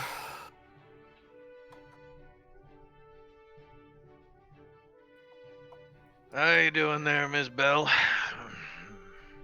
I've seen better days. Well,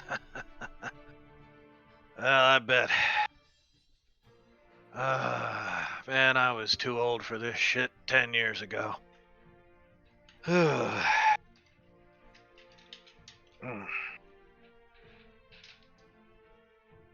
I'm kind of surprised we didn't get any campus police out here. What the hell are they doing?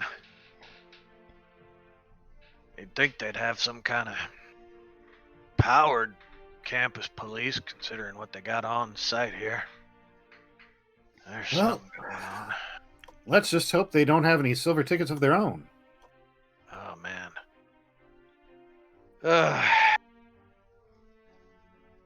Hey, waves his hand over at I mean, it's obvious to him at this point that, whoever Ethan was is who the sole judge is. Hey, what would I turn that down? Maybe pull out your phone, see if you can. Well, never mind. They got maps of this place. As John is rambling incoherently at Ethan, Right. Soul Judge leaps away.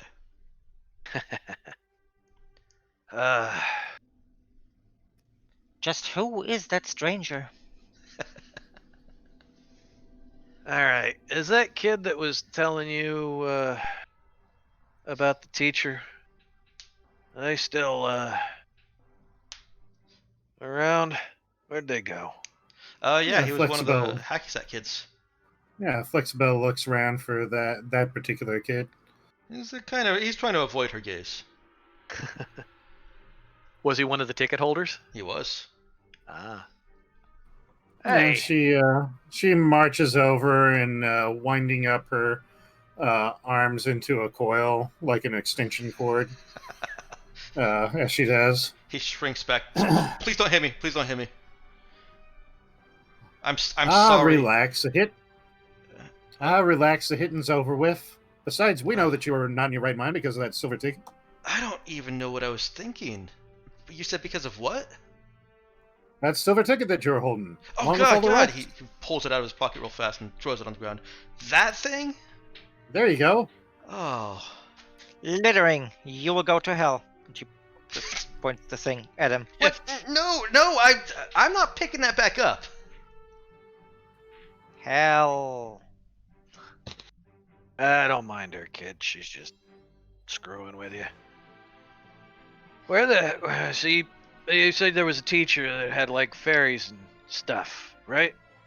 No, she Something like doesn't that. have fairies. She just teaches about them. Well, here's your chance Yeah. to make it up to us, kiddo. Why don't you take us right on over? Yeah. Oh, John okay. kind of levers himself up.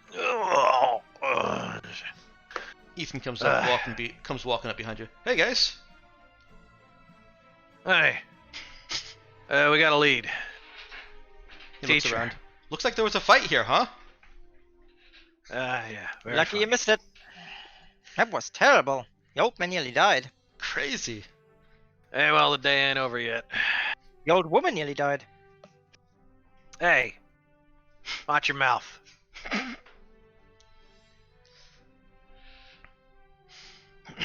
The student that you're talking to says, yeah, she's teaching a class over here right now, folklore.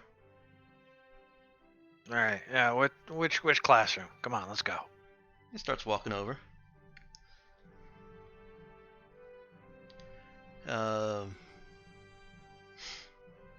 You get to a standard-looking classroom. As you're walking across the campus, you do see that the campus security has been engaged in some of it, and it looks like some of them did have some silver tickets also. As, they are in restraints, not cuffs, but those zip tie restraints. As campus security kind of locks people down with magical zip ties to move forward with assessing the damage. They're being gentle with it. Nobody's particularly being forced, and most of the people are being cooperative now that the worst, actually the entirety of the magical influence has dissipated. Like, what the hell was I? Their memories seem to be intact, don't they? Their memories are intact. And there's some people that are crying. Some girls that are just outright crying about what they're doing. I'm so sorry. Blah blah blah blah, blubbering at each other. I'm wondering if we're gonna get any shouts of, "Wait, does this mean my loans aren't gonna get forgiven?"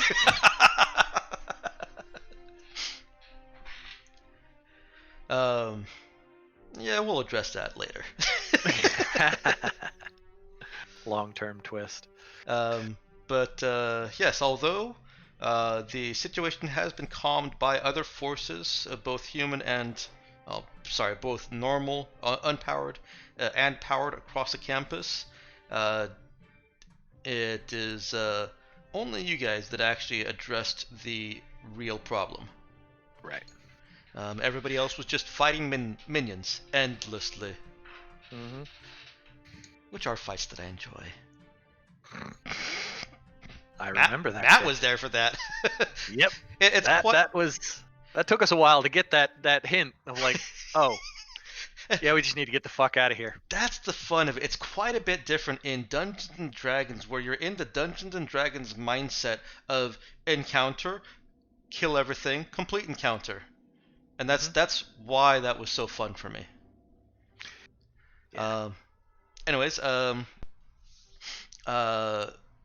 classroom that he takes you to, and he says, name is Ms. Bell, professor of folklore, mythology, and art here at Reed College. Bell. Huh. Yeah, her what Gracie, or not Gracie, I think it was a male character that I said, what Julia was getting all worked up about earlier is her middle name starts with a K and her first name is Tina, so she gets called Tinkerbell a lot.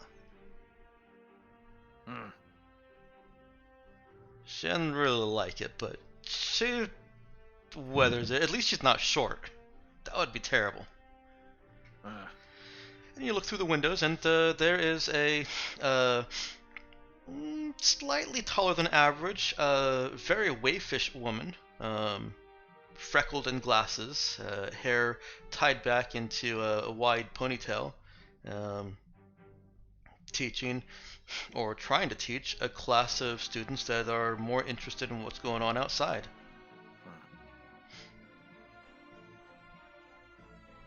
All right. Well, thanks, kid.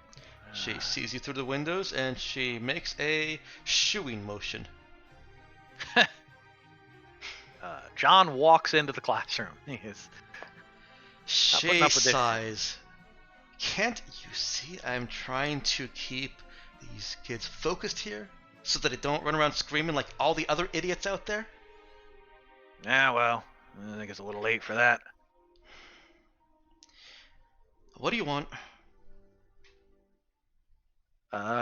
Justice. Confess! John just Just kind of like the Reddit leans, he does the lean in, and gives her the critical once over with his magic, kind of, that one eye squint. Am I seeing any magic on her? Just kind of looks at her. You can go ahead and roll. But I warn you, any twists are gonna be damage. I'm kidding, I can't justify that. Unless students start picking up their desks and beating them with them. Yeah, I can probably justify damage. Alright, go ahead and roll.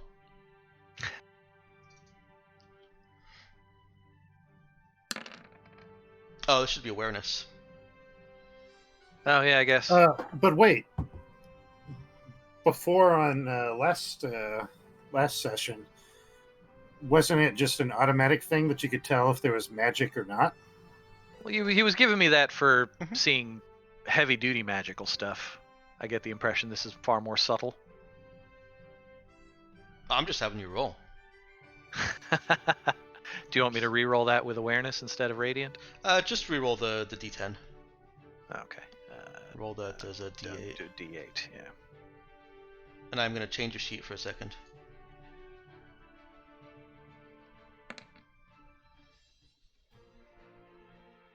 Yes, yeah.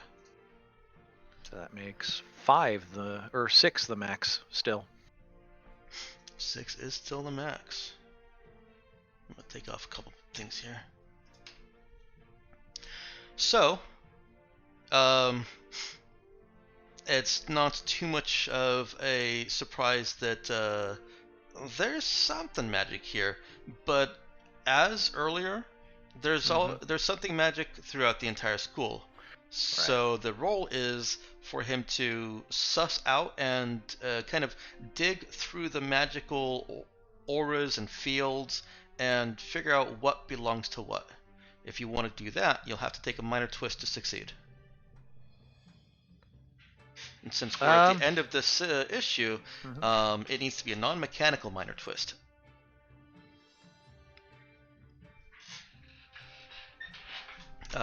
Some options just from the minor twists list are the hero succeeds, but not as well as planned. Actually, I could probably just throw this in here as an image, I think. Hang on. I am genius. If I get to the right thing. Active. Well, Twists. I was gonna say, if it turns out that I was scrolling to get that and then you moved it. I did. I'm going to move it again. Slightly. Is that legible? Mhm. Okay. To me, at least.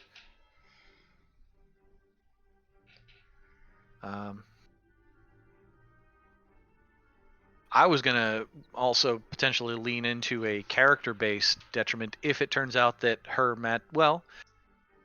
if there's still any magical energies left of the that corruption, I was gonna let that seep into him. He, and emphasize. Well, actually, that works with one of my qualities is reduced in die size. I would take say, I don't know, awareness or magical lore, even. Well, like I No, said, I'd say awareness. I'm trying to avoid a mechanical twist because it doesn't mean Right. anything when the end is like 5 minutes away. Well, no, but I mean, I'm just mean as a it works as a he's corrupted potentially by these actions, and one of his personality qualities is, Okay. like what you were talking about, cranked to the max. Is this something that you would carry forward if we end up running another one shot? Not permanently, just as something that he has to work through. Sure. Sounds good to me.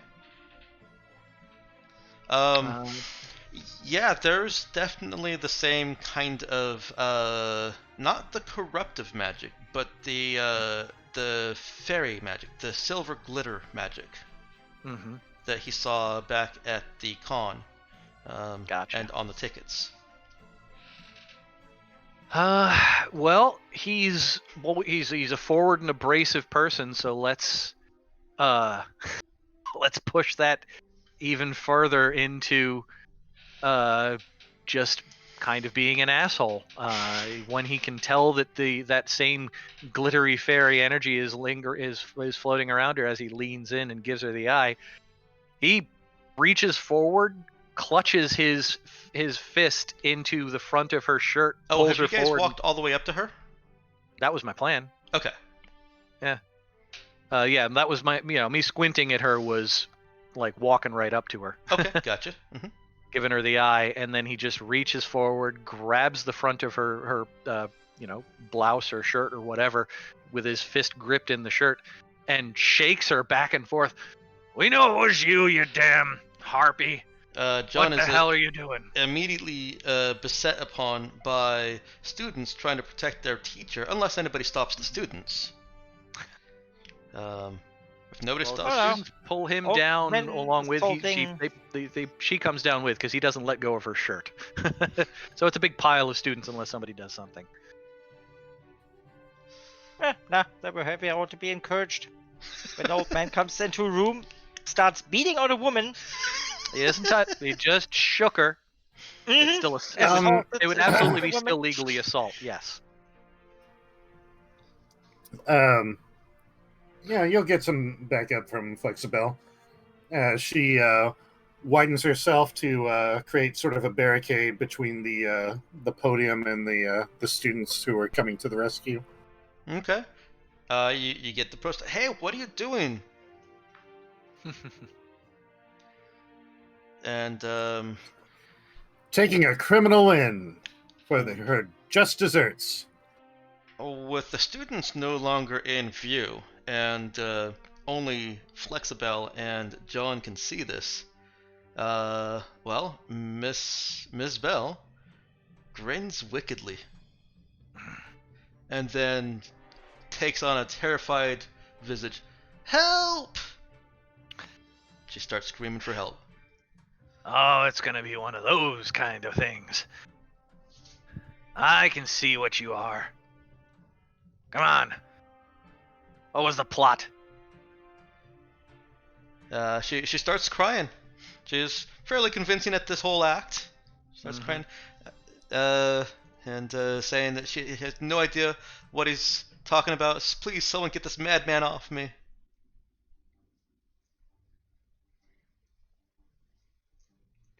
You hear, I'm sure the judge can explain it to you. you hear students that multiple students are calling campus security and cops. Some of them are calling their favorite teacher or their a hero that is nearby.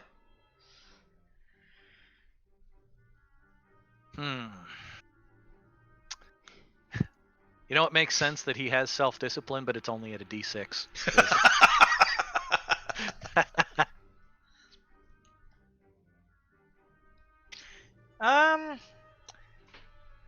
Could Vextress try something by basically pointing her wand at the creature and,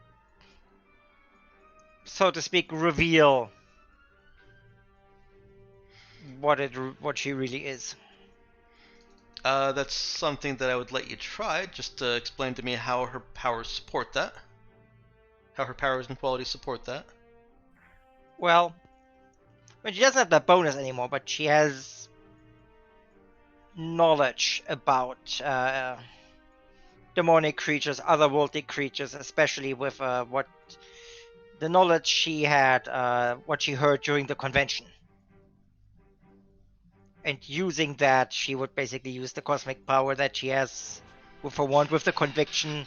Not the power of Christ compels you, but the power of my conviction compels you. The power of my conviction compels you. Reveal your true colors. Okay. I'm gonna add to that. Actually, if you guys don't mind me taking a minute to ask Thenlar something here. There was some information that he had from his demonic whispers.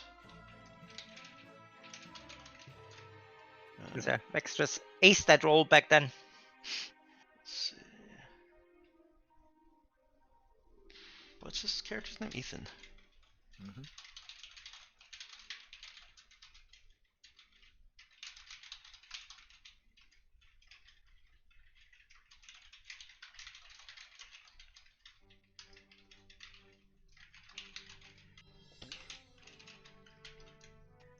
Yeah, so she speaks the name of what was it? Belial.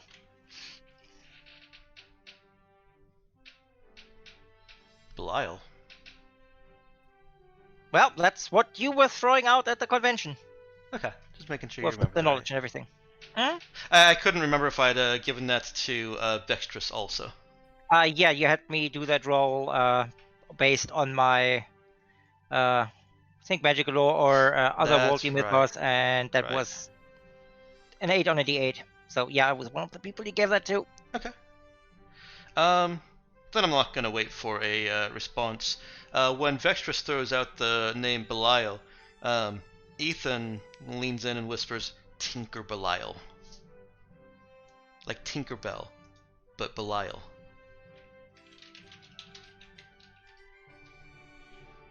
Not that I really needed to spell that out for you guys, but I enjoy it. Uh-huh.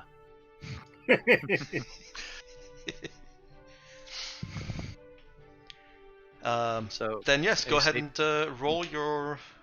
I guess that would be cosmic and conviction. I mean, I'm fine if it's transmutation, Oh, transmutation, to yes. reveal. Sorry, that's that. I got ahead of myself there. I mean, yes. cosmic works too. Either way, it's basically We'll call it energy. a combination of them both. And conviction. And you'll have to roll based on your personal status instead of the scene, because the scene is no longer applies in this one. That's fine. That still makes it yellow. That gives me the d8. And I don't think I necessarily need to roll because she is going to invoke her collection. You still have to roll it. Okay.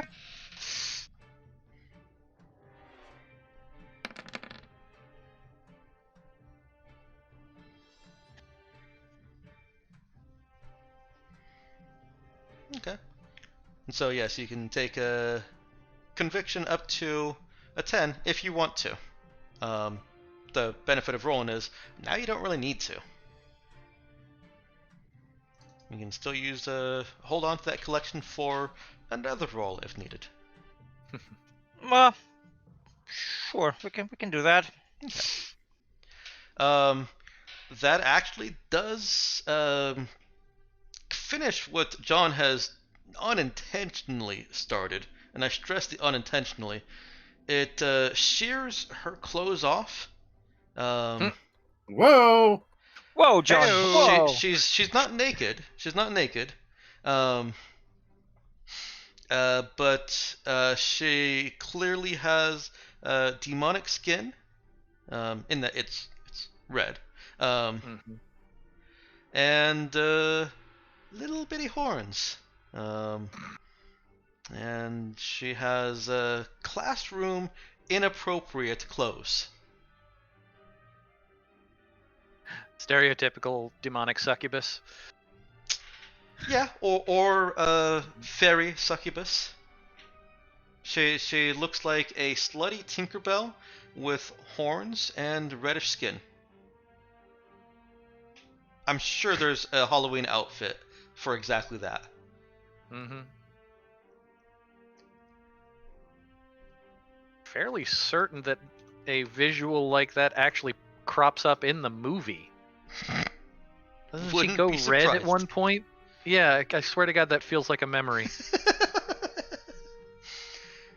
Wouldn't be surprised. And she shrieks, this time in actual genuine surprise. She's not acting now. But she tries to recover, calls you, beasts, get your hands off me, what have you done to me? She's now trying to act in the other direction of, you did this to her. Which she kind of technically did.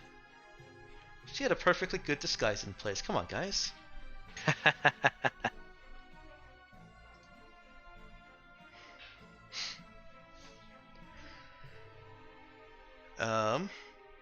Campus security does arrive. Uh-huh. And, there you go. In fact, let's just go with that, except that the outfit is sluttier. Yeah. I'm gonna say it didn't have devil horns, but I remembered that she gets red when she gets angry in the movie. Oh, yeah. She's glowing slightly.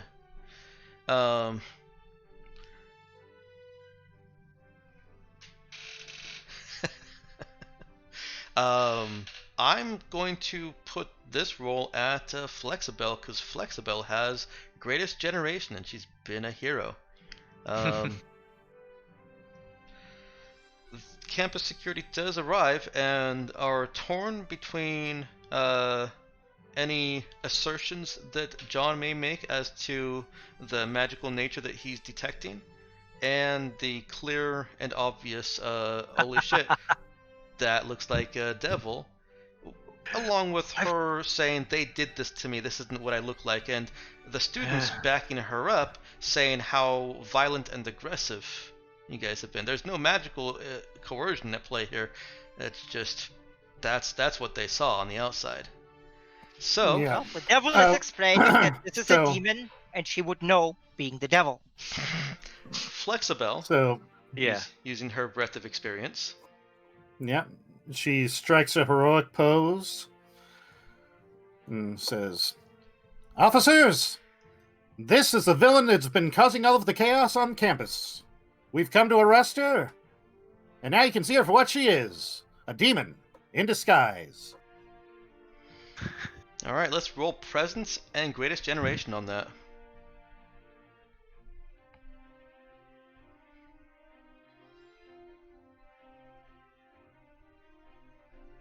And green or yellow status? Whatever your current hit points put you at. Yellow.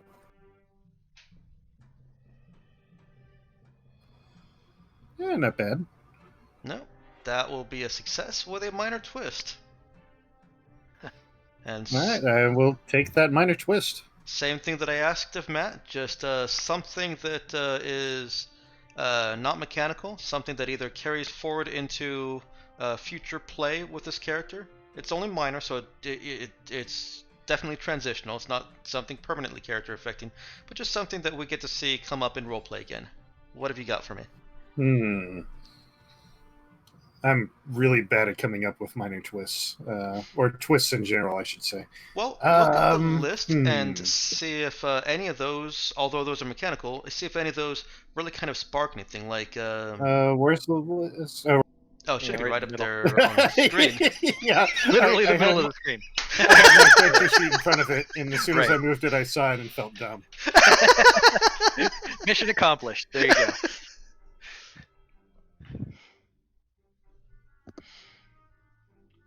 So this is basically Flexibel putting something of herself on the line for making this assertion. Whether that comes back and tarnishes her reputation later on, is something that she has to fight a legal battle against. Maybe she loses some resources. Bargain something away. Didn't she have that granddaughter? Maybe that puts a rift between her granddaughter. Little does she know that her granddaughter is taking Miss Bell's class and really respects her. Oh wow, that could. I mean, See you at the well, I custody- feel like See losing you the at love the of your custody hearing. granddaughter is a bit more than a minor twist, but that's really good. Well, it is still. I want to stress it's transitional. It's something that it's pushing her away, but isn't lost. If it were a major Gotcha. twist, I could certainly see. Yeah, she's pissed and she ain't coming back. But this is something that can be worked through with Throw the- roleplay in future scenes. That'd be interesting. Throws a major kink in her relationship with her granddaughter. Well, I mean, obviously it's Banshee's character. looking at this, like being the, kind of putting yourself out there, with the heroic ideal, being the center of attention for this whole thing, that might be getting her more attention than as a retiree she was really counting on. Okay. I could see this leading to bringing her a little bit more notoriety that she had left behind. Perhaps even bringing up the attention of some old enemies. Okay. And maybe people, reporters, dredging up things that she's not so proud of. Yeah, I could And see. even just, wow, people camped out on her front step. So, Wow. basically what I'm seeing here is, this is a classroom full of college age. They've all got their phones out. I was going to say, this is literally already up on YouTube. Yep. Guess So who's getting we- cancelled? Yeah, we haven't even finished this interaction, and it is already up on TikTok and YouTube. So yeah, I could see some embarrassing things from the press, and possibly drawing some old enemies out of the woodwork like cockroaches. Okay. That sounds great to me. Matt and NG, please type that up onto your character sheet somewhere, or maybe in a different document, because the character sheet may change. If you'd like, I can give you something. I actually have a little document with Okay. Flexbell's information, so I'll put it there. Perfect. As long And, as and as I'll, long as I'll it's put it somewhat- on the sheet too, just so I don't. I have two backups here. Sounds good. Matt, why don't you do the same thing? Just keep it somewhere on the sheet is great, because then I can see it too.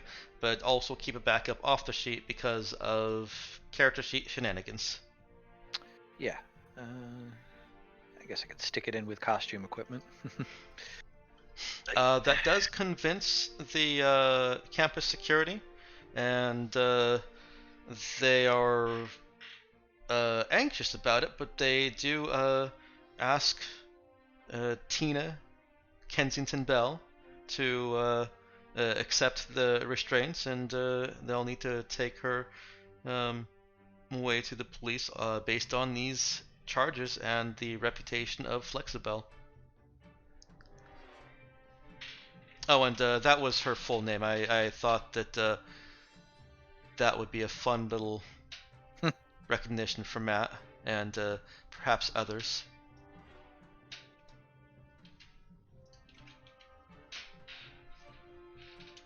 Does that look familiar?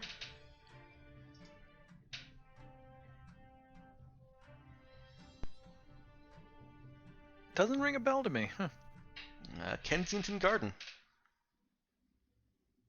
Oh, She was fucking doomed from from her birth, the time that they gave her a name.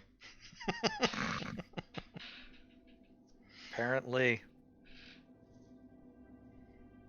Yeah, isn't Kensington Garden the main stage for Peter Pan? Oh, is it? I'm not well versed on Peter Pan lore. If I remember, if I'm recalling correctly, it's a real place, Kensington Gardens. Well, yeah, it is. It's a garden of the royal palace, but Hang on, let me Yeah. get back to. I have so many fucking screen tabs open. And there's the right one. There's a statue of Peter Pan in Kensington Gardens. It's also. Okay, this is not the right one. Hang on. Yeah, Peter Pan. Peter Pan finds the kids. Yeah. Well, kind of. He created the story while hanging out in Kensington Gardens. And some of the story is set there. Well, it's actually the book. Peter Pan in Kensington Gardens is the 1906 novel. Right, because that's where it starts off. Yeah. Yeah, that's where it starts off. Kensington Gardens. I would not have remembered that off the top of my head. Come on, Matt. Yeah, I remember that. Actually, one of the other things. I never did read the original. I have seen the Broadway musical. Yeah, but you're just that trivia guy that knows the most ridiculous random things. Well, you've plumbed the depths of my Peter Pan trivia knowledge. Not depths that I really wanted to plumb, by the way. Apparently. You can keep your depths.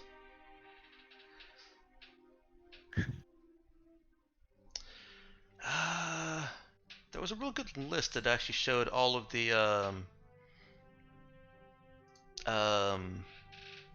novels, all the different references. I could imagine that. I mean, it was works based on Peter Pan. Okay. Yeah, it was just Kensington Gardens is where it all started. Well, I hope you enjoyed all of the many puns. All of those names were obviously puns. Yeah, well. Did you figure out what all the different names were? I got the Mephistopheles out of it. Yeah. All right, here's that entire. Let me see. When we go back in there, because Oh, I'm gonna paste it for you. Yeah. Bob Mageddon, Mephistopheles, Beelzebub. Bob Mageddon is actually Armageddon. Okay. Armageddon. There's a superhero cop character in a comic series called Top 10, and she's named Ermageddon. Yeah, perfect.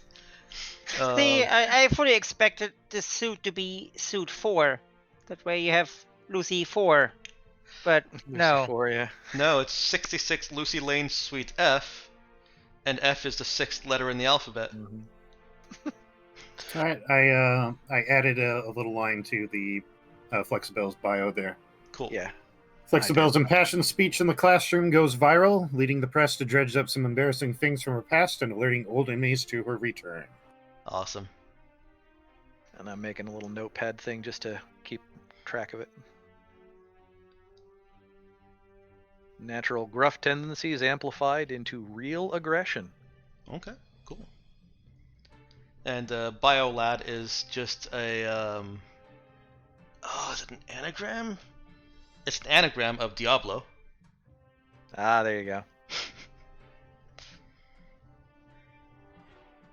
So now what's I get the Tinkerbell. Where's all her demonic shit coming from, or is that something her we'll actual have to find out? super name is Tinker Belial, Ah, there we go. So she's just leaning into it. which is why there was so much trickery in it. Because Belial, secrets and all that shit. Right.